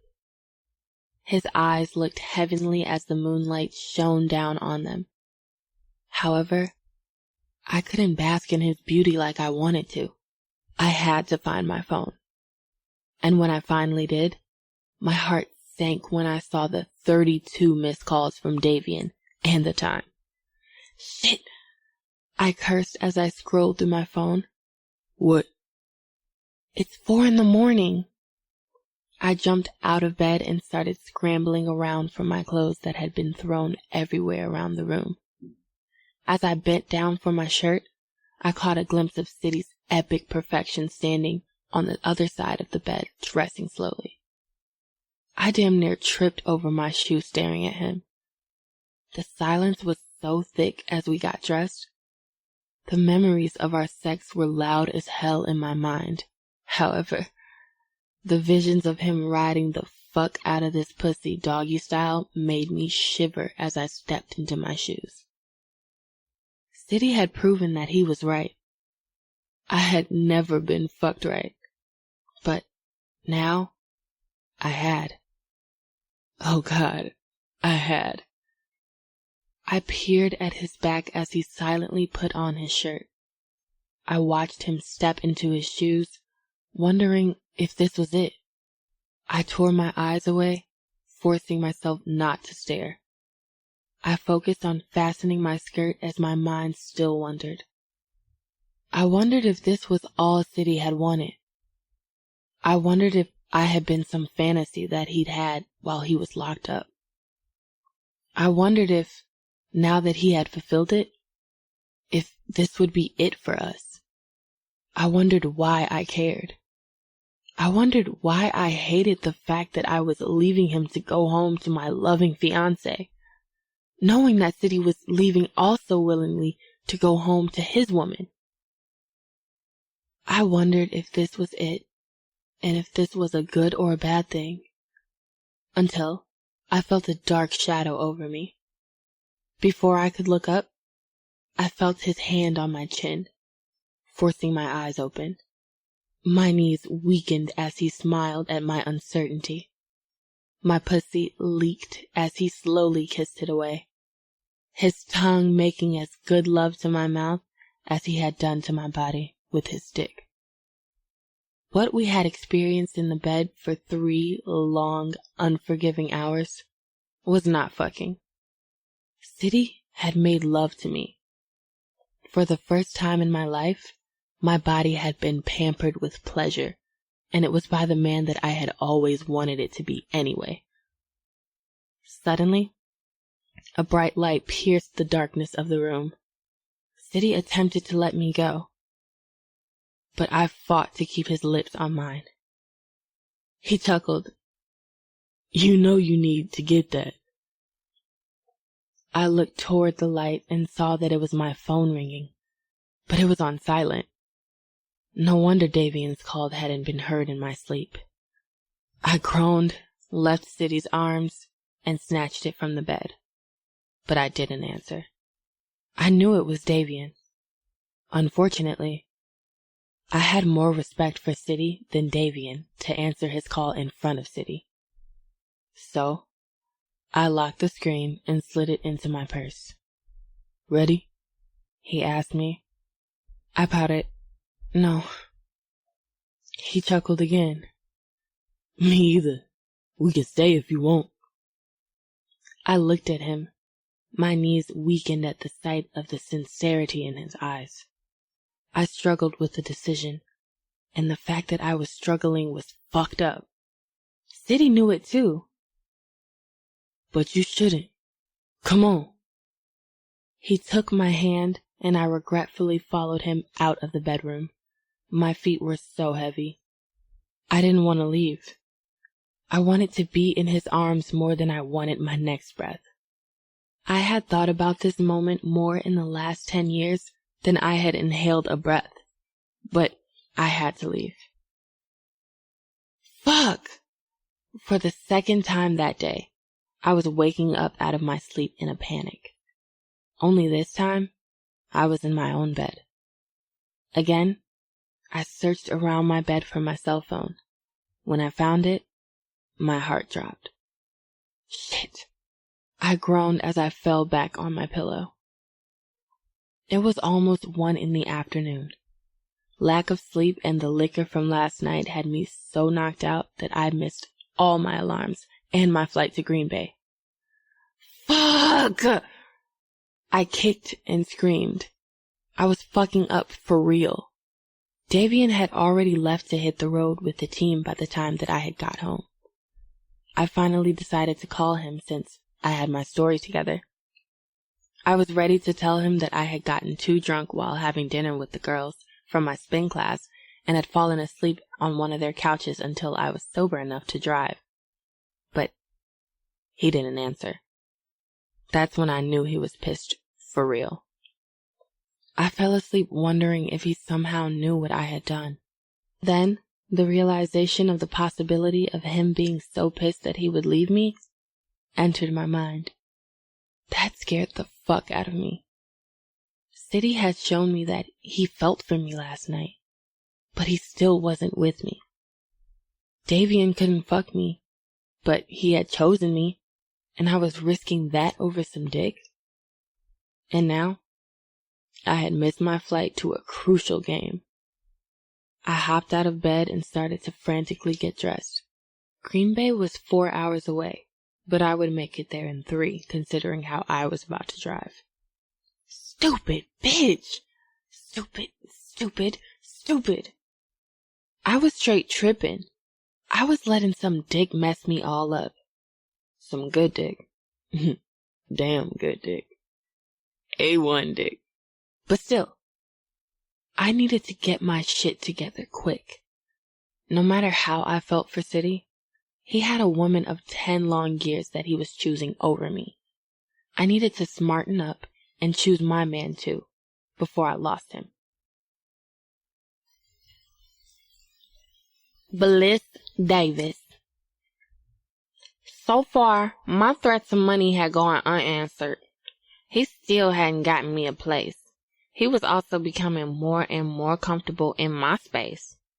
This evening, he was taking me out to dinner. When he offered, I was reluctant. Money needed to be finding me and Keandre a place to live, not whining and dining me. However, I had been so wrapped up in fixing my situation that I hadn't been out in such a long time, nor had I had a meal that I hadn't cooked myself. You will look nice. Money was grinning at me from across the table at 16, a French-inspired restaurant on the 16th floor of the Trump Tower. I looked down at the fitted long-sleeve cotton dress that hugged my curves. I nervously smoothed it over, and then more nervously ran my fingers through my red waves. Looking at his smile, I couldn't help but blush. Having a man like Money stare at you with admiration was humbling and made you feel like a princess. Thank you, Money. You don't look too bad yourself. He sure didn't. He had actually stripped off the tees and gym shoes. He was wearing a fitted button-up, slightly fitted black jeans and Giuseppe loafers. I was impressed and amazed at how gorgeous he looked when he had come downstairs to pick me up. Not as good as you. You look good enough to eat, Ma. Then, to add more pressure to this moment for me, he licked those big-ass lips. Stop it, Money, I told him. Just because I came to dinner with you doesn't mean that I'm going to fuck you. This is an innocent dinner between two parents. Money held up his hands in defense. I was just saying you looked good enough to eat.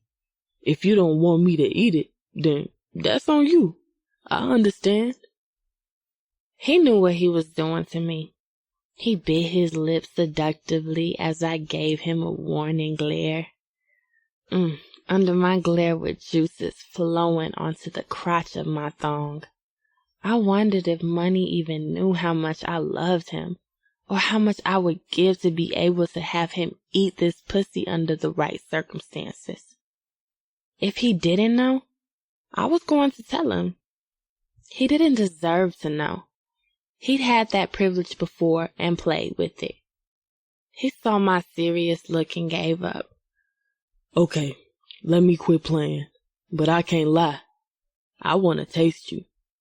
I haven't done it in a long time, but I understand why you don't want me to. I get it. Do you really understand? I pressed. I really do. I understand that I hurt you when I didn't leave Zoe. I feel like shit that it took me so long to realize what was important. I had to grow up. I just wish that you would give me the chance to make it right. You really want the chance to make it right? Honestly, Money? He nodded slightly. I do. Why? Why all of a sudden?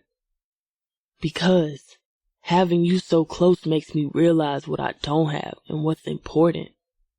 It makes me realize what I risked losing you and my family for. You're a beautiful woman. You love me right. You deserve to be loved right. And I owe it to you to give you that. But you're still with Zoe. He nodded. I am. And that's the bullshit. I can't give you the chance to do anything until you leave your woman. I can't go down that road with you and Zoe again. I can't survive it. I can't be Zoe.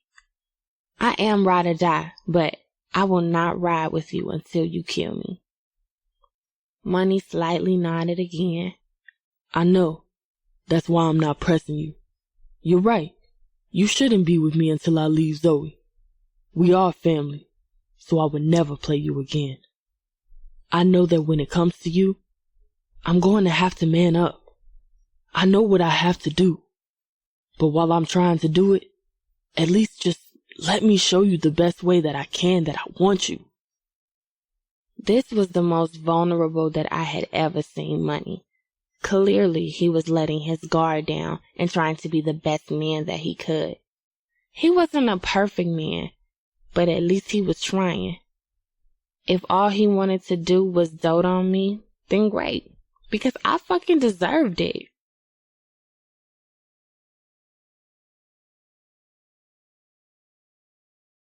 Chapter 12. Zyshawn Sean Savage. That's it, baby. Yes. Zoe didn't have to encourage this dick to come.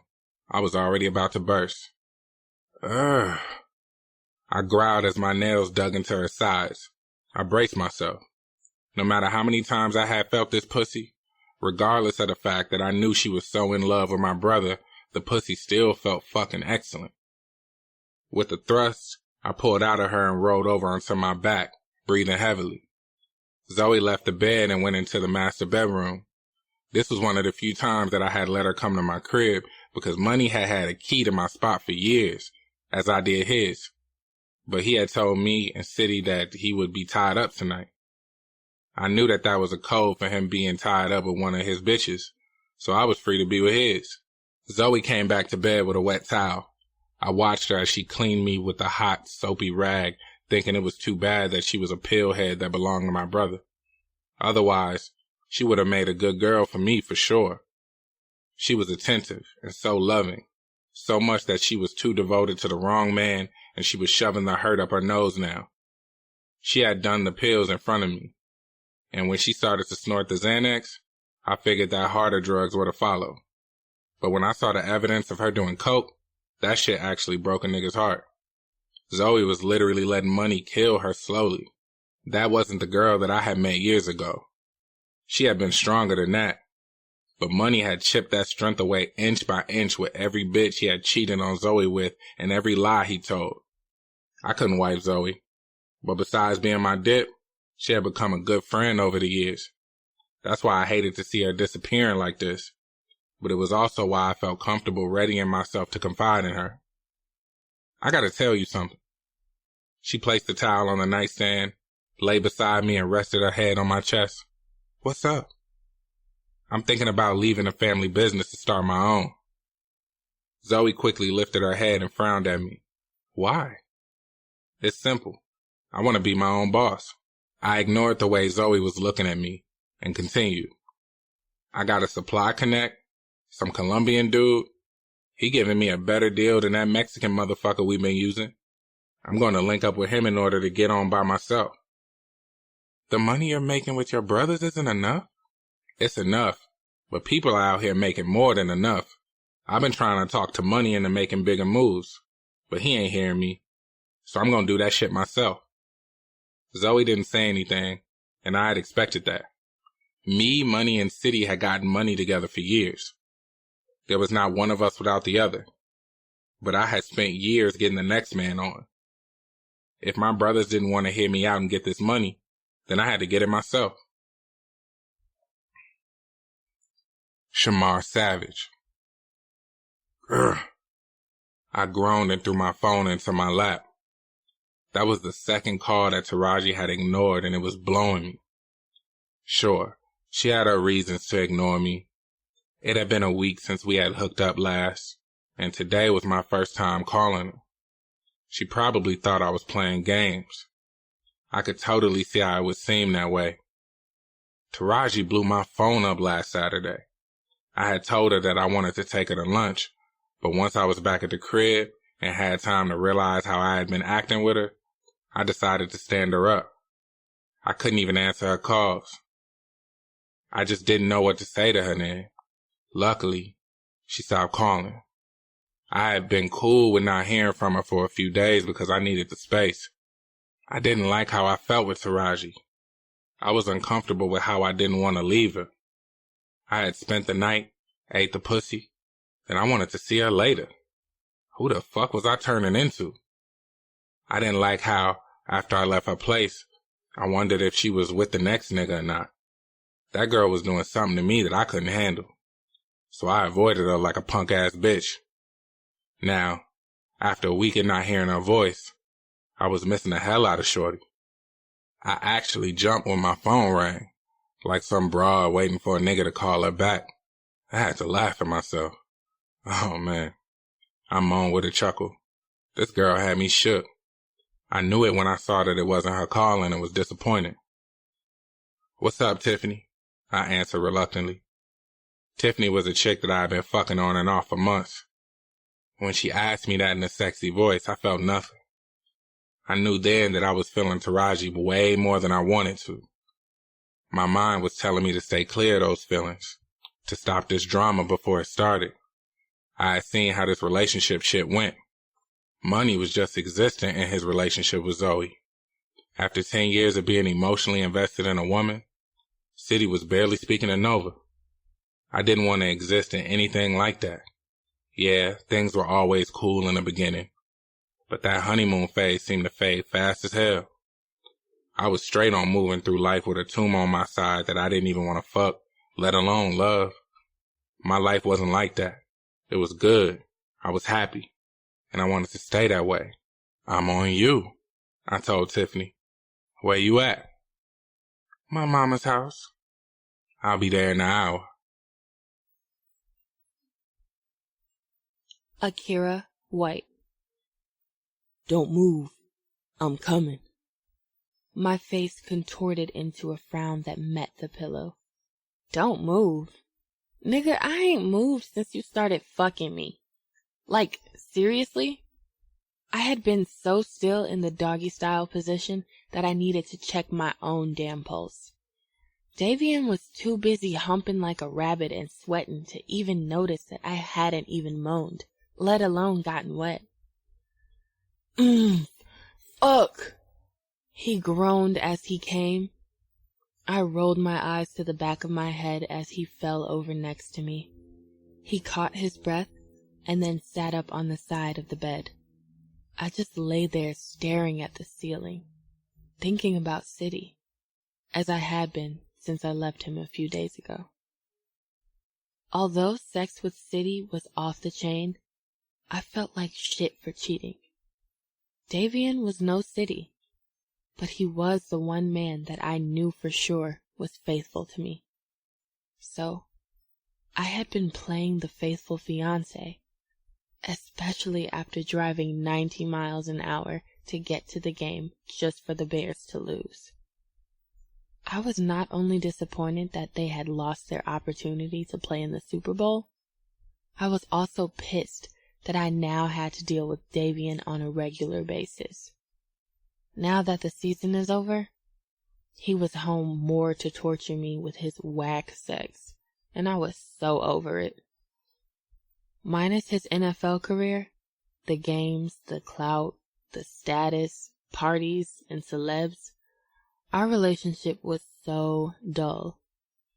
Our fire had lost its flame a long time ago. I tried to change that. God knows I did. But Davian had no passion.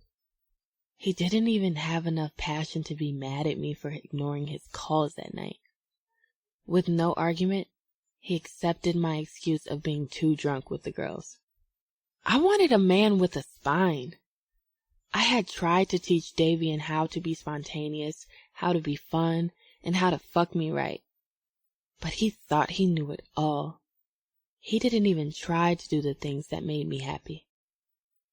Which made me think about City more and more, despite wanting with all my heart to be faithful to my man. "I'll be back. Me and Nico about to hang out." "Of course you are." That's all he did. You would think that now that the season was over, he would want to be under me, romancing me, and loving on me. But his young-minded ass just wanted to be under Nico. And I let him. But that only gave me more time to obsess over City and his potential, which City had taken every chance to show me since the moment that we left the Trump. That night, I wondered if the sex would be it. Yet, ever since, City had shown me that it was only the beginning. Obviously, after that dick session, he deserved my number. I had given it to him before leaving the room, and he used it every chance he got. When Davian was away, City and I talked for hours. I wondered why he was able to lay up on the phone with me for so long. I wondered where his girl was.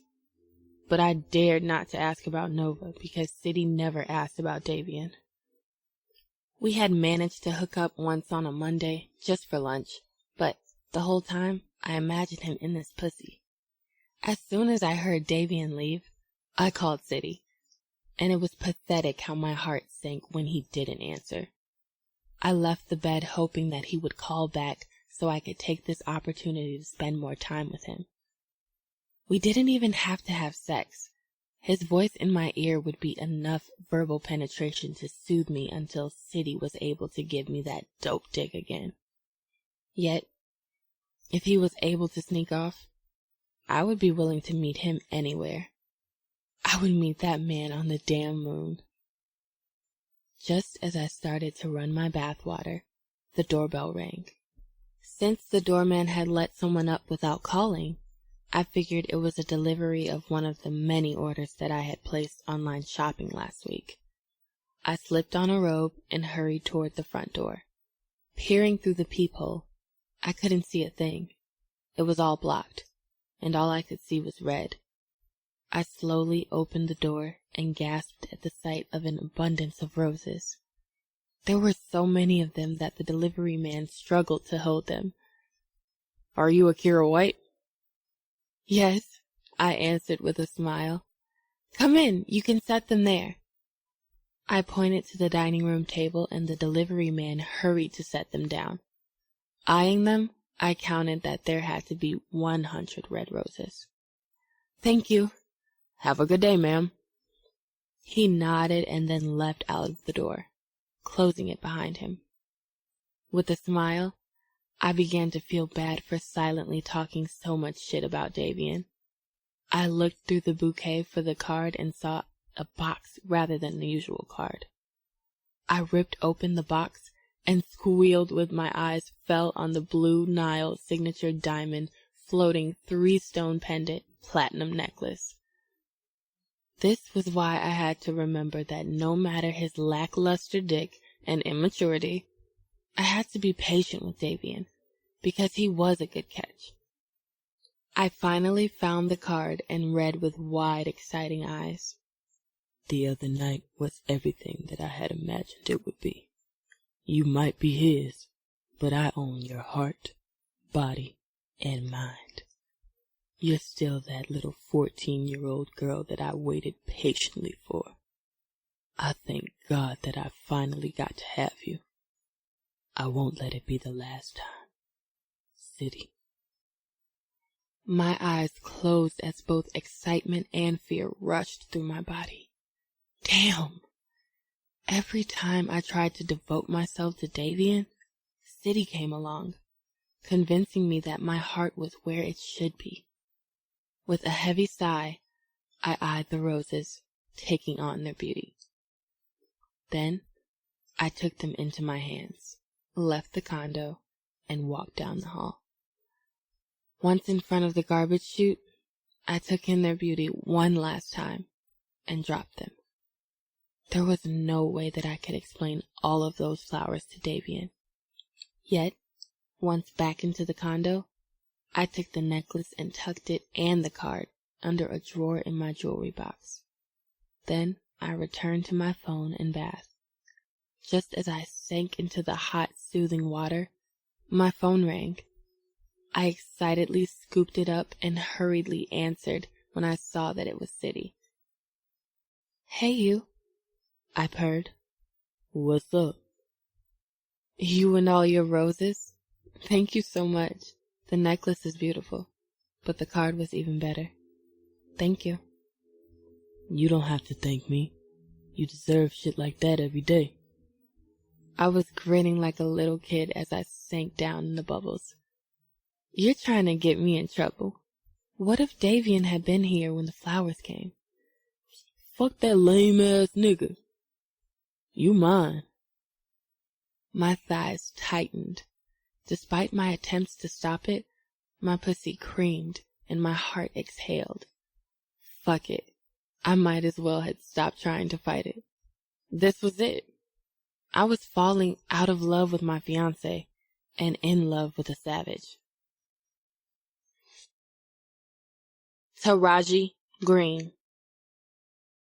I know this nigga didn't just walk up in here with a bitch. I was fuming. Oof, I was pissed. "You cool, baby?" I smiled at Corleone, some guy that had been in my DMs for weeks. I had finally met him for a drink because I was tired of being at home sulking over this motherfucker that had just walked his big ass in the bar with a bitch on his arm. I played it off, though. I forced my smile to look genuine as I told Corleone, "I'm good. Just enjoying being here with you." Luckily, I was looking good and was with a real nigga. Corleone was a local rapper who was on his way to the top. He was well known and nobody to sneeze at. He looked good, smelled amazing, and he had money and fans. He was the total opposite of whoever this busted bitch was that Shamar was with. Look at that bitch's frontal. Ugh. I could see the hoe's unbleached knots from here. "You want another drink?" Corleone asked. I tore my eyes away from Shamar, who hadn't even noticed me yet. "Yes, please." While he ordered my drink, my eyes drifted toward Shamar again. I wanted him to see me. I wanted him to know that I had hoes too. I had been in the house sulking, crying, and missing the hell out of him. But he didn't need to know any of that. He wanted to play games? Cool. Well, this was a 2-player game. Just as I figured, when old girl saw me staring at Shamar, she brought his attention to me. I could see that she had an issue with me staring at him, but fuck that bitch. When his eyes finally met mine, I simply looked away. Corleone returned right on time with my drink. For a Friday night, Lamelle's wasn't as packed as it usually was, so Shamar had a clear view of Corleone kissing my cheek before he handed me my double shot of Douce. I was satisfied with that, so I gave my full attention back to Corleone. If Shamar wanted to be with that heifer with the busted weave, cool. I wasn't about to play these fucking games with him. This was exactly why I didn't want a man and played them just how I wanted to. Just then, some guy walked up to Corleone. It sounded like they knew each other from the music industry, so I took the opportunity to check my phone. I had a few missed calls from Reggie. I quickly searched the club to see if he was lurking somewhere. I was relieved when I didn't spot his crazy ass, but my chest got tight when my eyes fell on Shamar's. He was staring right at me. I couldn't tell whether he was happy to see me or pissed because there was a mixture of both in his expression. I quickly turned my head and blocked Reggie's number. It was about time that I had. That dude just did not get the fucking picture, and I was done pacifying him. Then a text message came through. Shamar. So, that's why you couldn't answer the phone? Because you with this goofy nigga? I grunted under my breath. This nigga is funny. I peeked over at Corleone before I responded to Shamar. Corleone was still talking to his friend, so I hurried and replied to Shamar. Me. Don't worry about why I didn't answer the phone. I'm not your business. That busted bitch is. Fuck you and lose my number. I wanted to mean that too. I wanted to ignore Shamar and focus on Corleone. I didn't want a man, but I wanted a strong lineup. I needed to get my team built back up. This wasn't me. Mad about some dude and hurt that he was with another woman. This wasn't me. This was why I didn't get feelings and lay up with niggas. And fuck Shamar for making me let my guard down. But since I had only let it down a little, I was able to easily pick it back up. I was back like I never left. I stood from the bar stool and tapped Corleone on the shoulder. Once I had his attention, I told him, I'm going to the bathroom. Okay, baby. On my way to the bathroom, I smoothed out my dress. It was a long-sleeve fitted maxi dress. For it to be nearly February, the weather was unseasonably high for Chicago. 40 degrees, so the dress was perfect. I had matched it with a pair of 5-inch boots to dress it up. Once inside of the bathroom, I looked at myself and wondered why Shamar could leave my bed after a night like we'd had and then ignore me. Me! I wasn't a conceited chick by no means, but I was an attractive girl, and I had my shit together. Fuck him! I groaned as I sat my purse on the sink counter. I reached into my purse for my gloss, with plans to strut out of that bathroom and shit on Shamar. Just as I was about to apply my MAC lip gloss, the doorknob turned. Somebody's in here, I spat. The door opened anyway. I freaked out, realizing that I hadn't locked the door. I squared up, ready to push whoever it was out. But I lost my cool when I saw that it was Shamar. I instantly gave him an attitude. What the fuck? His lips against mine stopped me. I wanted to pull away, but his hand on the back of my neck kept me from doing so. But he didn't need to hold me in place. I wanted to pull away, but I never even tried to. Fuck being hard. Having him there, on me, kissing me, was what I had been fantasizing about underneath my anger toward him. Despite my anger, I knew that I felt something for Shamar that had only started to boil over the longer that we were apart. I let him kiss me feverishly. I let his large frame lift me a few inches from the floor and sit me on the sink counter. He continued to fuck my mouth with his as he hurriedly gathered my dress around my waist. I began to help him. I lifted my ass up until I felt the cold granite on my bare skin. Shamar tore my thong off my body and threw it over his head. He didn't have to pull his dick out. I started doing it for him. I yanked and pulled at his belt. I tore at the button on his jeans, all while we breathed heavily into one another's mouth while sucking each other's tongues. As soon as I felt his stiff, pulsating dick in my hand, I became weak. Gone was the bitch that was just talking shit. I had turned into a wet, soppy mess. The moment I felt his dick against my opening, I melted all over him and that sink. He was taking too fucking long to plunge into me. Fuck me, I demanded, begging with a whine that tried to come out strong but failed miserably. Either way, it turned Shamar on. His hands gripped my thighs as he finally rushed into this pussy. This shit was so hot that all we could do was breathe desperately into each other's mouths as he continued to kiss my soul. I was coming over and over again. He forced my back against the mirror, threw my legs over his shoulders, and fucked me compulsively, still kissing me deeply. The dick was so good and so deep that I bit his lip in delight. Oh, God! I whined as another orgasm came. Give it to me. Give me that nut. Oh, God! Tears filled my eyes as my pussy seeped all over his dick. That's it.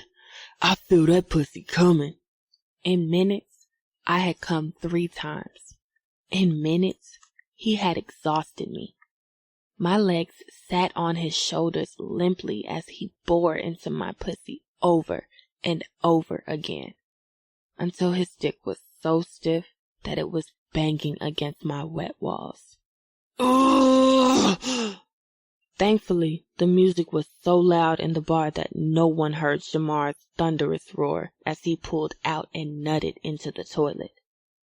I sat on the sink, looking at nothing in particular, trying to catch my breath and figure out what the fuck had just happened and what it meant. I watched as Shamar fixed his pants in silence while he continued breathing hard. I shook off the weakness and slid off the sink, fixing my dress. I felt him walk by me and his scent and presence made me tremor. Now, he said as he opened the door, go back to that nigga. I sneered behind his back and quickly spat. Yeah, and you go back to that bitch. Fuck you.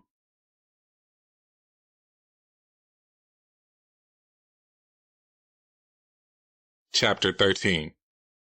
Tay City Savage. You got a lot of nerve, motherfucker. I built this shit.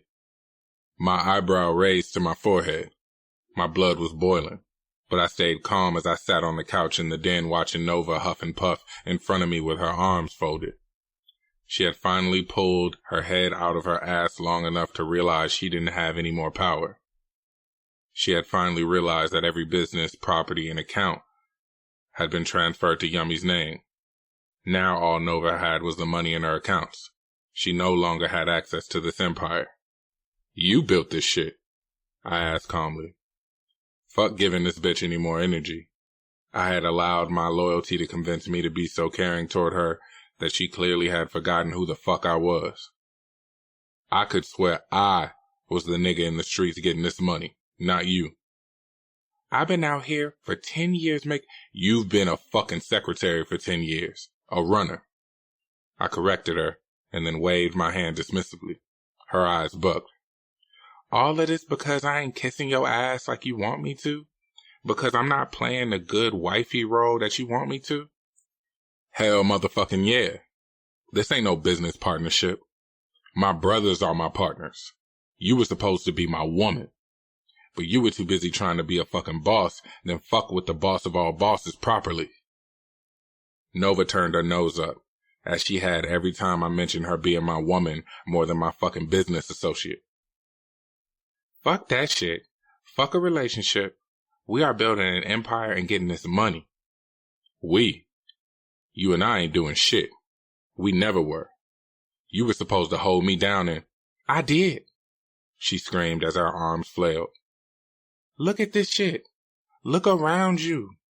You didn't have this when you went in. She had just proved my point. She didn't give a fuck about me. All she cared about was money, this house, and the street clout.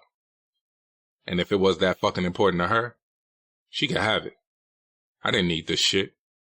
Last time I remembered, I had survived with less, much less, and I was much happier. I stood slowly, gathered my keys and phone, and walked out as I shot over my shoulder. And you can have this shit. Thank you for your services. Taraji Green. Ugh! I cringed. What are you doing here, Reggie?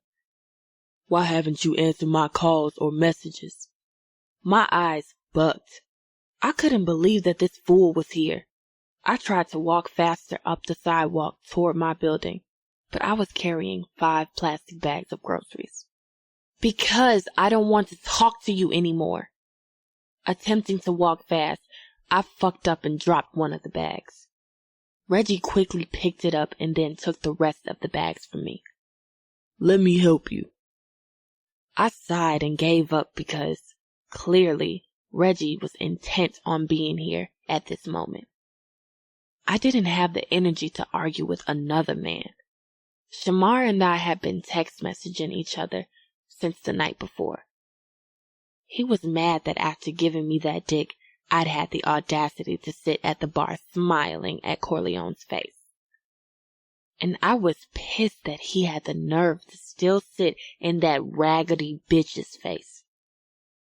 All the while, my feelings for him were burning on the inside. So I was mad at myself too. Mad at myself for falling. Reggie quietly accompanied me into the building and onto the elevator. The ride was silent to the 3rd floor as I wondered how I could get rid of this dude quickly. I just wanted to fry my chicken, drink, and go to bed after a long day in the shop of trying to focus on laying hair while thoughts of Shamar molested me. Thank you, Reggie. I took the bags from him without looking into his eyes. As I walked into the kitchen with them, I felt a shadow over me. He was following me. With a huff, I sat the bags on the floor in the kitchen and turned to Reggie. Look, Reggie. I cupped my hands together and attempted to be calm. I wasn't mad at him. I was mad at myself for falling for Shamar, for wanting Shamar, for obsessing over Shamar. My irritation had nothing to do with Reggie. So, I tried very hard not to take it out on him. I know that I have been ignoring your calls, but it's for a good reason. I've told you many times that I am no longer interested in you. So, but if you give me a chance to, I am not interested in giving you a chance, Reggie. I interjected softly. I'm sorry, but I'm just not interested. And it's not personal. I just don't want what you want. He took a step back and nodded slowly. Okay. You've said okay before, but you keep trying to change my mind and I get it. He cut me off. I get it. I'm out of here. Just, can I use the bathroom first? Sure. When he went down the hall to the bathroom, I was relieved. I took my phone from my purse and went to my blocked call list to see how many of his calls I had missed. He had called me over 10 times last night. Then I checked my blocked text messages list. Reggie, from the little time that we did spend together, I know that I love you and feel that you are for me. Reggie, I want to know everything about you. I want to know your likes, your dislikes, the things that make you cry, that make you happy. Reggie. Hello? Reggie. Good morning, beautiful. Reggie. Just one more date, and if it doesn't go right, if you're not feeling me, I promise I won't contact you anymore. And there were more. Oh my God, I muttered as I continued to scroll through the dozens of messages that lasted up until the moment that he'd walked up on me outside. This nigga is crazy. As soon as I heard the toilet flush, I rushed toward the counter and acted like I was diligently putting my groceries away. After a few moments, I heard him coming down the hall. "I'm out, Taraji," was all that I heard.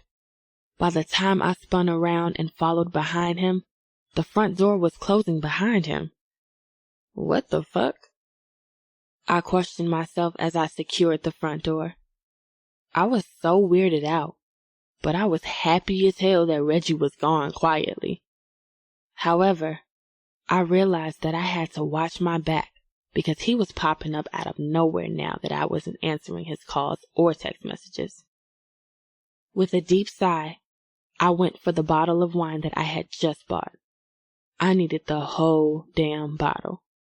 It was Saturday night. Usually, I would be out with my girls or on a date, but forget all that. I needed to de-stress from all the things going on in my life. Just as I found my corkscrew, I smelled something.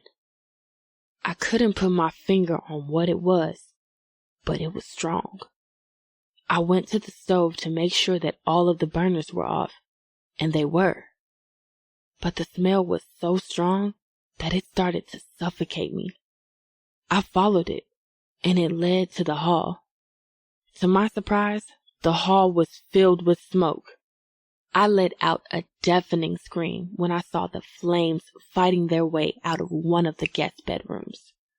I ran like a cheetah back up the hallway and into the kitchen where I had left my phone. I hurriedly grabbed my purse and keys while sprinting towards the door and dialing 911 with tears in my eyes. 911, what's your emergency? I need help. Send the fire department. My ex set my condo on fire. Sean Savage. Hey, Mom. I kissed her cheek and then she let me into her small townhouse on the west side of Chicago. Hey, baby. She greeted as she lightly touched the side of my face. I cringed, feeling how hard and cold her skin was. I walked into the overcrowded house. My mother was a hoarder. There were way too many decorations, pictures, clothes, and bullshit. I made my way to the couch, pushing clothes and beer cans to the side before sitting down. I eyed my mother's appearance as she slowly walked toward me. No matter how hard I tried to get her out of it, the streets were still killing my mother slowly. At 41 years old, my mother's light skin was dirty with infection and disease. Her long, wavy, dark hair was turning gray and falling out. The young body that she used to self-adduce had failed her a long time ago. My mother's father was white and black. Her mother was a fair-skinned black woman. My mother's genes were strong. That's why the twins, Yummy and I, were much brighter than the rest of our siblings and had dark, wavy hair. We couldn't dodge those signature big savage lips, though. Once the Dearborns were torn down, my mother used a Section 8 voucher to move into this townhouse. No matter the money or places I offered her once I started getting money, she refused to move out. She just used the money that I gave her to support habits that never died no matter how much older she got. Unlike many in the projects, my mother wasn't a drug addict. Alcohol addiction and poor health were killing her slowly but surely. When I was young, I knew that she was just drinking to deal with life. As a teenager, she was a prostitute in love with her pimp. Deuce loved my mother. I knew that because I saw him in our house loving on my mother just as much as I saw him in Valerie's. But my mother was a secret not so well kept. She was a side bitch, never good enough to graduate to the level of Deuce's main bitch, and that fucked with my mother heavily. With every one of Deuce's babies that she birthed and every trick that she turned for him, she drank to ease the pain of him never choosing her. Not even once Valerie died. Sitting down next to me, she asked, "What brings you over on this side of town?" I just came to holler at you before my meeting tonight. My mother was a street chick. Even though she had sold pussy instead of drugs, I knew that she knew the streets. So I ran every move that I made past her. I'm meeting with the Connect tonight. Saying that made this step I was about to take real. Even though that had been a hood dream of mine, the reality of going against my brothers fucked with me. I guess it was written all over my face because my mother then asked me, "What's that look on your face about?" The look on my face was uncertainty, but I was too much of a man to admit that shit. Working alongside my brothers was all that I had known, but if these niggas weren't willing to take the risk, then I wasn't about to let this money pass me by. Despite me attempting to act cool and collected, my mother saw the uncertainty anyway. She had given birth to me, so she could read me like a book. "Don't you feel no disloyalty to those motherfuckers? Don't let them make you feel like you owe them anything," she grunted and shook her head. "Those motherfuckers always got their asses on some high-ass pedestal. That's how their mama was.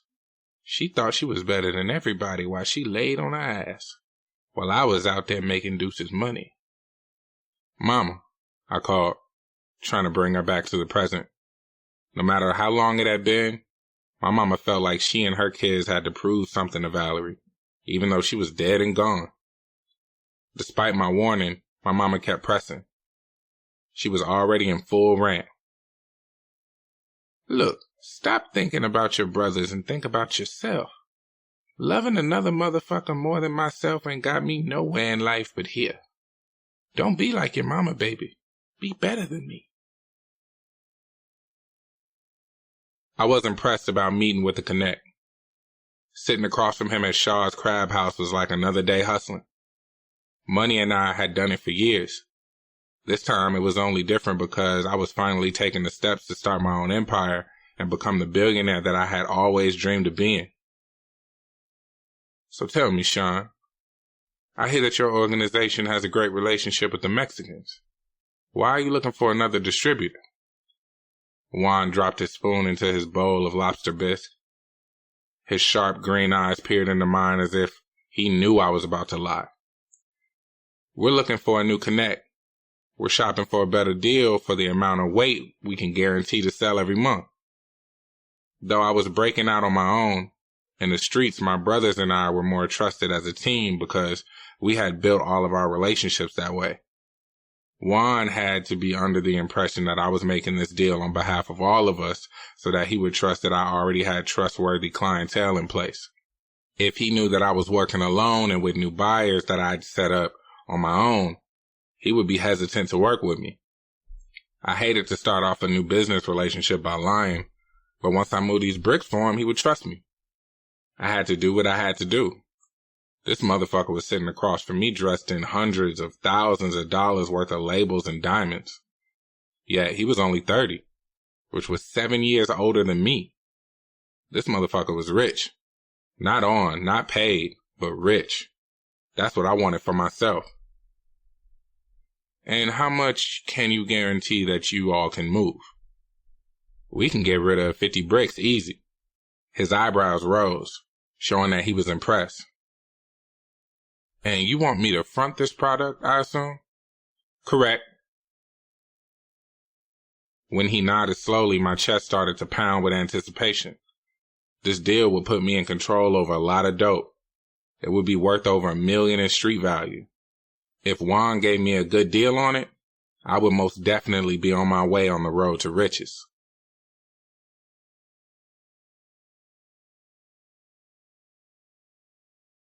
Chapter 14. Akira White. It was crazy how every time my eyes laid upon City, I felt like a schoolgirl. I would blush so hard that it was almost foolish. My brown skin felt like it was flushing red and my hands got sweaty. I had known this man all of my life, it seemed.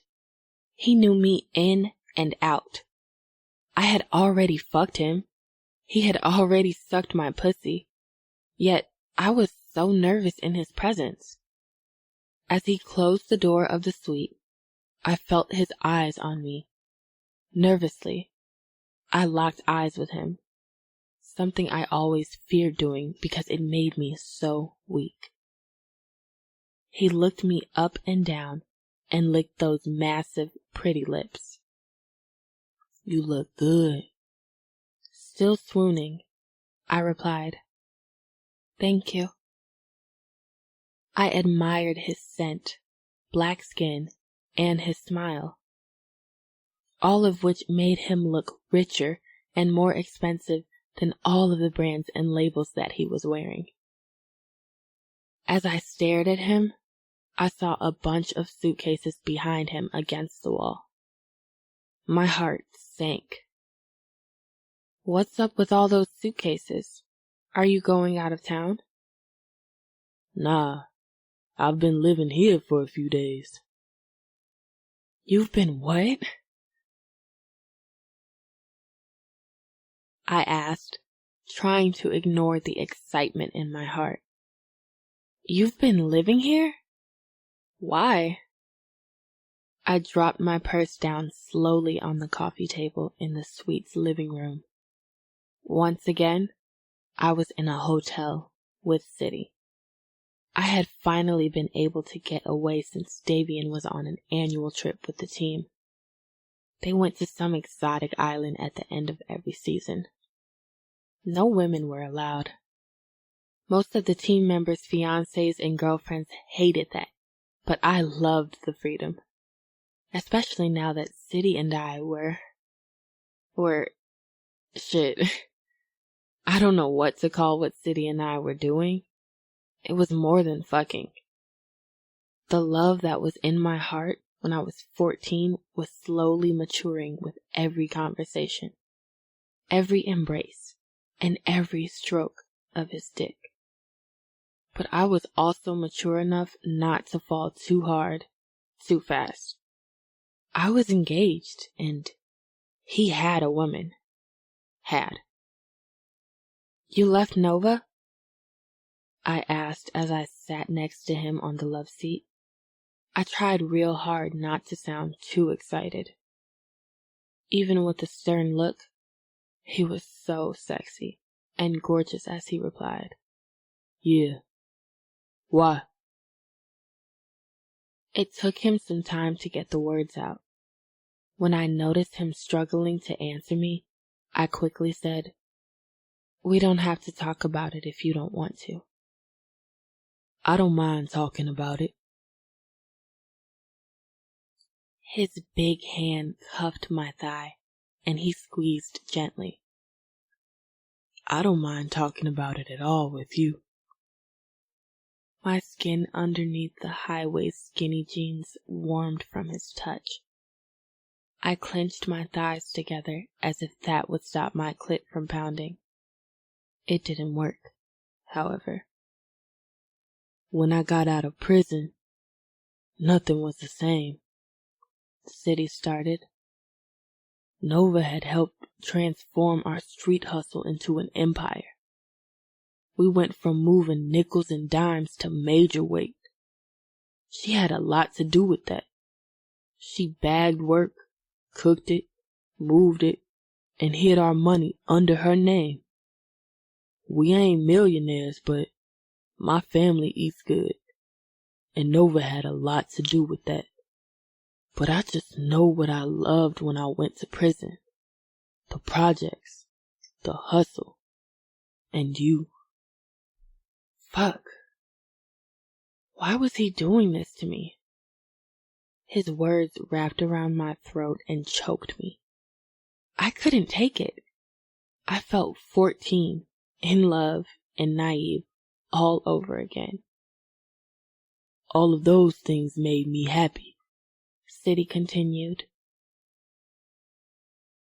"Not the fancy shit, the labels, or popping bottles. I just want back everything that made me happy." You want everything back? Do you want me back? Don't ask me why I asked him that. As soon as the question left my lips, I regretted it. My heart seemed to stop as I waited with smothering anticipation for him to answer. In mere seconds, so much ran through my mind. If he said yes, what would I do? If he said no, how would I put my heart back together? How would I nurse it back to health? I want you, but I want you to be happy. Whatever that means to you. What the fuck does that mean? Men, they always gotta be so damn difficult. I sat there staring at the genuineness in those slanted eyes in silence, but my mind was racing. I wondered what happiness was to me. It had only been weeks since City returned, but he had already made me happier than Davian had in years. Even with 10 years between us, he knew me better than the man that slept beside me every night. City was right. What we had back then was what had made me the happiest. With Davian, I was simply content, but my heart only felt like it was really at home when I was in City's arms. Davian was good to me, but could I honestly say that he was good enough? My heart was telling me to do right and stay with Davian because he was what I knew and he was safe. I wanted to stay with who had never inflicted the pain on me that many others had, including City. But he was unable to satisfy me physically. I wanted to stay with Davian where it was safe, but my heart, if I stopped to listen to it, was telling me to leave and run into City's arms. Part of me wanted to do just that, and the other half remembered the reign that Nova had always had on City's life. He was claiming that she was gone, but the post-traumatic stress from me and City's heartbroken past had me fearing her return. I knew that she would come back. She always did.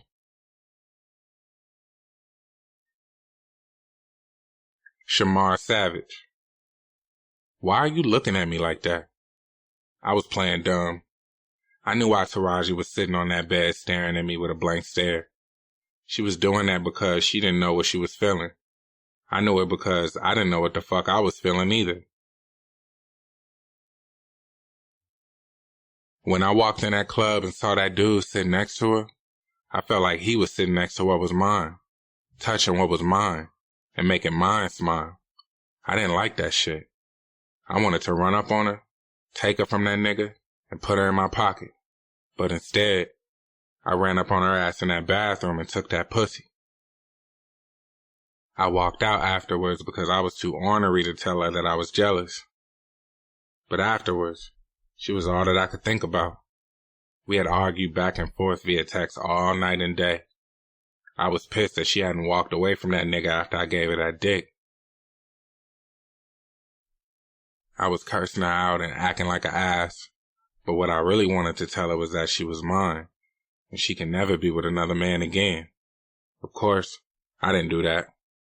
Then that crazy-ass motherfucker Reggie set her house on fire, so I had to be a friend and not the jealous lover. But for the past 3 days, I had been fiending for Shorty. So yeah, I knew what she was feeling. "Looking at you," she said flirtatiously. I felt myself about to blush, but men weren't supposed to blush, so I tried to ignore her. Sitting on that bed, she was so pretty. Her long legs were bare and her chocolate brown thighs were shiny. Her fat-ass booty hung out of boy shorts. Her ass spread across the bed as she sat with her legs crossed. Her nipples plunged through the cami that she was wearing. She looked so feminine effortlessly as the spaghetti straps hung slightly off of her shoulders. My dick was hard as fuck. I had to look away before I tried to fuck her and appear inconsiderate in light of what she was going through. "Had the police found Reggie yet?" I asked, ignoring her flirtation. She shook her head and replied, "No, he probably left town for a while." I chuckled sarcastically and shook my head. Lame ass running from a punk ass arson charge. He's soft as fuck. He is crazy. "What did your landlord say? How long do you have to stay here?" She sadly shrugged and softly answered, They couldn't tell me for sure. They said renovations could take a while because there was smoke, fire, and water damage. When Taraji called me crying 3 days ago, I couldn't believe what I heard when she said that her ex had set her crib on fire. But considering how good that pussy was, I wasn't surprised that it had a weaker man doing stunts like that. How much damage was there? The fire department got there fast, but by the time that they arrived, there was damage to the walls and carpet in the bedroom. The bed was completely destroyed because that's where he started the fire. There was some smoke damage in the halls. Why do you even want to move back in there? Just get you a new place. If you need some help, I got you. She giggled. I don't need your help, but thank you. I'm a big girl. I can afford my own new place, which I might just get. I don't know. I just need a few days to get my mind right. I feel you. I agreed with a nod. She smiled, looking into my eyes devilishly. You can help me with something else, though. I knew what the lust in her eyes meant, but I wanted to hear her say it. What can I help you with, Taraji?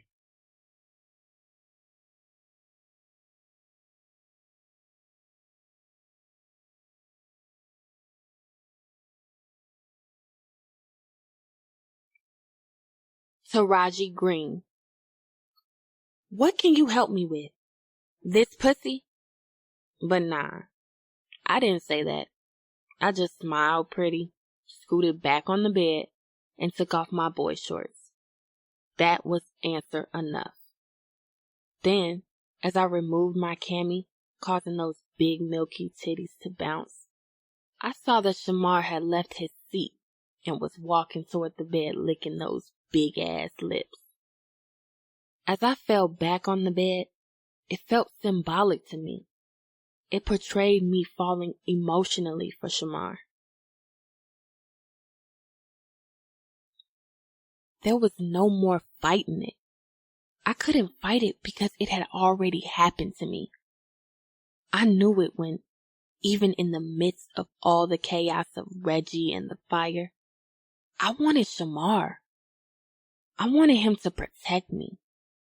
It was crazy because Shamar hadn't even committed himself to me, but I still wanted him. And that's why I fought it. The urge to ask him to come visit me for 3 days until I couldn't take it anymore. I heard Shamar's Giuseppe boots hit the floor when he straddled me and took off his Ralph Lauren tee. I got wet, literally. I felt my juices spilling down my thighs and onto the sheets underneath me. He surprised me when he disappeared between my legs and licked me dry. Only for more juices to replace the pool that he had slurped away. My throat sang. He had never eaten my pussy before the other day. But he must have been eating somebody's pussy before because his technique was perfect. Those big lips were skilled. He was eating this pussy so good that he was licking my soul. Fuck! I squealed with regret. I didn't want to come yet. It was too fast. I wasn't ready for this to end. I squirmed and twisted, but I didn't make it anywhere. He used his massive arms to wrap around my legs and hold my pussy in place. Ah, shit! I could feel those lips sucking my clit into his mouth, sucking the orgasm out of me. I felt his beard tickling my ass as his face moved in slow circles. Fuck!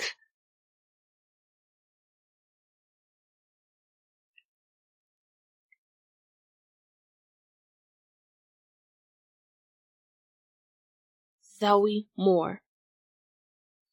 Tears welled in my eyes, but I tried not to let them fall. I was tired of crying over money, but the tears fell anyway.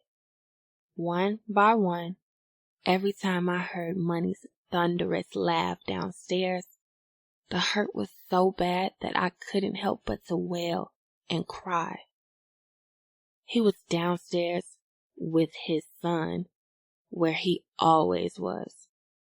He tried to make it seem like he was just enjoying his child, but that was a fucking lie.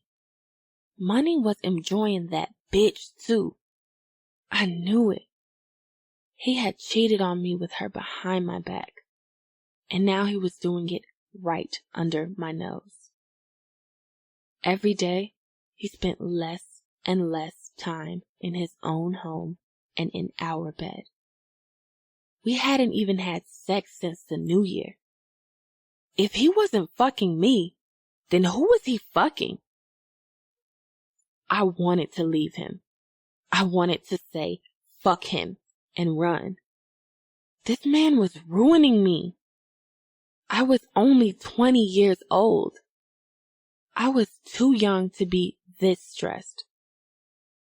I wanted to be the pretty, secure girl that I was when I met him. I wanted to be the woman that had a lineup of niggas, a team of candidates that wanted nothing but to feed, take care of, and fuck this pussy. I used to be that bitch. I wanted to be her again so bad. I wanted to be strong again. I didn't want to be this weak woman.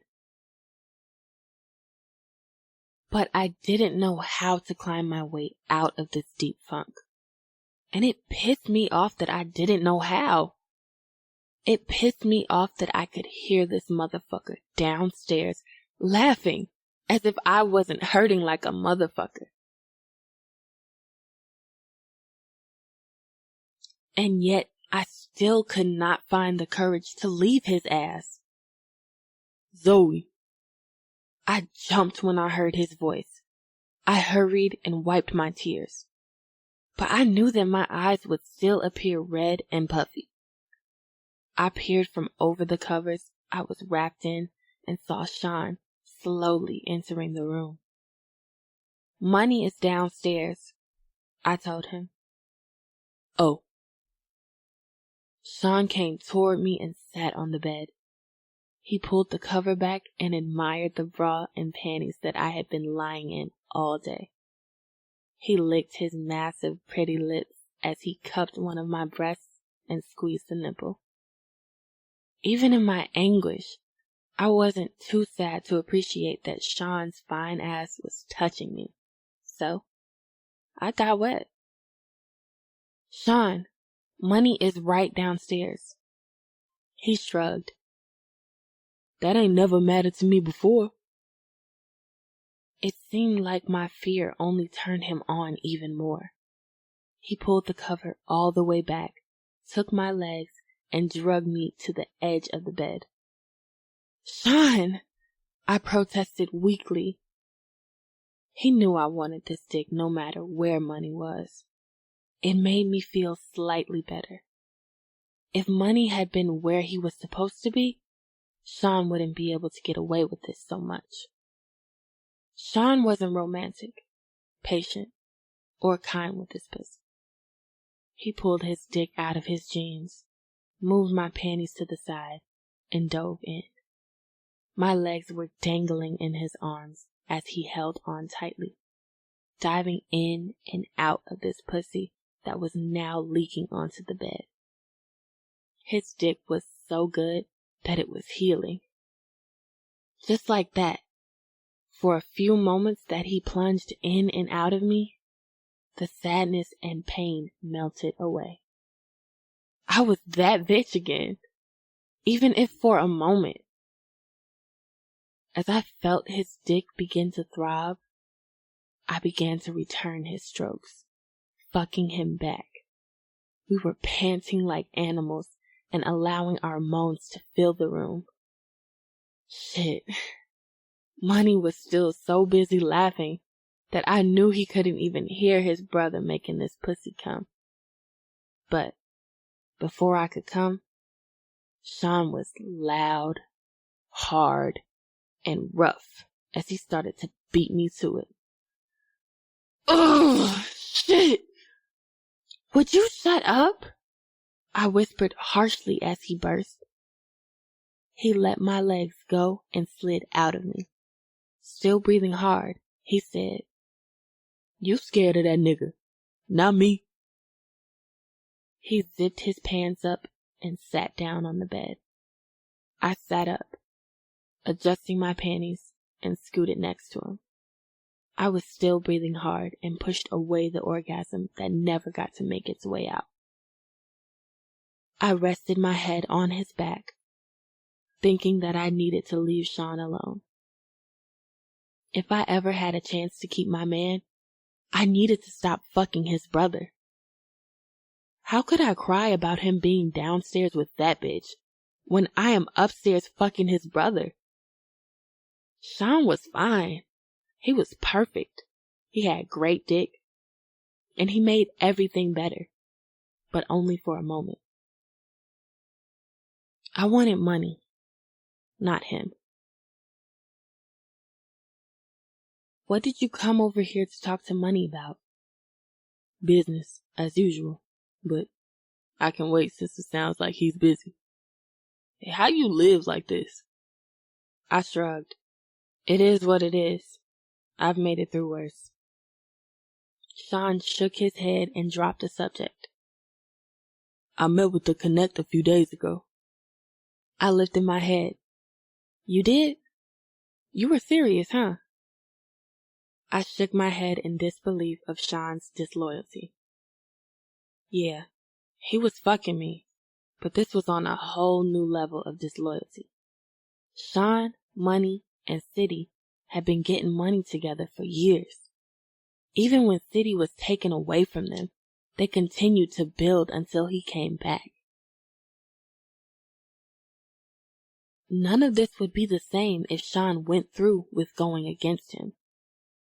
Yeah, I told you, this ain't no fucking game, Sean answered. You need to really think about this. You're going to split the business up. That's crazy.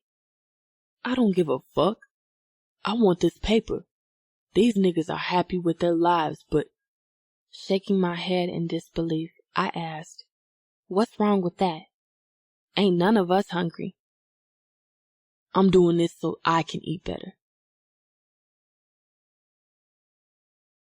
So just keep trying to talk them into it. I'm tired of talking to them niggas. They ain't listening. But this isn't going to work, Sean. So what? You're going to be your brother's competition? He shrugged nonchalantly. If I gotta be. When I gasped, his eyes bored into mine. I keep telling you, you scared of them niggas, not me.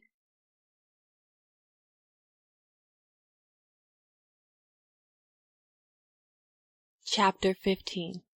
Bliss Davis. Money, I'm tired, I whined. Go to sleep then. I will if you leave.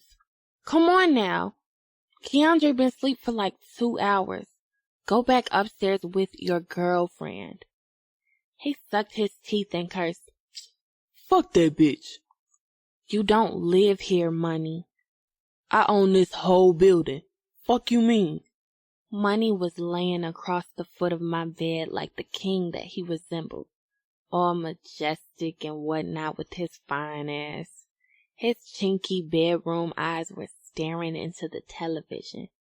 He was watching highlights of the NFL playoff games on ESPN. I wanted nothing more but to let him stay. But these games that he was playing were getting old. He was always down here with Keandre and me, reminding me of what could be and what perfection could be like. He was constantly reminding me of what we didn't have. He told me that he liked me being there, but I was starting to realize that he more so liked this setup. He was still Money. He liked me being there, but not enough to cuff me. Not enough to leave his bitch. Even though I made him feel better, took care of him better, and loved him better. I was just happy that he hadn't tried to fuck me. With him having been around way more than before I moved in, I knew that I wouldn't be strong enough to fight him off if he did try. I start work soon. Finally, his eyes left the television. Work? Yeah, work. Since you won't get me a place, I'll work for the money to get my own place. I was lying. I hadn't found a job yet, but I was looking. I just wanted money to take me seriously, but he didn't. This motherfucker laughed at me. He was loud as hell, cracking up. I just knew Zoe had heard him. That's gonna take you a minute, so you'll still be here for a while. Cool. I hate your ass. This time I kicked him for real, and he just started cracking up laughing. You're holding me hostage. He looked at me, stared right at me with those bedroom eyes. It was so fucking hard for me to keep the stern look on my face. You don't hate me. You like me holding you hostage. I swallowed hard, getting rid of the lump of lust in my throat. Fuck you.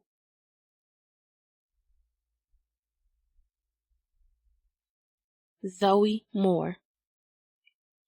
After Sean left, I snorted a few lines to keep my mind from obsessing over what money could be doing downstairs.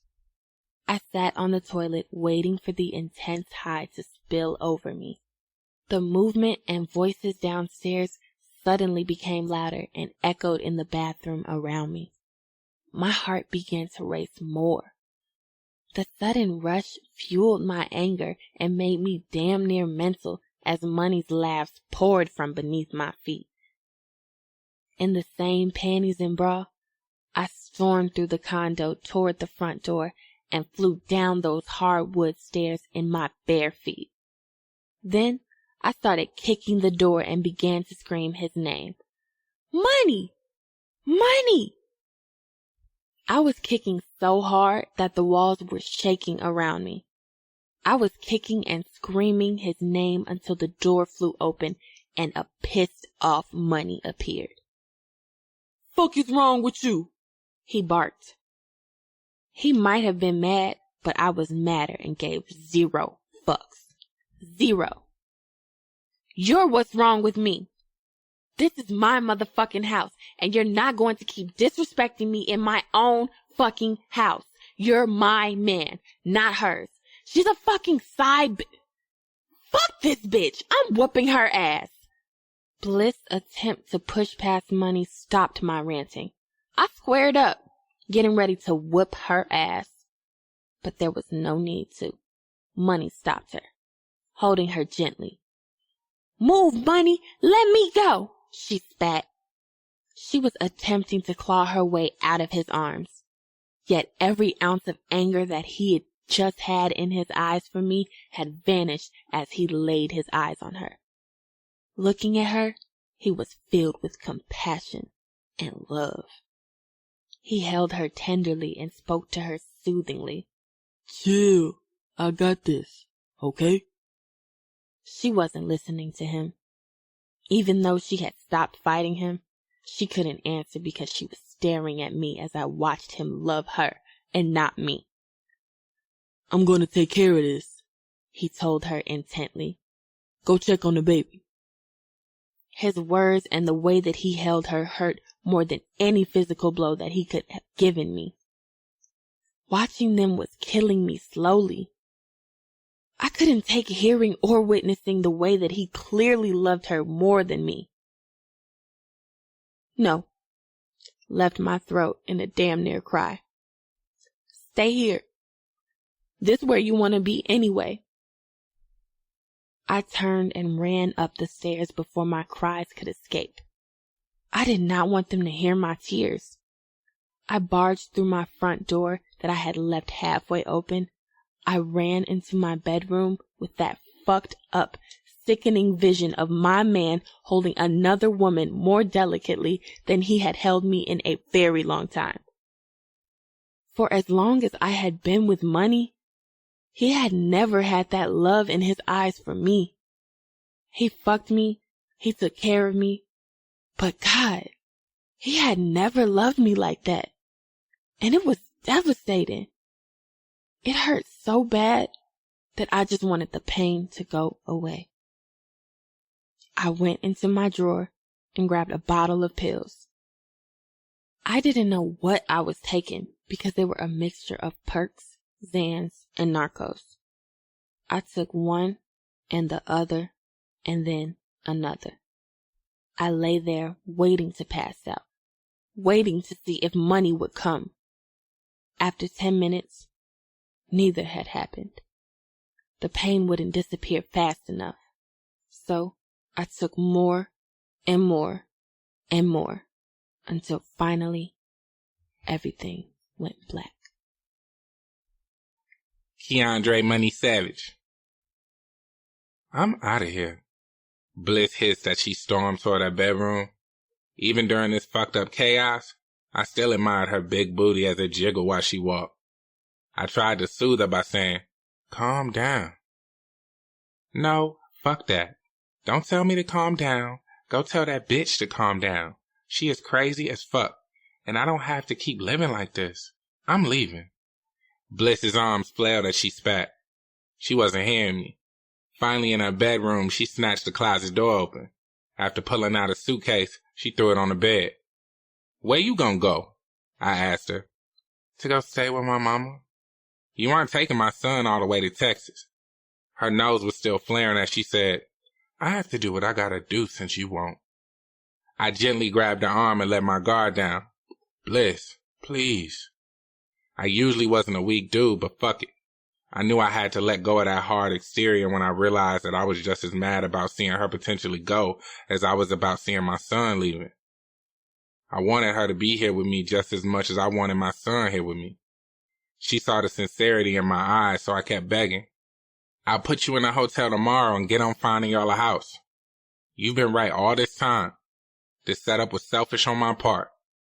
I'll have you out of here ASAP. Just please don't leave town." With a deep breath, she let her guard down too. "Okay," she mumbled. "Thank you, and I'll let you get some sleep." She glared. "Bet you will now." I ignored that slick comment and left out the bedroom.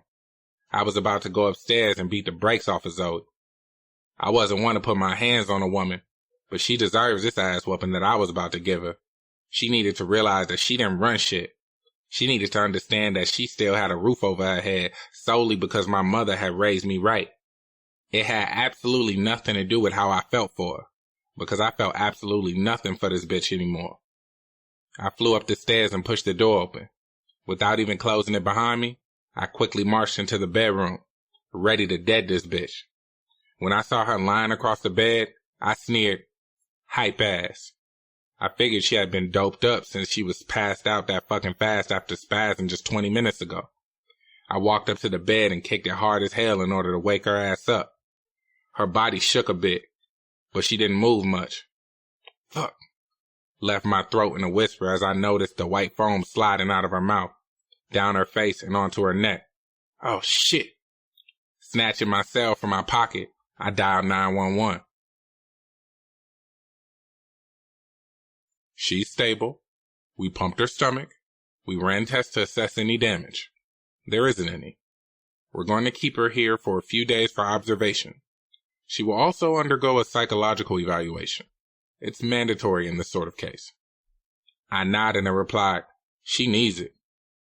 The doctor was a bit shocked at how abrasive I was, but I didn't care. This move that Zoe had just made was a nail in her coffin. This bitch was fucking losing it. What was weird at the moment was that I was more concerned about Bliss than Zoe. I couldn't make myself care about Zoe no matter what. She had done all of this to herself. Yes, I had cheated on her, but I had never in my life begged or even asked her to stay with me. But I had just begged Bliss to stay. That was the actions of a man who wanted a woman around. Zoe had never seen that from me. She was still with me because she was a glutton for punishment. I had never given her an ounce of hope that I would change. "She's awake if you want to see her," the doctor told me. "Thank you," was all that I said before I turned and walked toward the exit. I had no interest in seeing that damn girl. She wanted some attention. Now she would get more than enough attention when the doctors put her crazy ass on suicide watch.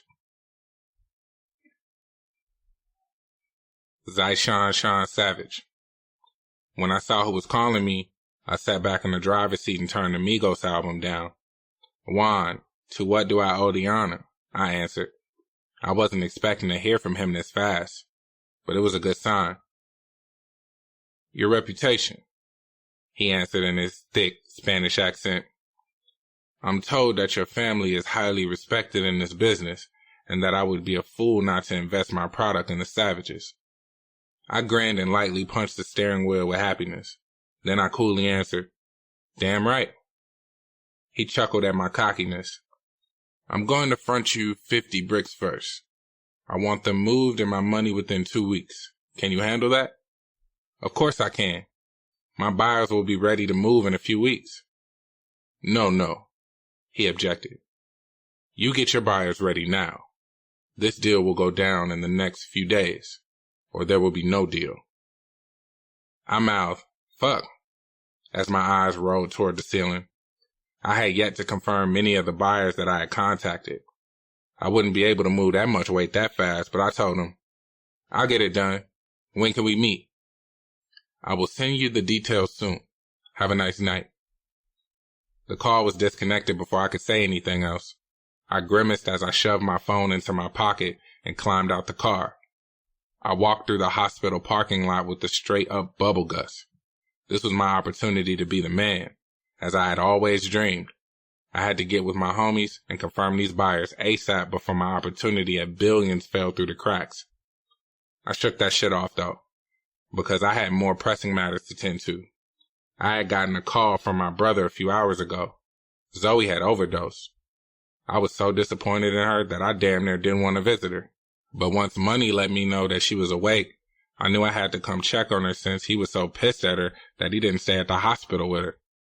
She was a fool for doing this to herself, but she didn't deserve to be alone. It was damn near 8 in the morning. I hadn't been asleep yet from trapping all day and night. And after that call from Juan, I was hungry and ready to get this money. Fuck sleep. Juan throwing these bricks at me this suddenly was a test. I knew it. And I was going to pass this test with fucking flying colors. Once I made it to Zoe's room, I knocked lightly before I walked in without waiting for a response. The room was dark despite the light from the television and the little sun that was able to enter through the drawn shades. Zoe was staring at the television. She couldn't have been watching it because the sound was off. After I sat in the chair next to her bed, she finally looked at me. She still didn't say a word. However, she just turned her eyes back toward the TV. I reached for her hand and held it. She wasn't my woman. She never could be, but she definitely wasn't my homie. I had told her things that I had never even told my brothers. We had a bond on a different level. This was my friend, if not anything else. Though she still wouldn't look at me, she had tears in her eyes. Beyond looking sad, she looked embarrassed and weak. "You love that nigga this much?" I asked. She looked at me as if my implication had hurt. But I knew why she had done this. Money had told me how it all went down. I didn't know whether Money's hurt had pushed her to this, whether she just wanted his attention, or both. But her overdose was definitely fueled by Money. "You're beautiful. You're dope as fuck. Fuck that nigga. Leave him. Especially if he's driving you to do some shit like this." "Will you love me?" she asked dryly. Zoe's question caught me off guard, but she kept badgering me. "If I leave him, will you be with me and take care of me? Because I have nothing. I don't have shit. I don't have job experience or a fucking degree. Both of my parents are dead. I can't go live with my auntie because her husband used to try to fuck me when I was 10. So if I leave Money, I will have nowhere to go. So will you take care of me?" I was her friend, her real friend. In fact, I was too much of a friend to lie and tell her that after fucking her for a year, I would never choose her over my brother. So I didn't. I didn't say anything. She laid back on the pillow and gave her attention back to the television. Regretfully, she took her hand from mine as she said, "That's what I thought. So don't fucking tell me to leave him." Akira White. Hi, my name is Akira White, and I am addicted to City Savage. Completely and utterly fucking addicted to him.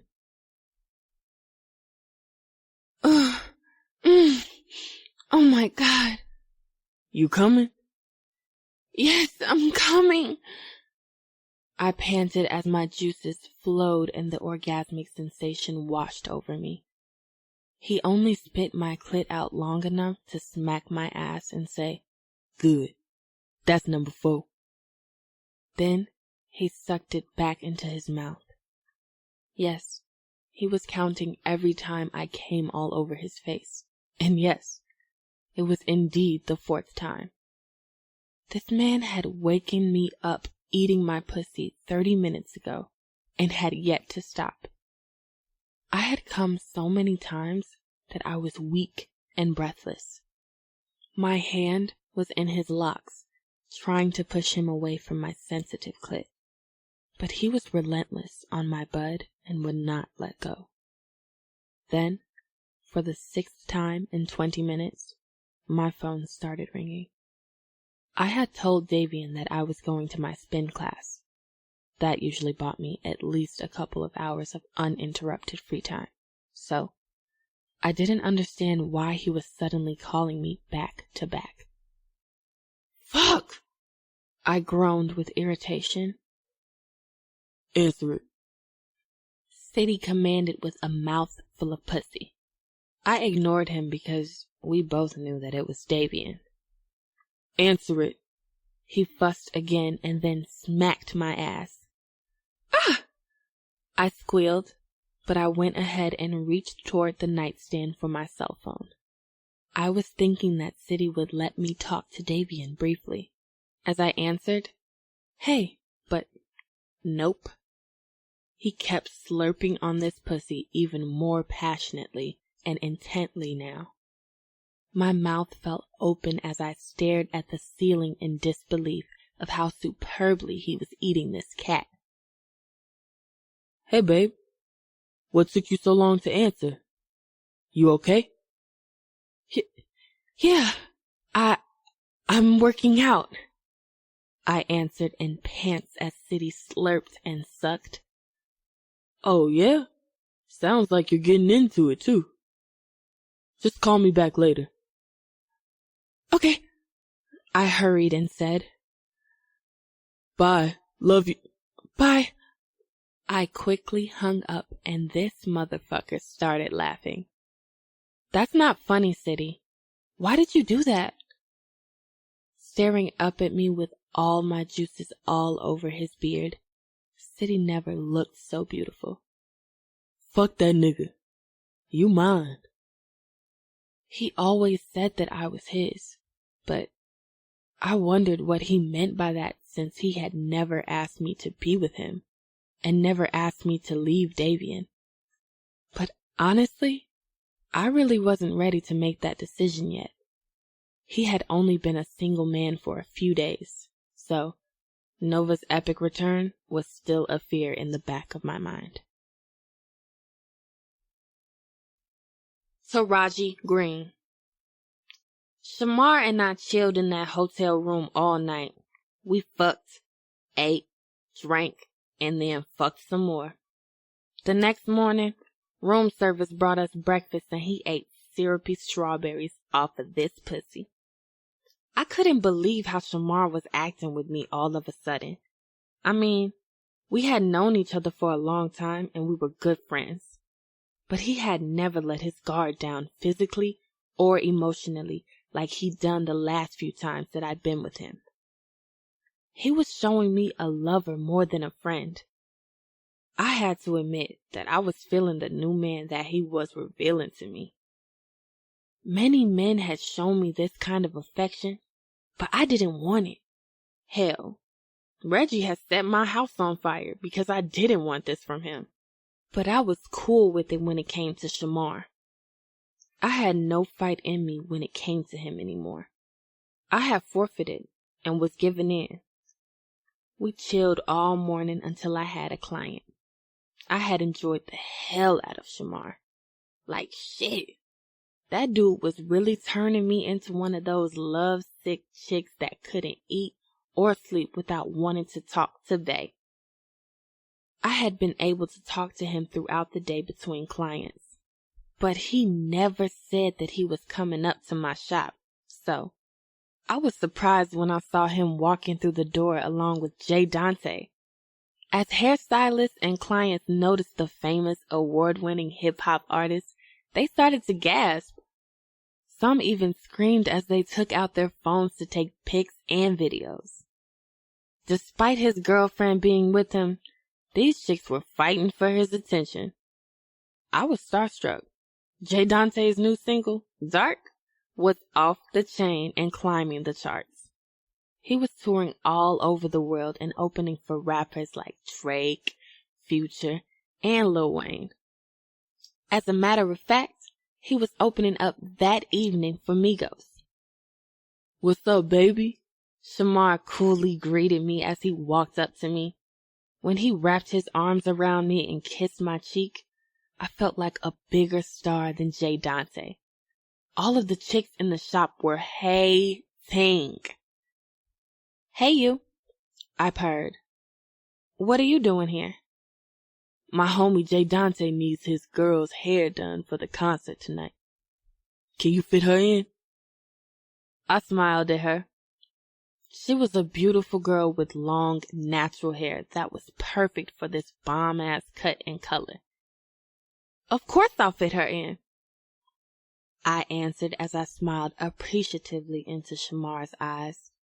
He leaned over and whispered into my ear, "Told you I got you." I blushed and didn't hide it from these bitches that were soaking in jealousy. "And hurry up so we can hit up that concert tonight," he told me. "You're taking me to the concert with you?" I was geeked. "Hell yeah." Then Shamar reached back and grabbed my ass, and it was just what I needed. I needed that pinch so that I could know that I wasn't dreaming. When I let go and let myself like this man, it was breathtaking. I was so happy that it felt unreal.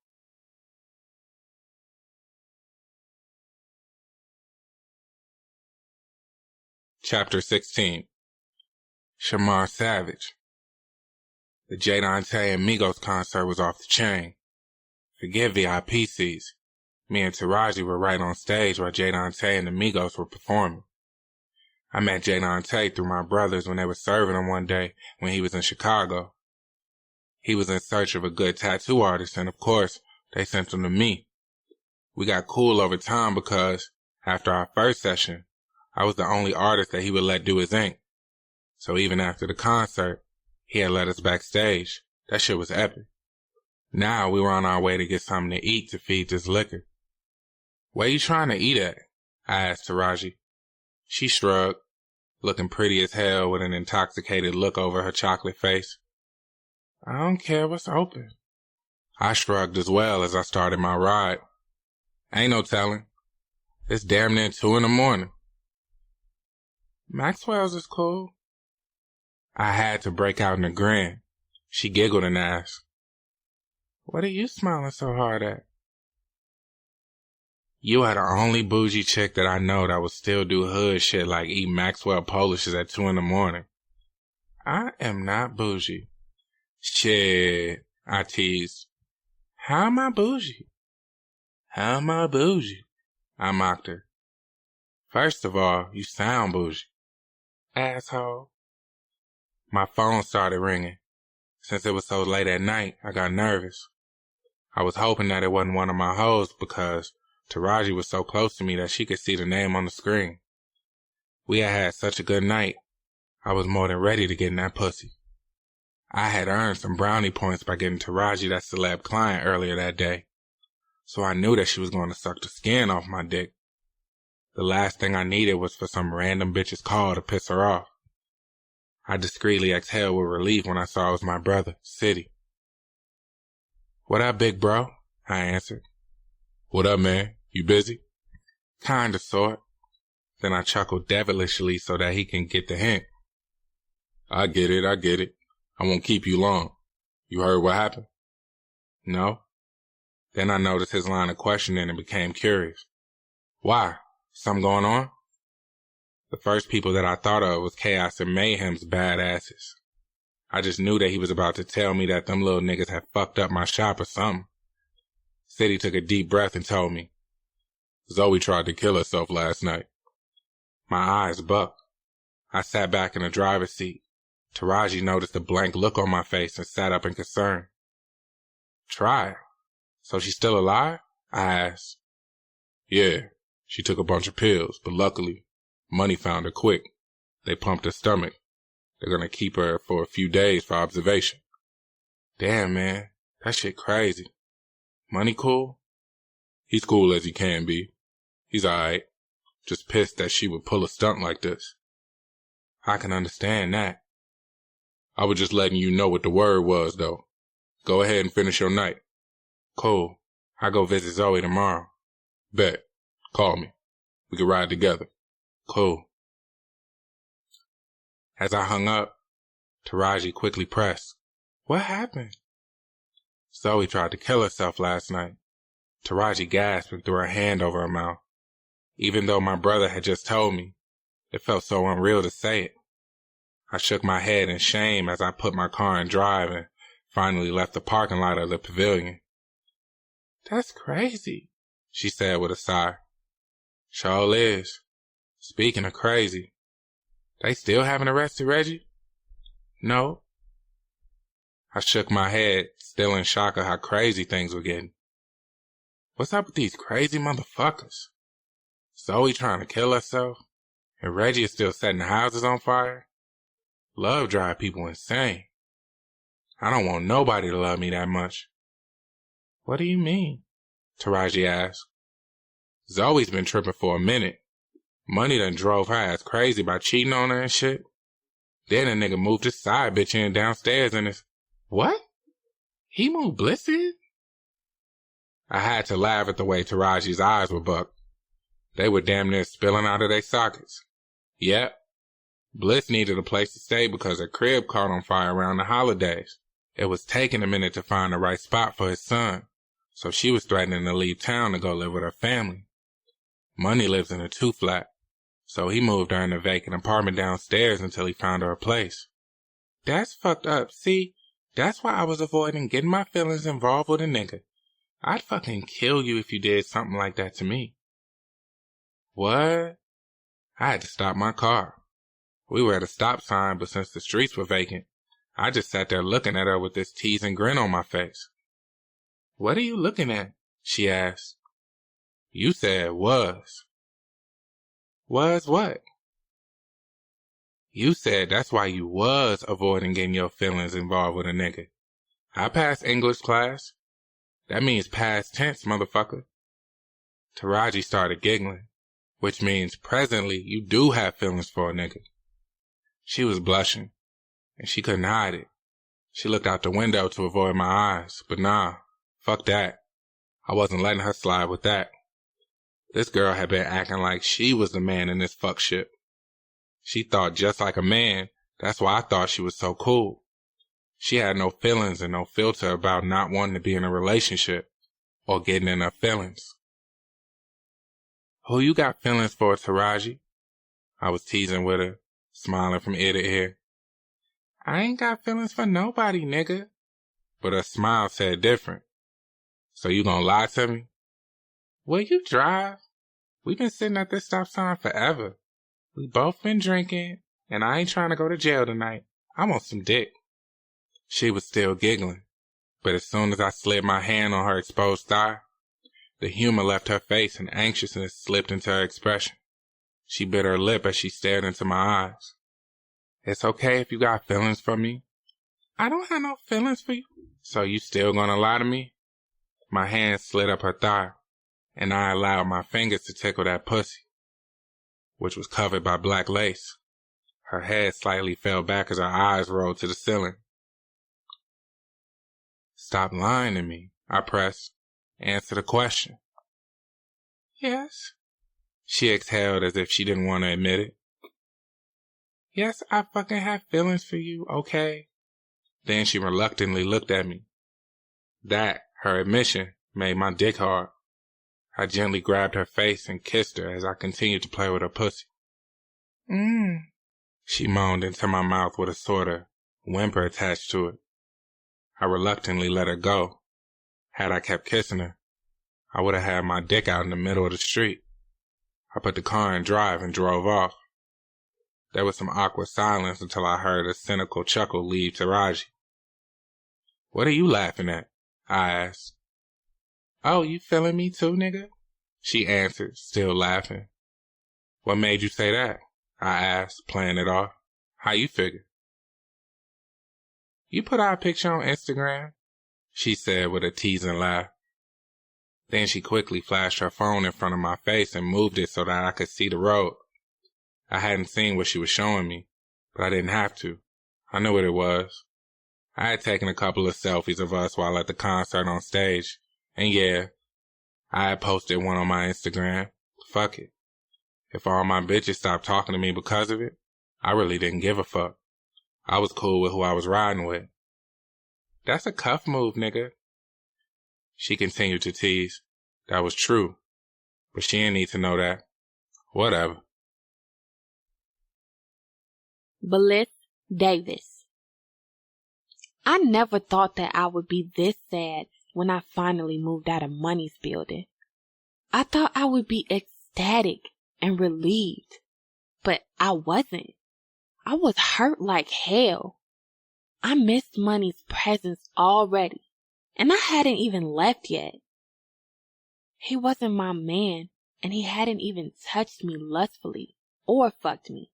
Yet, I still didn't want to leave. That let me know that I had to get the hell up out of there.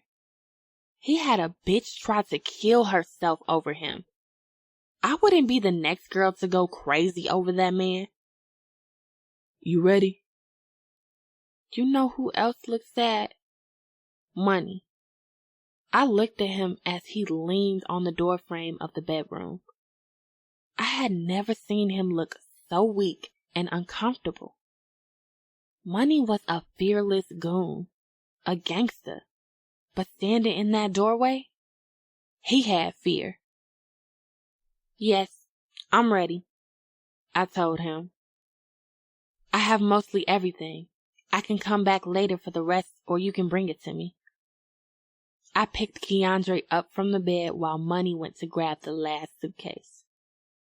I was on my way to yet another hotel until Money got me a place, which he swore would be soon.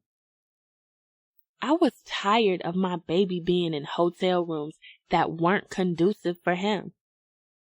But this building wasn't safe for him either. Not with bitches overdosing over his daddy living above our heads. If she was willing to kill her motherfucking self, she would definitely be willing to kill me or somebody else. I was sure of that, so I was out. Bliss. I didn't like the sound of that voice, so I didn't even want to turn around. I kept walking, so he urged a little louder. Bliss! I reluctantly turned on my heels and saw him still leaning in the doorway. He hadn't even attempted to grab my bags. What? I asked. I don't want you to go. Why is he doing this? I'm only going to a hotel. You can come see Keandre anytime you want. You know that. That ain't enough. I want y'all here. Both of y'all. I love being with my son. And I love you being here with me. I want you to be here with me. I can't live here with that girl acting crazy like that. It ain't safe for me. and it ain't safe for my son. Fuck her. I ain't talking about her. I want to be with you. I turned my head. How did he want to be with me? I didn't know what that meant. Did he want to be with me, or just want me in his presence so that he could reap the benefits while staying with Zoe? I didn't know if I wanted to know the answer to that. I went to walk towards the front door, but I felt a tug on my arm that stopped me. I turned back to see Money staring deeply in my eyes. If I didn't know what he meant before, if I didn't want to know, he was going to clarify anyway. You hear me? I want you. I want you, not Zoe. I want you. I want to be with my family. I had waited to hear this from Money for so long. After 1.5 years of wanting him and praying for God to give him to me, I felt relief. I felt closure. I felt like I wasn't crazy, that I was in fact good enough and I could in fact make him happy. You haven't even given me any pussy and I still want you. This is not about just wanting to fuck you. I want you to be mine. I want us to be a family. I know I'm a fucked up man with doggish ways, but I know you can change all that. You have changed all that. I haven't been with nobody or even thought about pussy since you got here. That's because I've been content with you. I want you, baby. My heart fluttered. I was fighting tears. Finally, what I had always wanted was being offered to me. However, it still wasn't right. Then leave Zoe. Keandre Money Savage. Alright. Bliss didn't believe that though. She just stood there staring at me with doubt in those pretty eyes. I understood why she wouldn't believe me. I had been playing with this woman's heart since the day that I met her, so I wasn't surprised that she didn't believe a word that I was saying. All I can do is show you. Will you agree to at least let me show you? Finally, she sighed. It was as if she was letting her guard down against her better judgment. Okay, Money. She probably was just saying that to shut me up, but I had finally matured enough to realize with Bliss was where I wanted to be. I wasn't no pussy nigga, and I never had been. Whatever I wanted, I made sure I got. Only this time, I couldn't take it or buy it. I had to man up and earn that shit. Bliss and I really didn't say much more to each other after that. There was nothing more to say. I needed to prove to her that I wanted her by leaving Zoe. Nothing more, nothing less. I was in my own head as I trailed behind her to the hotel that was 5 minutes away from my crib. I knew that I had to and wanted to leave Zoe's crazy ass for more reasons than wanting to be with Bliss. Zoe and I had been over for a long time. We were emotionally separated but physically living together, only fucking when we wanted to get off. Our relationship had been over for a long time. I had never loved her. She had loved me, but it was for all the wrong reasons. And now, she was only still with me out of competition instead of love. However, regardless of absence of love between us, we had history. So as I left my family at the hotel and made my way to the hospital, I knew that leaving Zoe wasn't going to be easy. I definitely had to wait until she was released from the hospital. I feared what she would do to herself next when I finally left her. But I could no longer stay with her and be miserable because this bitch wanted to ruin or end her life because of me. I had enough bullshit to deal with in the streets. I battled with niggas all day, every day. So the last thing I wanted to do was to continue to come home to a war zone. Fuck that. After leaving the hotel, I went to the hospital to check on Zoe. She called herself mad at me, so she wasn't answering my text messages. Since the damn girl didn't have any family, I was trying to be there for her. Despite our relationship being over, we were family. Zoe was that to me, as well as my brothers and sisters. We cared about her. But all she cared about was winning me. What up? was all that I said as I entered her hospital room. She continued to stare at the television without responding. Did they say when you could be released? After I have a psych eval, she mumbled. Good. Her neck snapped and her head swung around toward me. I didn't mean it like that, I corrected. I just think it'll be good if you talk to somebody. I don't need no fucking therapist, she sneered. What I need is for you to love me like you're supposed to. Tay City Savage. What, man? I spoke into the phone. Excuse me? Nova shrieked. That's how you gonna answer the phone for me? I grimaced, cuffing my forehead in irritation. I lay back on the bed in the suite. I should have kept ignoring this girl's calls. I knew that nothing good was going to come of answering it. The only reason that I had decided to go ahead and answer was because Akira was due to arrive soon, and I didn't want Nova's calls interrupting any of my time with her. You've been gone long enough. It's time for you to come home now. This bitch was really talking to me like she was my mother. See, this is your problem. You think you run shit. You don't run me, I fussed. She sucked her teeth. So you left me for real? I shook my head in disbelief in how self-absorbed she was. Every day she had called me asking where I was and why I hadn't been home. I told her very clearly that it was never my home and she was no longer my girl. Apparently, she thought it was a game, but I was willing to do or say whatever I had to make her realize that this shit was far from jokes and riddles. I for sure was done with Nova. Hell yeah. Why the fuck don't you get that? Because it will never be over between us, City. It's you and me. No, it's been you and my money, but that shit's dead. She sucked her teeth and simply said, I'll give you a few more days to come to your senses. A mocking laugh left my throat. Give me all the days you need. Let me know when you realize that your ass is single.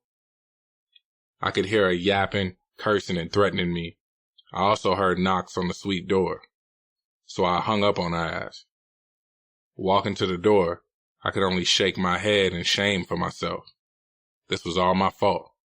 I should have been man enough back then to realize what was important. I was just being money hungry and wanted a chick in the streets looking out for me while I was inside. I didn't realize that while having a woman to hustle with you, you needed her to want you for you. That realization only came with maturity, however. I felt bad that the most time that I had spent with Akira was inside of her. I couldn't help myself, though. The nigga had been deprived for so long. I couldn't help but want to be inside of some good pussy now that it was finally at hand. After coming twice, I was done, for now. So Akira lay in my arms as we attempted to catch our breaths. And tomorrow morning, I heard her say as her head was buried in my chest. I could feel her fingertips lightly tracing my chest. I laced my fingers inside of her hair and started to massage her scalp. Where are you going? I have to go to the Super Bowl. Damn, I was hoping to watch it with you. Really? She sighed. I wish we could, but I have to go. I understand. Have fun. She chuckled. Have fun, huh? Why is it so easy for you? Why are you so okay with me being with Davian? I can't hate on that man if that's who you choose to be with.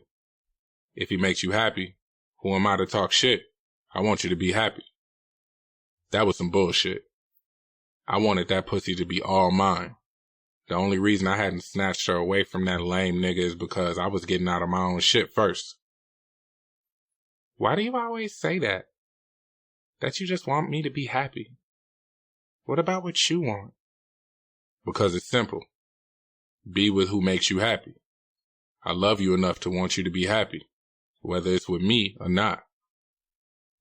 She lifted her head and looked into my eyes. You love me? How could I not love you? I care about you enough not to hurt you by forcing you to do anything. But I will make you if you take too long. I'm only willing to share you for so long. You make me happy. But you scared the shit out of me as well. I figured I did. Davian was safe while I was a huge risk. I had hurt her before, and a few weeks of fucking wasn't going to take away the pain or the hesitation to trust me again.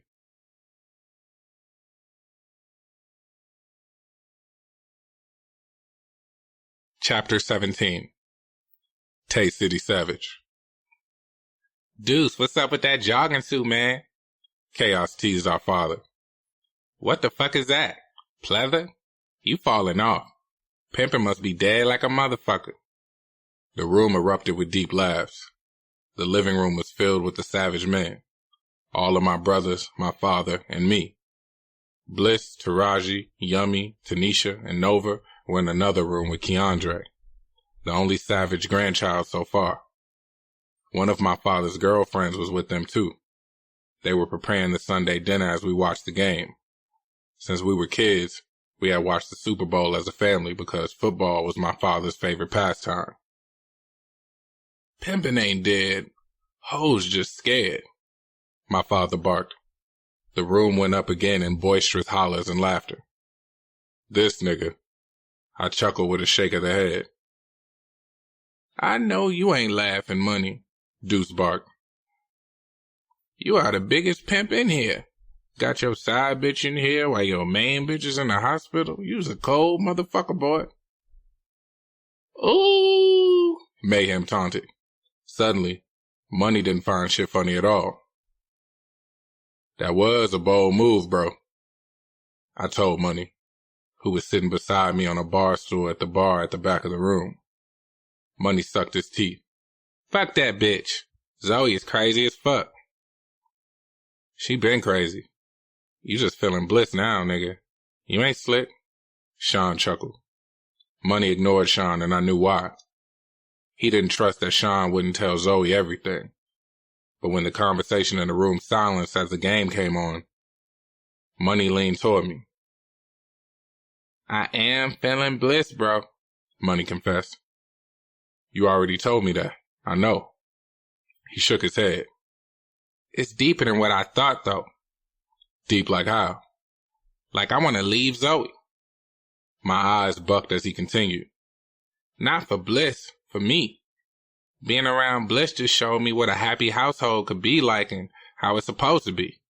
Zoe ain't been happy in a long time, and neither have I. This shit is becoming unhealthy, literally. I feel you. I'm kind of going through something like that myself. Is Akira why you left Nova? Like you said, Akira showed me why I should leave Nova. But I didn't leave Nova for Akira because Akira is engaged. Money sucked his teeth and waved his hand dismissively. Fuck that lame-ass nigga. Those were my sentiments exactly. But I cared about Akira enough to not put her in a fucked up position. I knew that if she was with me, I would take care of her better than that lame nigga ever could. But I was giving her a chance to make that decision herself before I made it for her. As I laid eyes on Nova leaning in the doorway of the living room, even if there was no love in the relationship, it was hard to get rid of your girl when she was like family.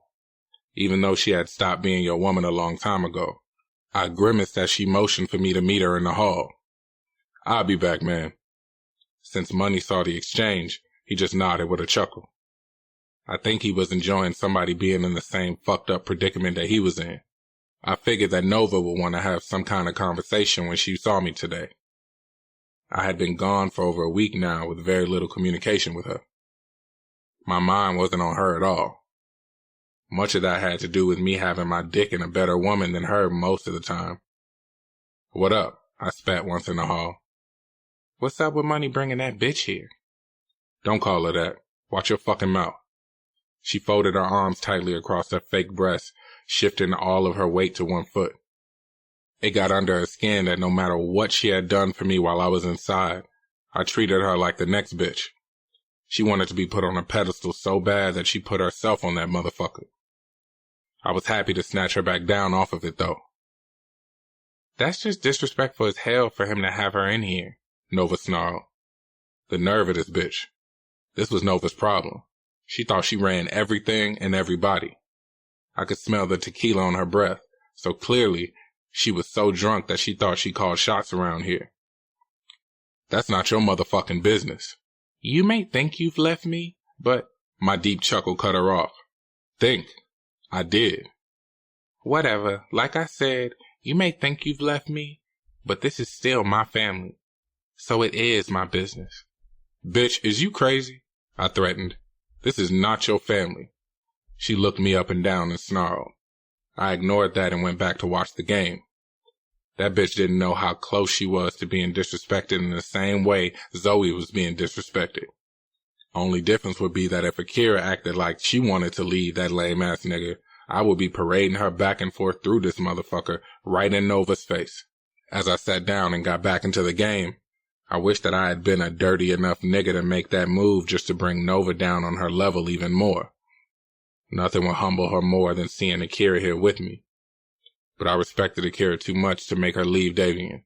Besides, I didn't want to force her to leave him. I wanted her to do it on her own so that I would know that she was confident in where she wanted to be. To me, that nigga didn't exist. Akira was mine. Always had been, and always would be. Bliss Davis. I can't believe that I let this nigga trick me into coming here.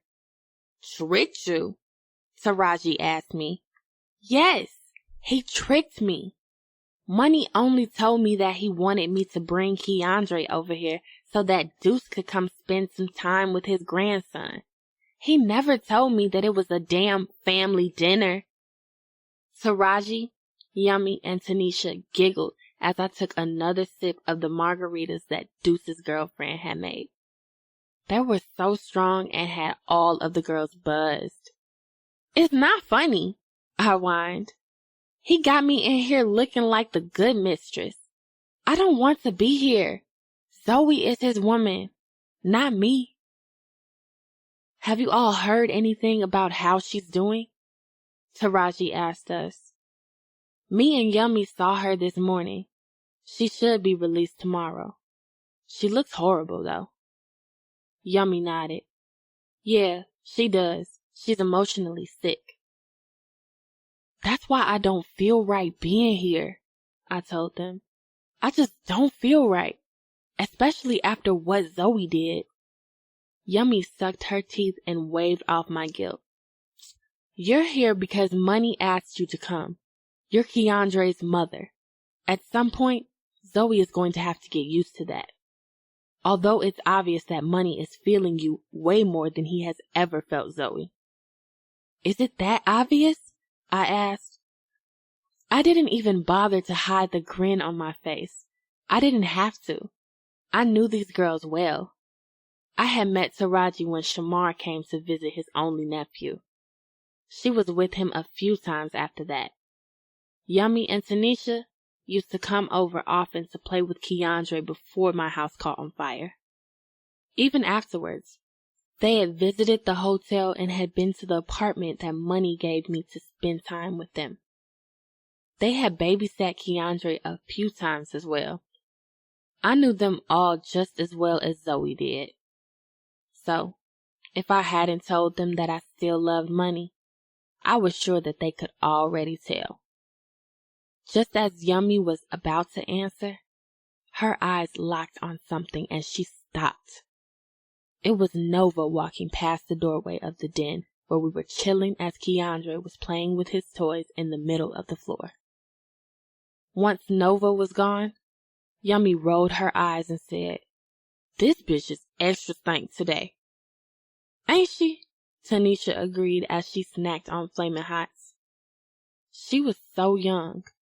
She was only 16 years old, but she was already so beautiful. She had mature features that were very similar to the rest of the Savages. Though she and Yummy had different mothers, they looked more like twins than Chaos and Mayhem did. She didn't even speak. Taraji fussed with her nose turned up. She acts like I don't do her hair. You don't piss off your hairstylist. We all laughed as I added, exactly. She's always been so stank. She thinks she's better than every fucking body. Yummy sucked her teeth. She isn't better than me, with all that bad work she got done. Why the fuck didn't nobody tell her to stop getting those injections? Her booty looks like a big-ass, fucked-up shaped watermelon sitting on 2 sticks. I giggled uncontrollably. Anyway, Taraji said through the laughs. Yes, it's obvious that money is feeling you, Bliss. You don't see how he looks at you? I see it, but, girl, I got post-traumatic stress. I told him that if he really wanted me, he needs to leave Zoe. But I gave him the same ultimatum a year and a half ago. And he played me. He chose her. Yummy shook her head. I don't think he will now. How do you know? I asked. Do you not see that crackhead bitch? Tanisha snapped with a chuckle. I laughed and told her, shut up.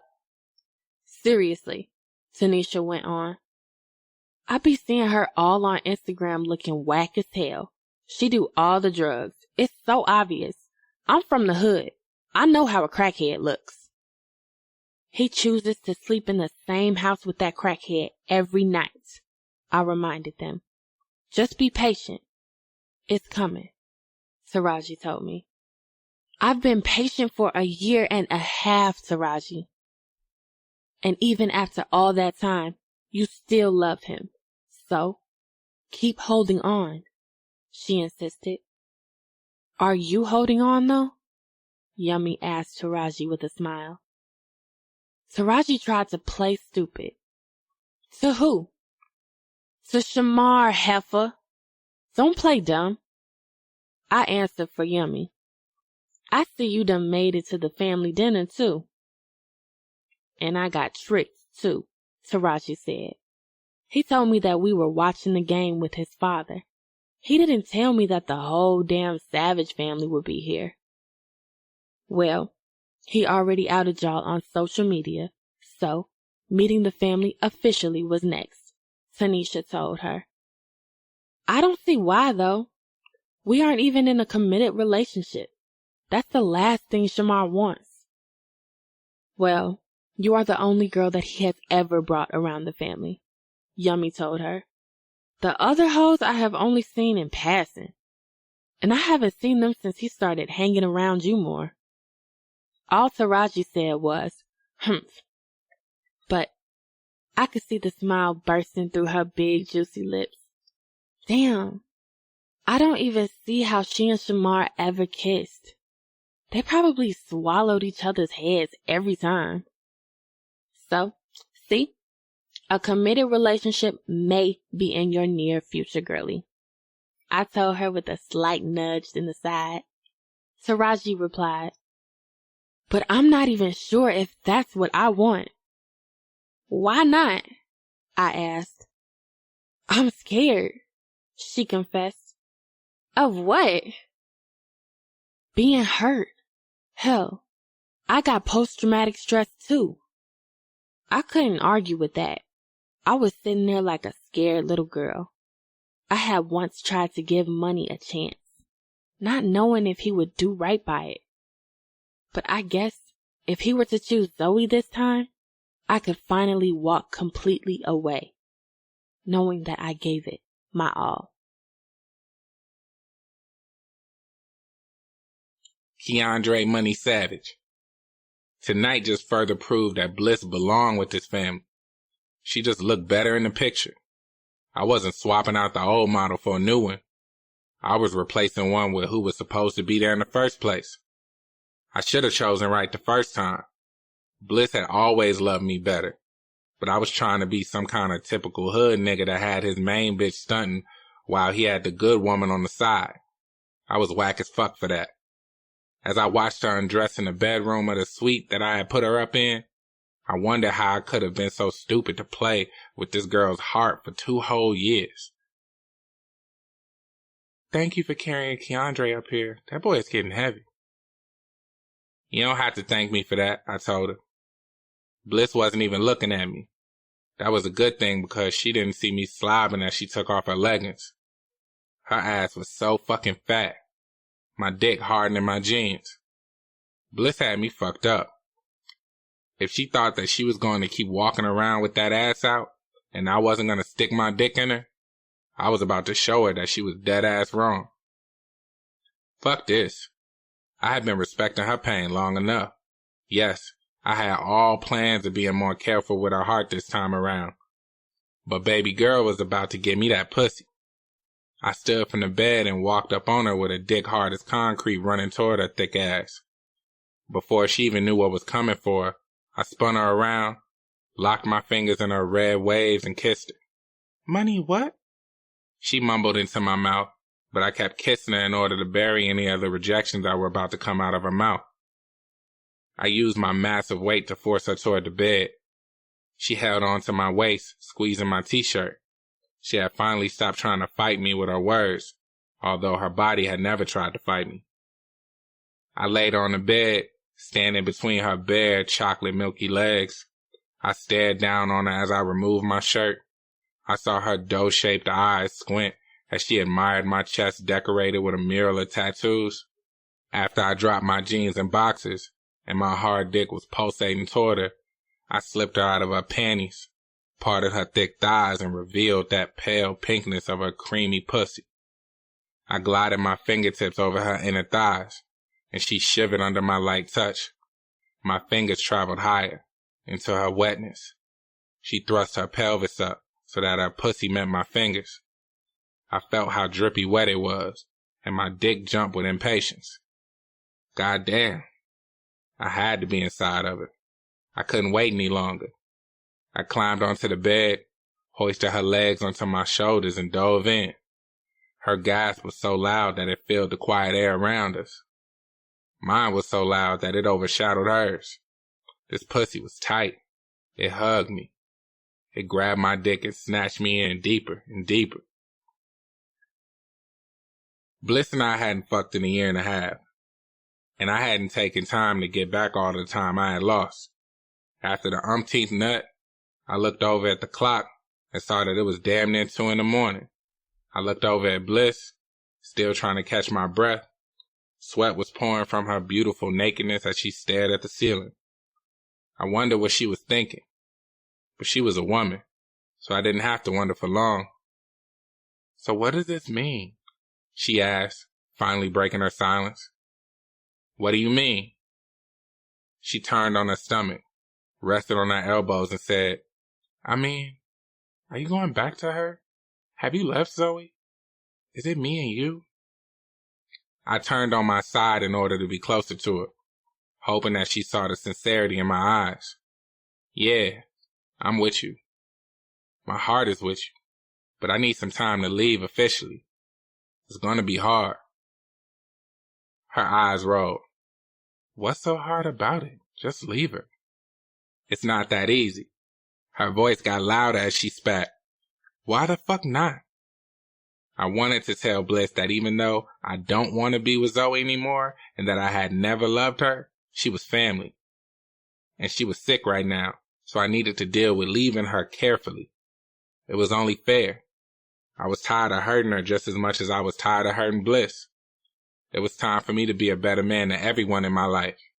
But I knew that none of that would be a good enough answer for Bliss. All she wanted to hear was I had left Zoe. Why do you even care if it's not going to be easy? I saw the tears in her eyes and felt like shit. I didn't know the words to tell her that would make her feel better about this. This was new to me. I was trying to be caring, wanting, and loving. Shit, a nigga was still learning. So how could I make her understand this if I didn't? Huh? She pressed. You didn't give a fuck if it was easy to break my heart. So why are you so fucking timid to break hers? Bliss, be quiet before you wake up to bed. Fuck that. She shouted as she sat straight up. I reached for her, trying to calm her down, and she spat. Don't touch me. I'm sick of this shit. I'm sick of you constantly choosing that bitch over me. Get out. Bliss, wait, get out. She screamed at the top of her lungs. Shit. I had guns and drugs on me, and we were in a 5-star hotel. If she was about to spaz out, then I was most definitely going to get the fuck out of there. She burst out in tears as I got out the bed and dressed. I hate you, she cried softly. I fucking hate you for constantly doing this to me. I wanted to soothe her, but there was nothing to say. I walked out, knowing that nothing would make this better until I left Zoe.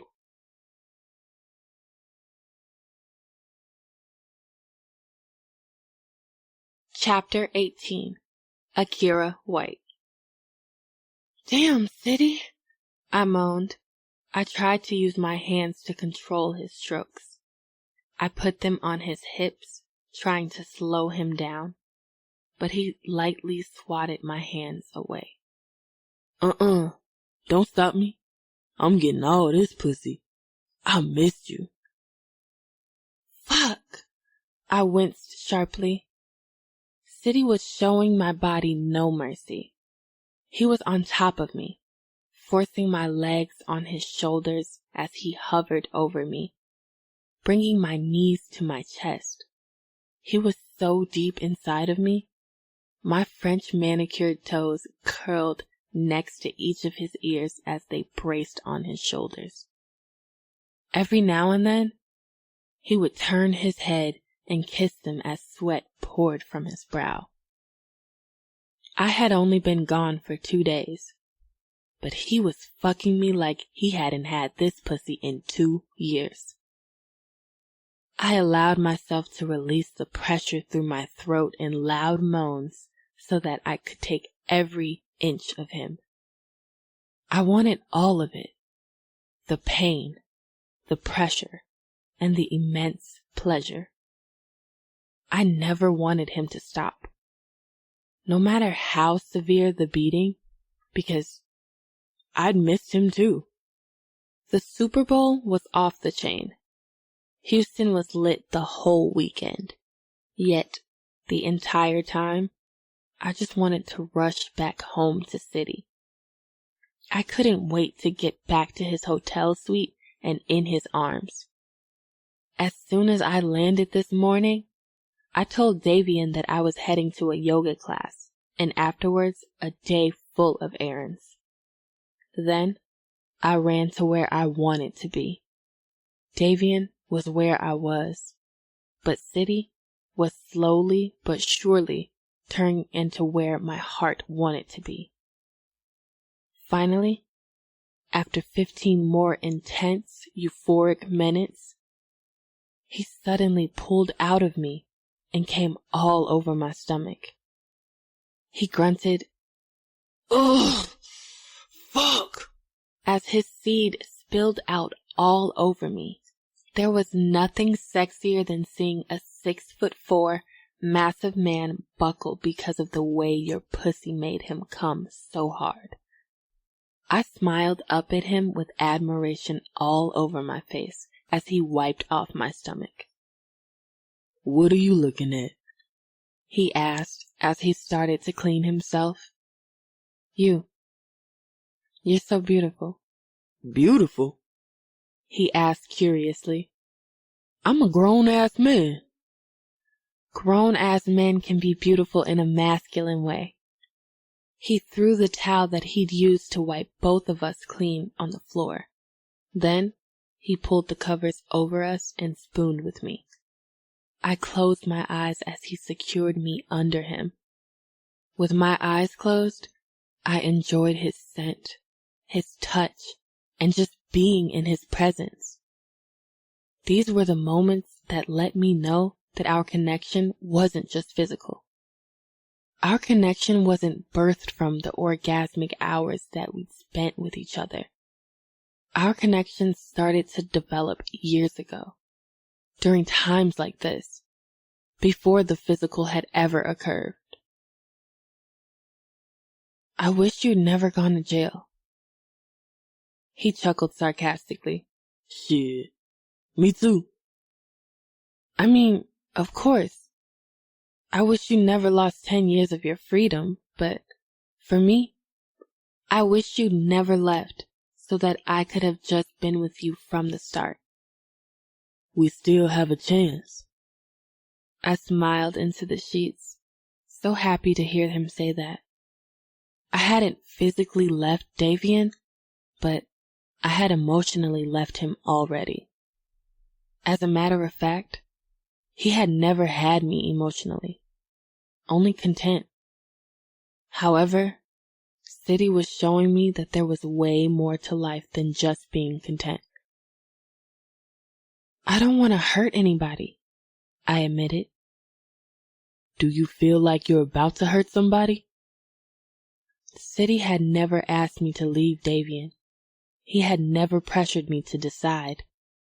But I wanted to be his nonetheless. I was willing to risk a forever with Davian for an attempt at happiness with City. I think so. Taraji Green. I don't know what it is that you've done to me, but it's caused me to act in such a crazy way. Whatever it is that you do when you do what you're doing, it's a feeling that I don't understand. 'Cause my heart starts beating triple time with thoughts of loving you on my mind. I can't figure out just what to do when the cause and cure is you. I get so weak in the knees, I can hardly speak. I lose all control, and something takes over me. I was singing at the top of my lungs in the mirror in the bathroom. My brush was my microphone. I was feeling every word of this song because I was weak as hell for Shamar. Ever since the dinner at his house, he had barely left my side. I was either at his house or he was at mine.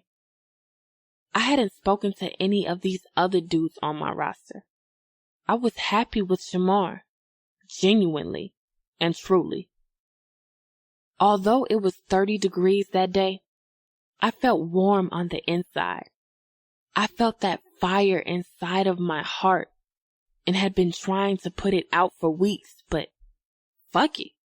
I gave up. I was letting that fire burn. Just a few weeks ago, I was the heartless bitch that was fucking them and leaving them. I was cool not being attached to a man.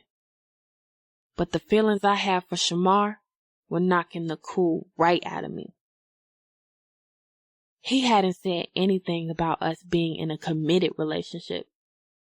That was okay with me, however. I was having a hard time dealing with those feelings for him. I couldn't take being in a committed relationship on top of that. I was good with taking things slow, if it meant things were working out for the both of us in the end. Finally dressed and ready to go, I left the bathroom with a smile on my face. I cut off the old school R&B station that was playing through the Pandora app on my phone. Then, after turning off the lights around my place, I collected my keys and purse and headed toward the front door. I was on my way to the salon. I had a shitload of clients that day. Once I was outside, I slipped on my shades. Though it was still winter, the sun was shining bright. I couldn't help but notice the smile on my face with the pep in my step.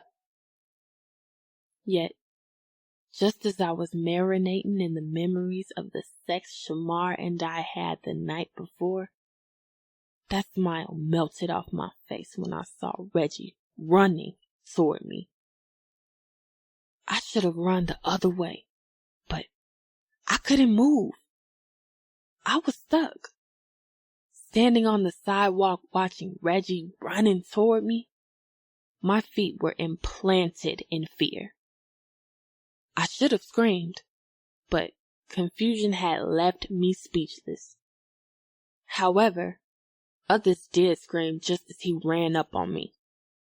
As soon as he grabbed me, I started to fight him off as if it felt like he was pulling me into a specific direction. I heard bystanders' screams and pleas for help as he dragged me across the grass. Help! Help! I had finally found my voice, but it was too late. Reggie was throwing me into the back seat of his car. I tried to kick and scream, I was shouting at the top of my lungs. No! Help! Then, suddenly, a hard blow to the head rendered me unconscious.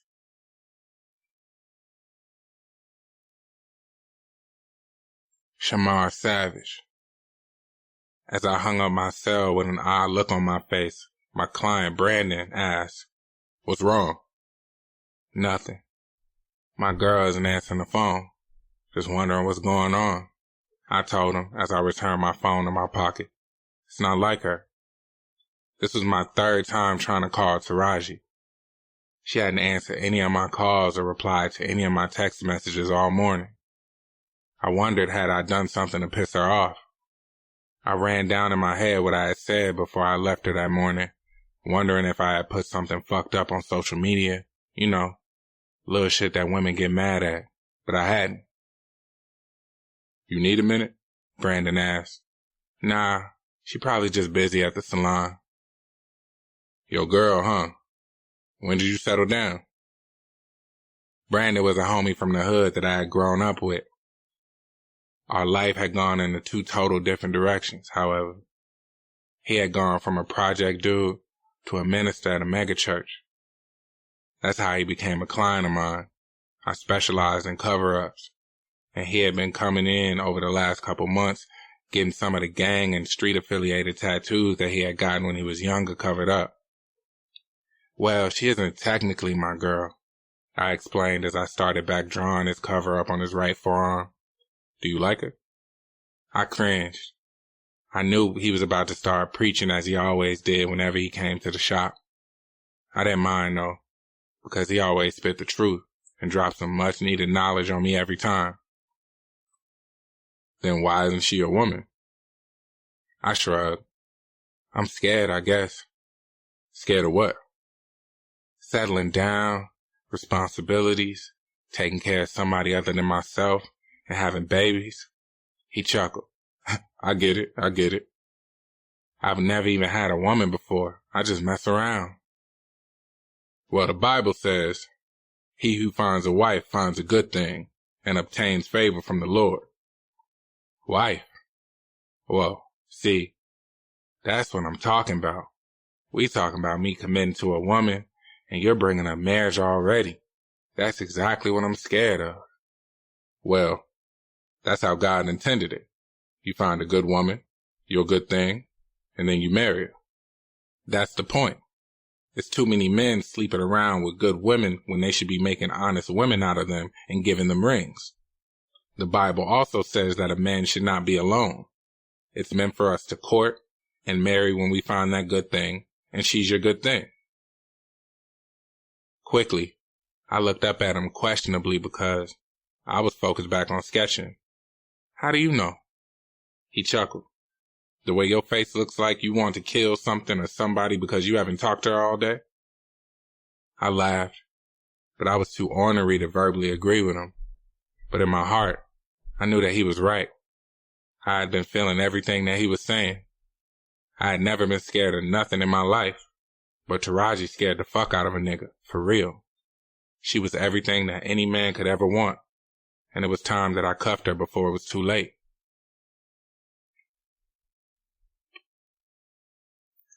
Zyshawn Savage.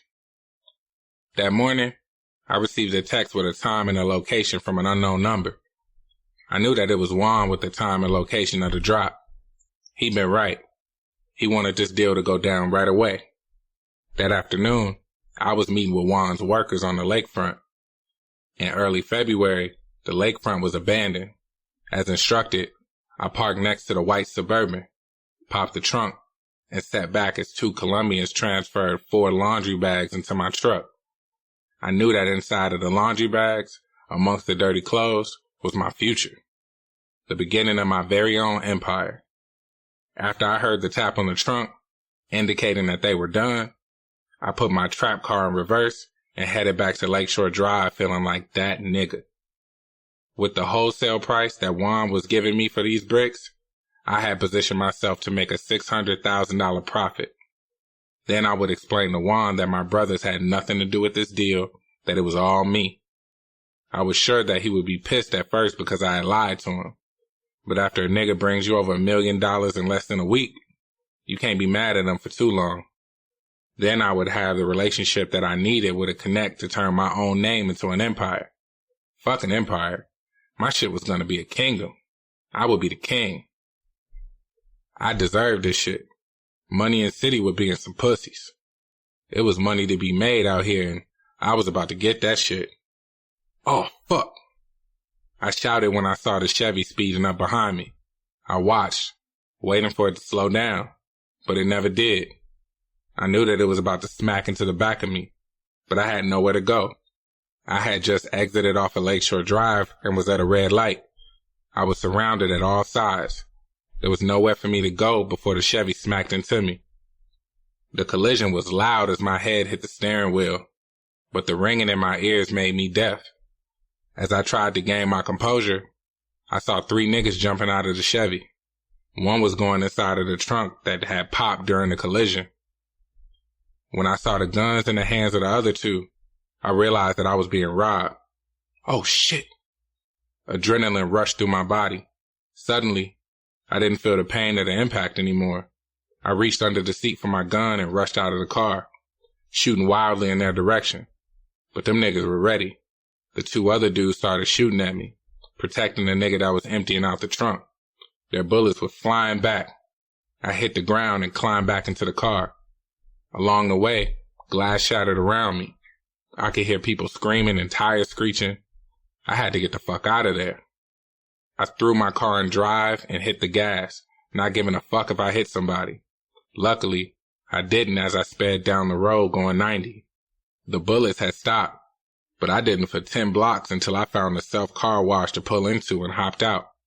My heart was beating out of my fucking chest. Fuck, fuck, fuck, fuck, fuck.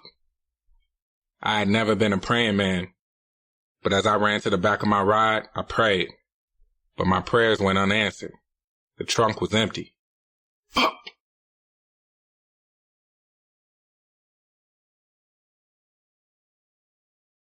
Tay City Savage. Let me run up in here real quick. I told Akira just as I unlocked the door to my old crib. Akira giggled. Don't sound so excited. I hope this bitch ain't here. But just as I said that shit and looked up, Nova was glaring at me from the stairwell. Let me call you back, I told Akira quickly. No bother. I'm on my way to the hotel. I'll see you soon. Okay. I closed the front door and hung up. But something told me that I needed to go right back out the door. I was having a good-ass day. I had been in some good, tight pussy all morning. Then Akira was gonna meet me back at the hotel. I wasn't gonna fuck her all night, though. My father had taught me right. I needed to romance her inside and outside of the bedroom, so I planned on taking her out that night. I had great plans, so the last thing that I wanted to do was have this confrontation that Nova looked like she was intent on having. Hello, she spat. Finally deciding to come back home, huh? This ain't my home, which is why I'm coming to get the rest of my shit. Whether I was fucking Akira or not, I was done with this self-righteous bitch. I had been in prison too long to come home and deal with this bullshit. I was Tay motherfucking Savage. The last thing I had to do was deal with a bitch that didn't want to love, fuck, or suck me right. Nova's sarcastic laugh made my fucking skin crawl. As I walked up the stairs by her, I wanted to slap that silly-ass smile off her face. I didn't, though. I kept my composure because this bitch wasn't going to be the reason why I ended up back in prison. You can't leave me, she shrieked as she followed me up the stairs. The fuck I can't. I already have. You wouldn't have shit if it wasn't for me. I could only laugh, and that pissed her off. You got that little girl sucking your dick, so now you think you can do better than me? That bitch ain't got shit on me, motherfucker. Whatever bitch you're referring to has more than some shit on your shallow ass, I'm sure. She gasped. So you are fucking that bitch. What bitch? I barked as I stormed into the bedroom. I raced toward the closet in a hurry to get my shit so that I can get the fuck out of there before she went further south. Akira. Akira, Akira, Akira. Nova kept Akira's name in her mouth. She was right. But there was no way she could have known for sure. Everything in me wanted to tell her yes. Akira's young ass had taken her man. However, since Akira hadn't left Davian yet, I didn't want to jeopardize her safety while at home by putting our relationship out in the streets. If I am, so the fuck what? You ain't fucking me. So why do you give a shit who's fucking me? You are my man. This is my family. I built this shit. Wow. I laughed again. Fuck you, she screamed just as I felt her attacking my back with punches that felt like mosquito bites. My jaw tightened as I tried to collect my things while she called herself fighting me. She was trying to hurt me, but all she was doing was annoying the fuck out of me. I reached back and pushed her. Get the fuck off me. She stumbled and fell back, her butt hitting the carpet. She started to seethe as she stood up from the carpet. At that point, anything that I didn't have, I didn't need. I had to get the fuck out of there before I killed this girl. With whatever I had been able to stuff in a duffel bag, I started walking toward the bedroom door. Just as I stepped foot in the hallway, a gunshot pierced the air. Shit! I yelled as I ducked. Then I darted down the stairs as I heard Nova screaming behind me. Fuck you, motherfucker! I'm that bitch! Pow! You don't fucking love me after all I've done for you? Pow, pow, pow. Akira was trying to hold in her laugh as she sat across from me at V75. I'd had all plans to wine and dine her tonight, but after that move Nova had made, I told Akira to throw on some jeans and meet me on the south side because we were going to get some drinks where the bartender poured heavy. I needed it. You are lying, she said as she unsuccessfully held in her laugh. I ain't lying. That bitch tried to kill me, I told her. I shook my head as I relived the moments I thought my life was going to end. Bullets had flown by my ears. With each step that I took, I swore it would be my last one. I thought I was a dead man until I made it out the front door. I'm sorry that happened to you for real, Akira insisted as she finally stopped laughing. I know I'm not your side bitch. You are not my side bitch. I kinda am. But anyway, regardless of our situation, I'm very sorry that your relationship ended like that. I hate that woman, but I hate that you had to go through all of that as soon as you got out of prison. I shrugged as I took a sip of the double shot of 1738. It is what it is. I was already done with her ass. She was already dead to me. Today only put the nails in her coffin. Really? Akira asked me with disbelief. After all this time? And everything that you have been through, how can you be so sure that you're done? You mean besides the fact that she just tried to kill me? I spat. Akira chuckled but answered, Yeah, women try to kill their man every day and many of those men stay. Men seem to like crazy women for some reason. I was already gone though. You know me. I'm not a soft-ass nigga. The streets raised me, so ain't a soft bone in my body. But when it comes to a woman, my woman, Nova never fit the bill. The hardest nigga needs to be loved right by the woman he's taking care of. And Nova wasn't doing that. After all that I had given that girl, I deserved for her to love me right. Everybody does. Akira's soft, delicate hand slipped on my thigh as she scooted closer to me. Then let me love you right. Ignoring the way that my manhood was jumping, my eyebrow rose, I asked, You want to? You want that responsibility? I always have. Word? She smiled pretty and nodded. Word. You ready for that? I'm more than ready.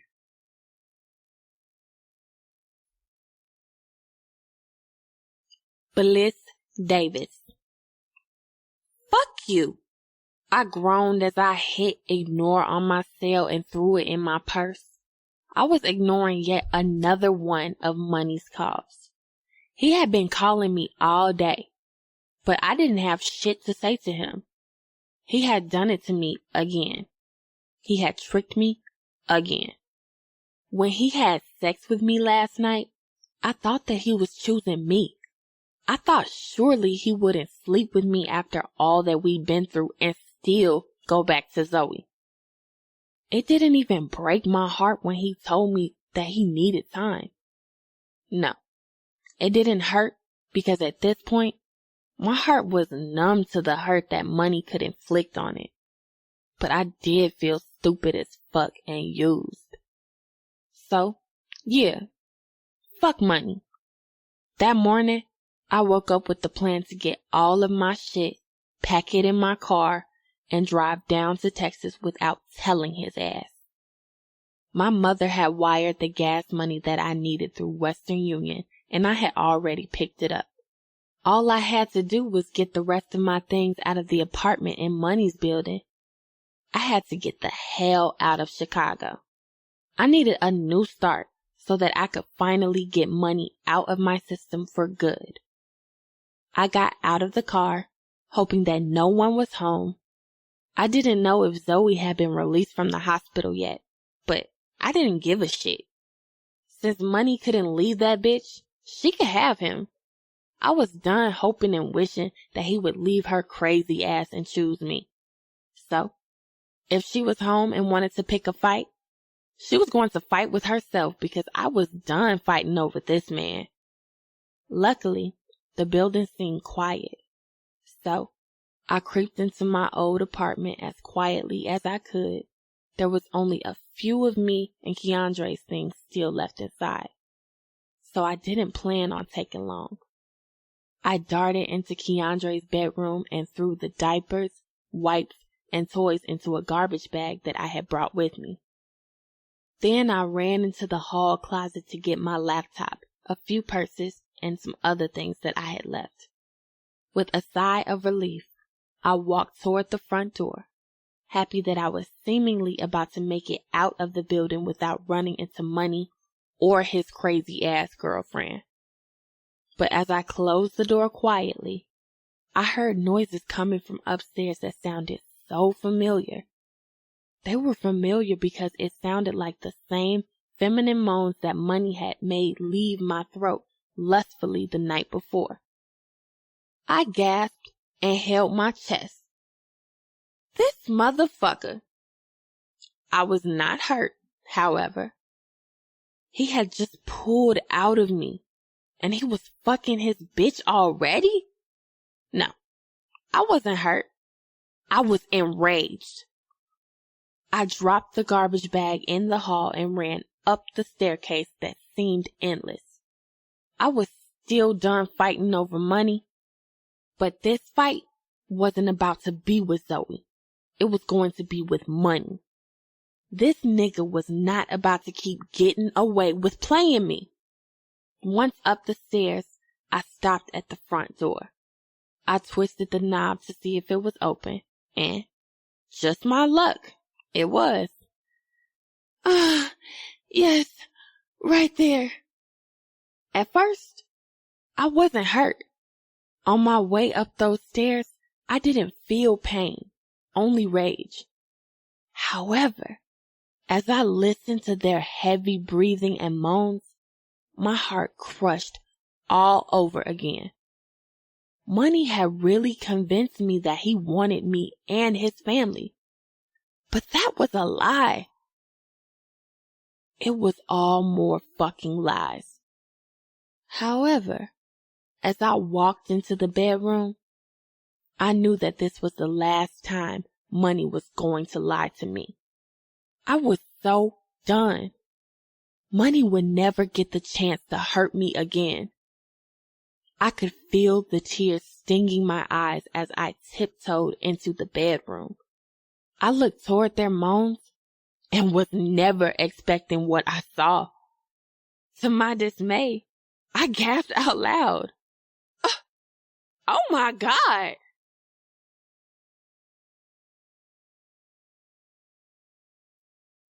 Zoe Moore. Zoe. I heard Sean say my name in a warning tone.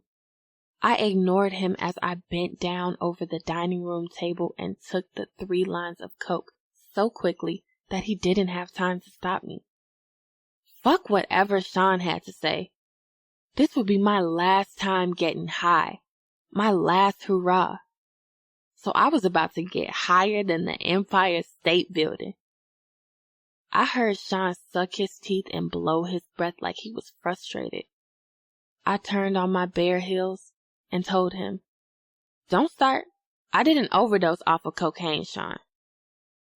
"Does that fucking matter?" He sneered.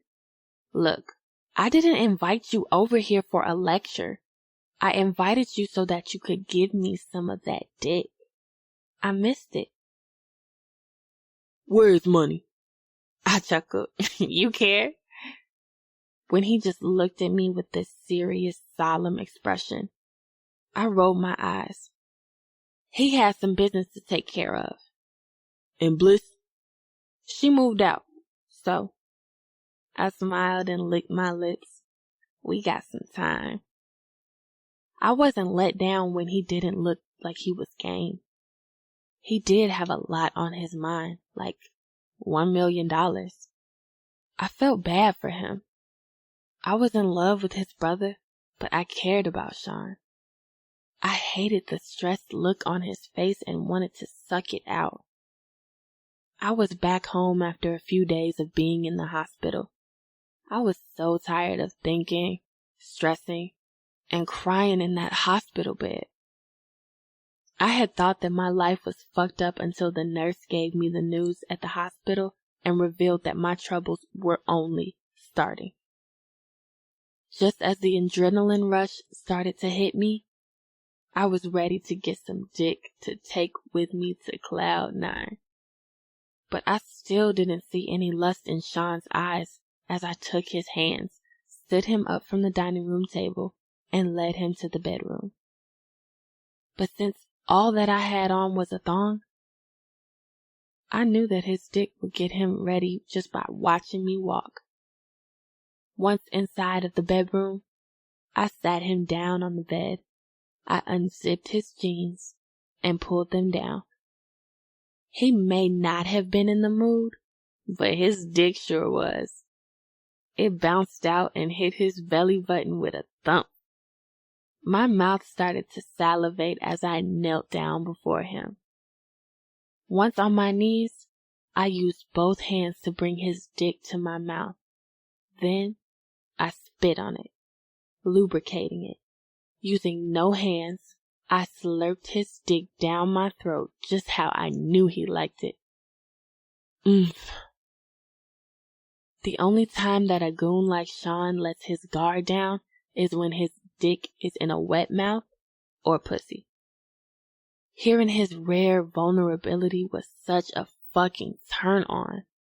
So, I used one hand to play with my pussy as I continued to allow his huge manhood to bang violently against the back of my throat.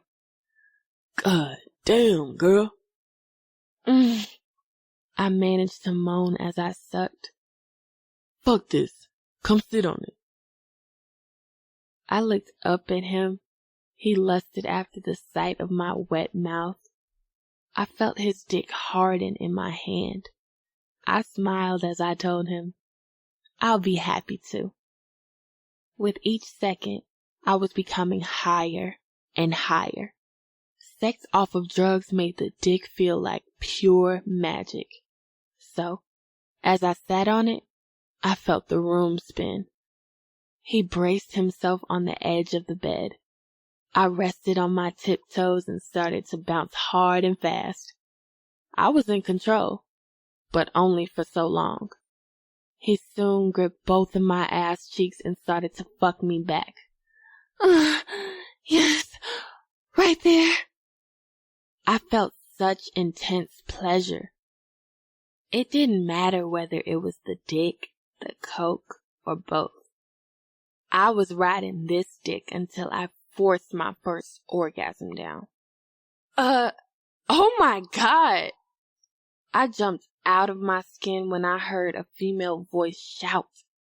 Then my world began to crumble as I saw Bliss standing in the middle of the bedroom floor with her eyes falling out of their sockets. Her mouth was just stuck open at first as if she didn't know what to say as Sean and I scrambled to put our clothes on. Then a sarcastic somewhat psychotic laugh rumbled from her mouth. Hell nah! I can't wait to tell Money this shit. She turned to walk toward the door, but in a bra and thong, I charged toward her and tackled her. Bitch, you ain't telling Money shit! I was on top of her, drilling her ass. I felt her hitting me, but my adrenaline was so high that I didn't feel shit. The only thing I felt was Sean's hands on me, trying to pull me off of her. Let me go! Fuck this bitch! I screamed at him.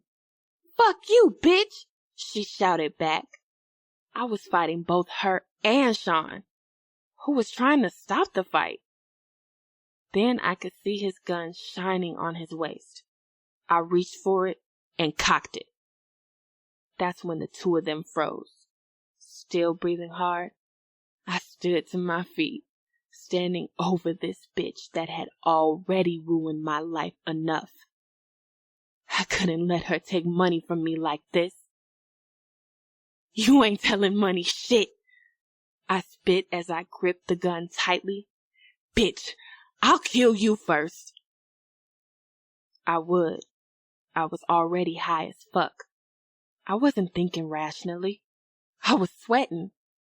The anxiety of Money finding this out was making me crazy. I thought about him knowing about me and Sean and got sick to my stomach. I would kill this bitch first before I let her ruin me again. Are you fucking serious, Zoe? I heard Sean sneer. Put the fucking gun down. No, she's gonna tell Money. So? What do you mean, so? I need money and so do you. Fuck that shit. In the seconds that it took for me and Sean to go back and forth, my attention was off of Bliss long enough for her to crawl from under me and toward the door. Bitch! I shouted as I pointed the gun at her again.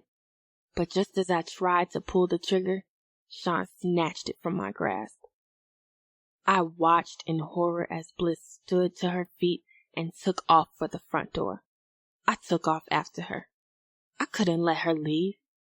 I couldn't let her tell Money. If she did, my life would be over. I caught up with her just as she'd ran through the front door and reached the stairs. In her rush to take flight, I watched her trip and take a hard fall. I could literally hear her body hit each of the stairs violently as it bounced off of one and then to the next. Her head and body made a loud thud as she rolled down that flight of 20 hard stairs. Once at the bottom, her head hit the concrete in front of the security door with such a loud crash that I even flinched.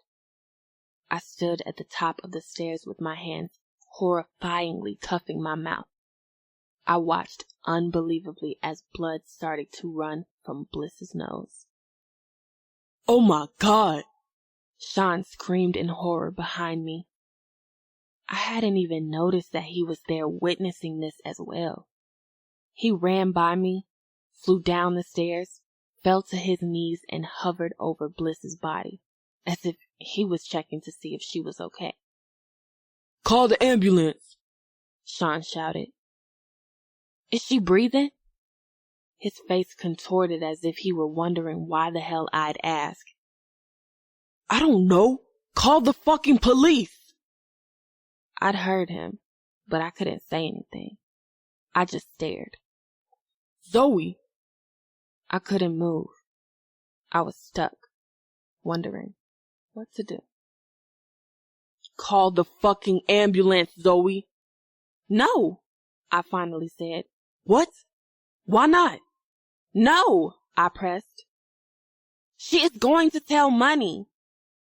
After everything that nigga has done to you, you give a fuck if she tells him?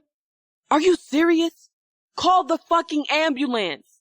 Sean, if she tells Money, my life is over. Your life will be over too because your family is going to disown you. And you need to pay off the Colombians. He stared at Bliss's lifeless body for seconds that felt like deafening quiet hours. Then It was as if he finally realized that I was right, because he stopped pressing that I called the police. "Is she breathing?" I asked again. He bent down, putting his ear to her mouth. Then he sadly said, "No." I sighed with relief. "Go get dressed and get the hell out of here." His voice was so low. I knew that he didn't want to do this, but he was doing what he had to do. "I'll get rid of her body."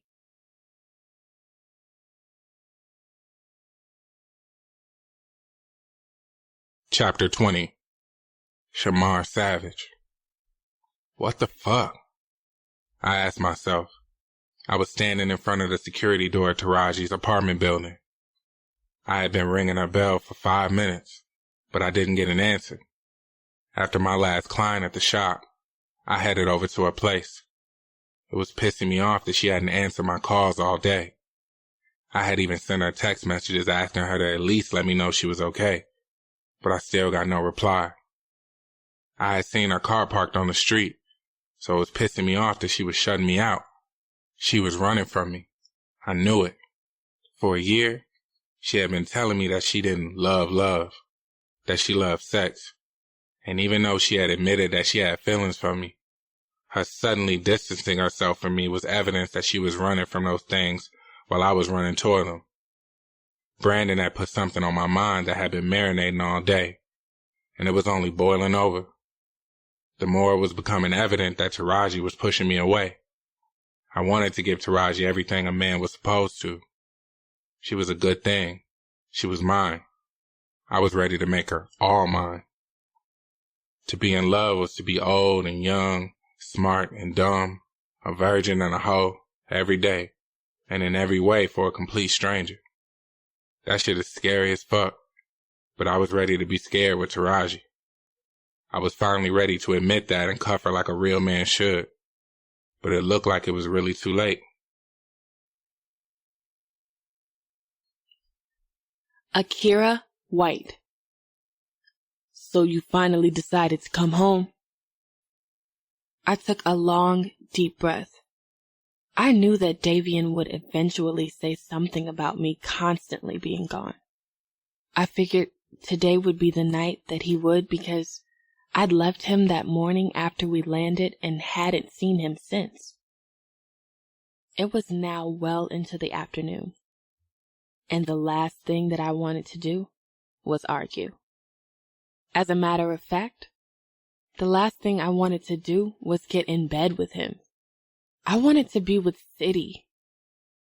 I didn't avoid Davian's eyes as he stared at me from the couch. I closed the front door, but I didn't take off my coat or remove my purse from my shoulders. I just stared at him, wondering if he had any potential to make me feel at least one half of the way that City did. But I knew that the answer was no. "What's going on with you, Akira?" He fussed with concern all over his face.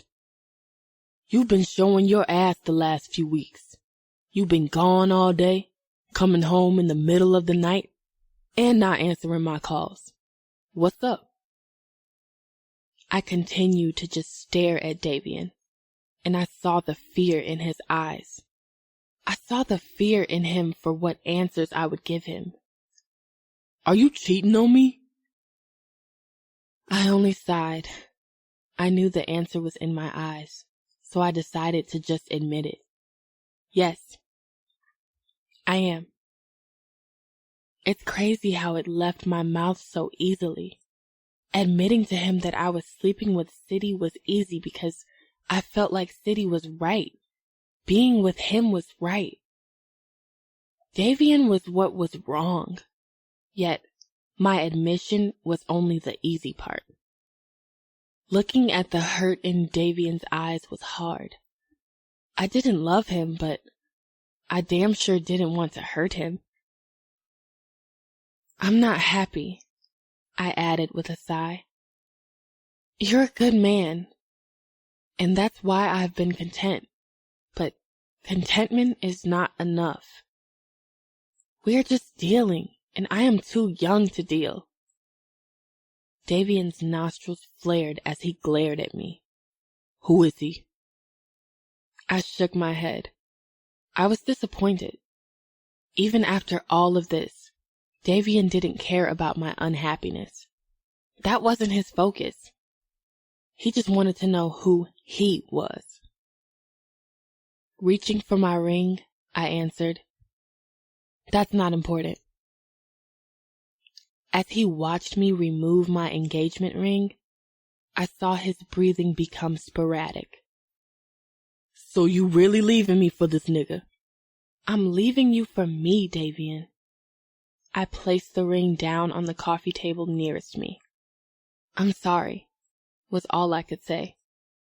I hated that I was hurting him, but as I walked toward the front door, I had never felt so free. When Davian didn't stop me, I figured that this was all meant to be. I figured that it was fate. And despite how bad I felt for hurting Davian, I was so happy as I drove back to the hotel. I didn't know what the future held, but I knew that as long as my future was somewhere under and next to City, I would be happy. However, when I got back to the hotel, I realized that I was sadly mistaken. He had told me that he was staying in for the night when he left, so when he didn't answer my calls when I was on my way back to the hotel, I figured he was asleep. So, I used the key that he had given me before I left to let myself back in. I was surprised when I walked in and saw City standing in the middle of the living room of the suite with the weirdest look on his face. Hey, you didn't see my calls? Then I noticed that he was fully dressed. Where are you going? I'm going home, he said as if those words would mean nothing to me. My heart filled with so much dread as I stuttered. Why? I'm going back to Nova. My breath escaped me. I forced out, What? Why? I have to rock with my girl. She was down for me. I can't hurt her like this. I couldn't wrap my head around this sudden change or the mysterious way that he was so cold and distant with me. But what I could wrap my head around was the familiarity of this. He had done this to me before. He had switched up on me in the past. He had chosen Nova over me before. I didn't want him to see me cry. He didn't deserve to see my hurt or tears. So, I simply said, Okay. But it came out in croaks and cracks just as the tears started to flow. I turned quickly on my heels and hurried for the door. I'm sorry, Akira, I heard him say behind me. I replied by simply shutting the door. So much of my heart wanted him to come after me, to chase me, to profess his love for me. But the longer that I waited for the elevator, and the door of that suite never opened, I understood that he wouldn't and that he had played me once again. Only this time, I was old enough to know better. So, I felt so stupid for allowing the dick to trick me again. City Savage had struck again.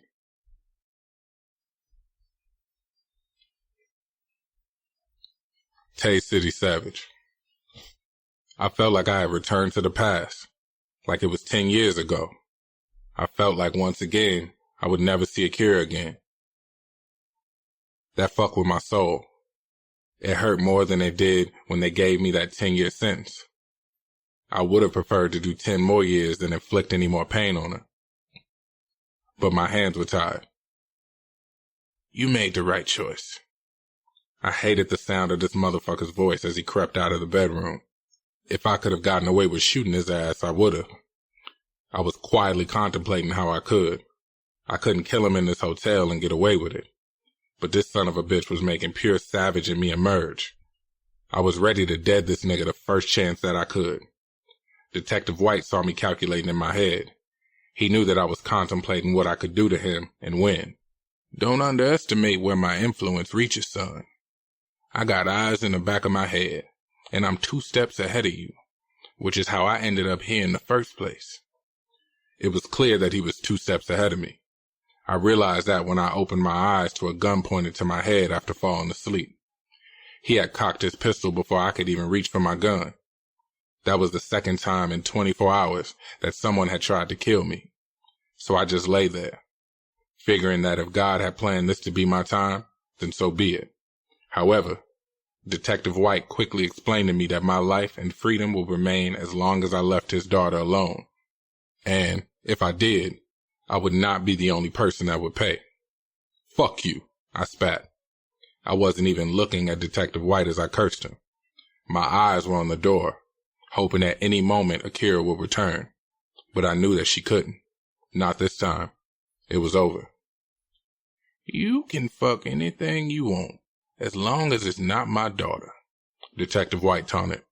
Like I said before, Akira came and interrupted us. If I find out that you are anywhere near her again, I will send the police, the district attorney, the feds, and everybody else to raid every address that I have on you until I find enough evidence to put your entire family away for a very long time, including your punk-ass father. My teeth fiercely gripped my bottom lip in rage as my nostrils flared. Yet, he continued to taunt me. Yeah, motherfucker, I know Deuce. Imagine my surprise when I was running your background and learned your father was the pimp that turned Akira's mother out. He is the reason why my baby girl suffered for 14 years. You all have managed to stay under the radar all this time because no one knew about your organization. But now, I do. You savages are eating off of illegal money that involves every single member of your family. And I would love to make sure that all of you are indicted. Just trust me. I heard him walking toward me. Then I felt his hand on my shoulder. I glared at him, and he simply smiled cynically. Stay away from my daughter, and in exchange, I will stay away from your family. As I had been the entire time that he was there, I said nothing. This motherfucker didn't deserve a word from me. But he didn't need me to say anything. He'd witnessed my agreement when I sent his heartbroken daughter out of here. I was fucking fuming as he strolled toward the door as if he hadn't just made me break his daughter's heart. That was something that I swore to myself and her that I would never do again. But he had forced my hand. The only thing in this world that I cared for more than myself and Akira was my family. I had done 10 years to keep them free, and I would continue to do whatever it would take to ensure that they all remain that way. Yet, nobody made City Savage do a motherfucking thing. This nigga had backed me into a tight corner, but I was plotting on coming out swinging. Nova Jefferson. Ugh! Yes, baby.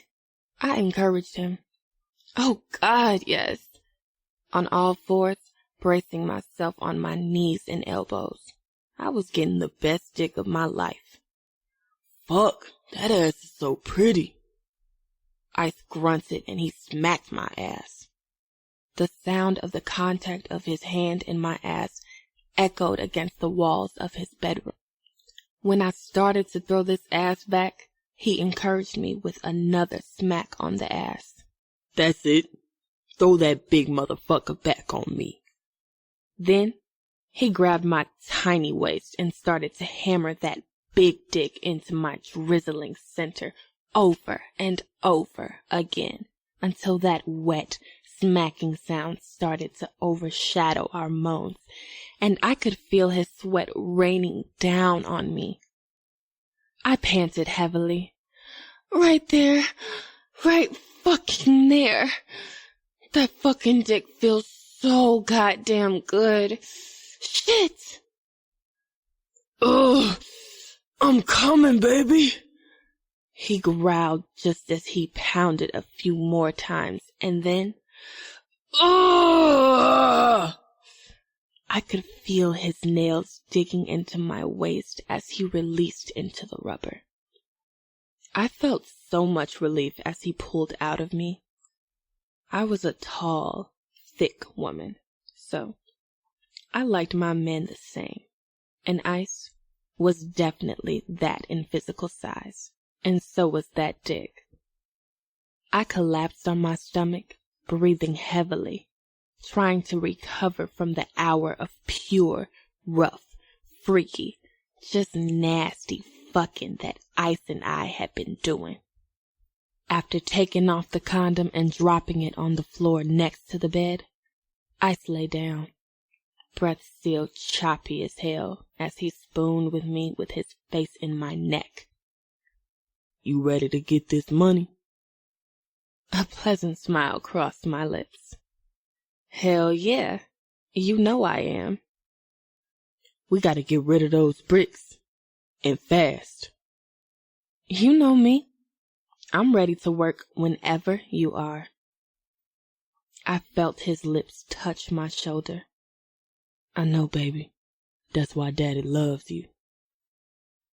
A satisfied smile spread further across my cheeks in the darkness of the bedroom. I was so ready to get this money that I could taste it. I was a woman that was used to being kept. Although City ensured that I was well taken care of while he was locked up, I still got lonely over the past 10 years. I had secretly dated many men, but I liked a certain type of man. I liked my niggas hood. I liked a hustler. Even though I had a man taking care of me, there was no way that I would give this pussy to a man that wasn't paid and willing to spoil me with his money. But most hustlers on that level in the Chi was too scared to fuck with City's old lady.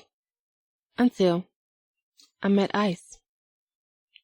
He was a made boss that was a gorilla in these streets. He feared no man. So he was game to fuck with me when we met 2 years ago.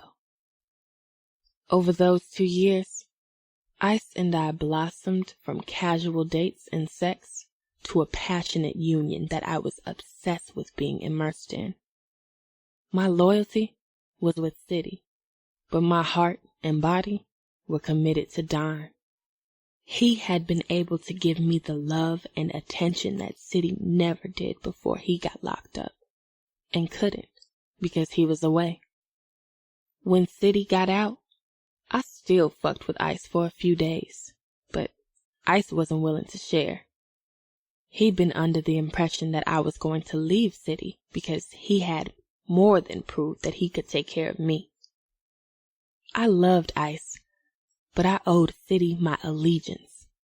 So, Ice stopped fucking with me. Yet, when City left me, I came crawling back to Ice on bended knee. He wasn't going at first. This cocky motherfucker made me work my way back in. But I had the perfect way to win his heart. A come-up. A hustler like Ice never slept on a come-up. So when I told him about Sean's shipment from the Colombians, he got all over that shit. I had learned about Sean's deal with Juan when one of Don's homeboys, Country, put a bug in my ear. He told me that one of his boys had been talking to Sean about buying some work. Since I was so heavily involved with the Savage organization, I knew who they sold their work to and when they had shipments of work coming in. Since none of that matched up with what I was being told, I knew that Sean was setting up some business on the side.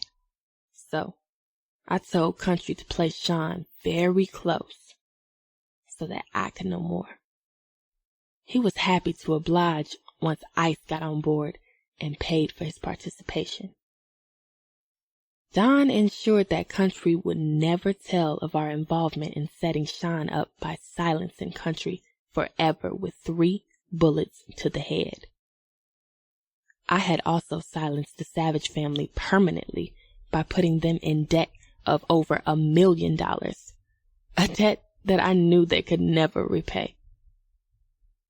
City thought that he was punishing me by leaving me, but when the Colombians start this war with the Savages, I would be the one that had inflicted the ultimate punishment.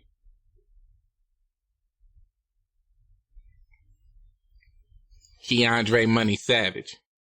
Bliss, I called for as I entered our hotel room. I was able to get a key since the room was in my name. I understood that she was in her feelings. She had all rights to be. But I had been calling her all day and let her know that I made a choice and I had chosen her. Since she hadn't answered, I was prepared to make her listen. I needed to tell her that she was right. If I wanted her, I needed to leave Zoe. I should have left Zoe the first time that Bliss had asked me to. As a matter of fact, she shouldn't have had to ask me. I may have not been ready to man up then, but I was ready now. If I had to fucking stay in that hotel with Bliss to prove it, I would.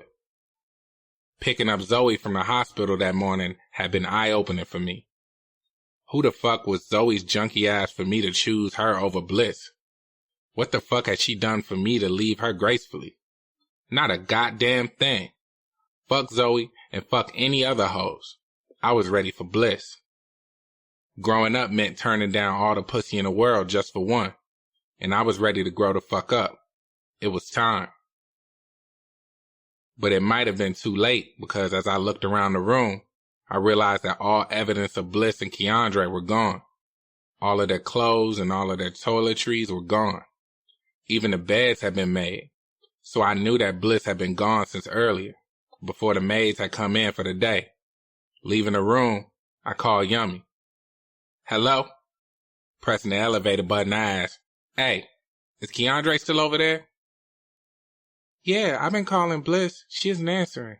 She said she was coming to get him by 5, and I'm supposed to be going out tonight." "Where did she say she was going again?" I asked as I got on the elevator.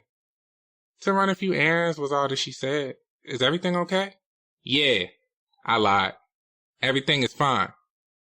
"So are you coming to get him? Because I got somewhere to..." I hung up. I didn't have time to pick up Keandre. I needed to find my girl. The next person I called was Bliss's mom as I exited the elevator and hurried through the lobby. "Hey, Money," her mom answered. "Hey, Marjorie. Have you talked to Bliss today?" "Yeah, I wired her some money," she answered with a bit of an attitude in her voice. My face balled up in confusion. "Money for what?" "She wanted gas money to come down here. She said she was driving to Texas." "What did you do?" She popped. "She what?" I fussed as I marched through the parking lot. "She said that she was leaving. She planned to hit the road this evening and come here to Texas with me. I wired her some money through Western Union." "Did she pick it up?" "Yes, but I haven't talked to her. I just figured she was on the road. You know some of them highways don't have good service once you get in the mountains." "Tell her to call me when you talk to her." I hung up and slammed my fist against the hood of my truck. Fuck! I had most definitely waited too late to man up. Bliss was gone, and she didn't give a fuck about my threats. I told her that she couldn't leave the state with my son, so she had left the state and had left my son here. I guess I had officially hurt her for the last time. I climbed into my truck mad at the fucking world. One thing that I always got in this world was what the fuck I wanted. I didn't ask for what I wanted. I took it. This was the first time in my life that I couldn't take what I wanted, couldn't buy it, or couldn't threaten it to give itself to me. I was out of control, and I didn't like that shit. I was pissed off like a spoiled kid who was used to getting his way. I drove home smoking the fattest blunt, but then I realized that I was going home to Zoe, and I couldn't stomach that shit. I planned to go in the crib, get some of my shit, and stay in a hotel where I wanted to be, whether Bliss was there or not. I walked into my place, hoping that Zoe was gone, but as always, she did the fucking opposite of what would make me happy. She was sitting right at the living room table with tears in her eyes. "What's wrong with you?" I reluctantly asked as I closed the door behind myself. She huffed and puffed. Then she wiped her face, but more tears fell in their absence anyway. Her continued silence was irritating the fuck out of me, so I said, "Whatever, man, fuck it." Now was definitely not the time that I felt like dealing with her shit. I made my way into my bedroom, but I stopped in my tracks as soon as I heard her say, "I'm pregnant." I turned and just stared at her in disbelief. Before I could find the words to say, she stood and walked toward me. Once she was near me, she slammed a piece of paper into my chest. I caught it just as she walked by and said over her shoulder, "Read my discharge papers. I'm pregnant." "I thought you were on birth control," I asked, still staring at the paper, reading in disbelief. "Well, clearly those pills aren't 100% effective," I heard her spit. I shook my head. I was fuming. For all that I knew, her pill-popping ass had forgot to take the damn pills a few times. "How do I know it's mine?" I turned to follow her just in time to see the disgusted look on her face. "I'm just saying, we haven't been fucking that much," I clarified. "But we did on New Year's, and unlike you, I'm not a fucking hoe." Tears filled her eyes as she stared at me with disbelief. "I know that you have been too far up in Keandre and Bliss's ass to give a fuck about me, but don't insult me. We are having a baby."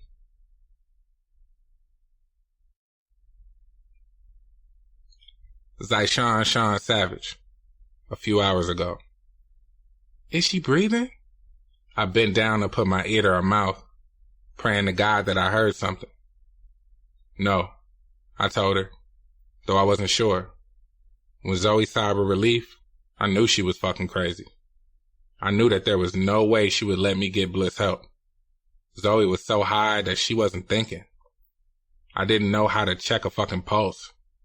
But what I did know was that I was going to get this girl some help. Zoe was straight tripping. "Go get dressed and get the hell out of here. I'll get rid of her body. And hurry up before money gets back." She shot back into the house quickly, and I started to panic. "Fuck, fuck, fuck," I chanted quietly. Bliss was breathing, but I couldn't assess what her injuries were. I had gone against my brothers, but that did not mean that I didn't love them niggas to death, especially Money, since he and I had been in these streets making moves and doing the grimiest shit to take care of our families together. Money was my heart, and I knew that Bliss was his. So as I watched her lying there lifeless in disbelief, I hurt as I assumed he would if anything happened to her. I stared at her, in fear of how this would hurt Money, knowing that I would have to go against any bond that Zoe and I had because I was not about to tie myself up in this bullshit. Just as I continued to stare unbelievably at Bliss and got comfortable in knowing that I was about to be the next nigga to deceive Zoe, Bliss's eyes fluttered open. "Oh shit," I gasped. Before I could say or do anything, I could hear Zoe's footsteps as she rushed towards the front door. I hurriedly closed Bliss's eyes and shouted at Zoe, "Hurry the fuck up. Do you want the nigga to catch us? Get the fuck out of here." "I'm coming," she shrieked breathlessly as she rushed out the apartment and flew down the stairs. She stepped over Bliss's body as if the girl was nothing. Her deceit was so fucking effortless. I was disgusted. I couldn't believe that she was this obsessed with money and that she was willing to stoop this low. "I'll call you when I'm done," I told her as she rushed out of the security door. She hurriedly said, "Okay," and disappeared with no worries. Relieved, I bent down just as Bliss's eyes fluttered back open. "I got you," I promised her. "Don't worry. I'm going to get you some help."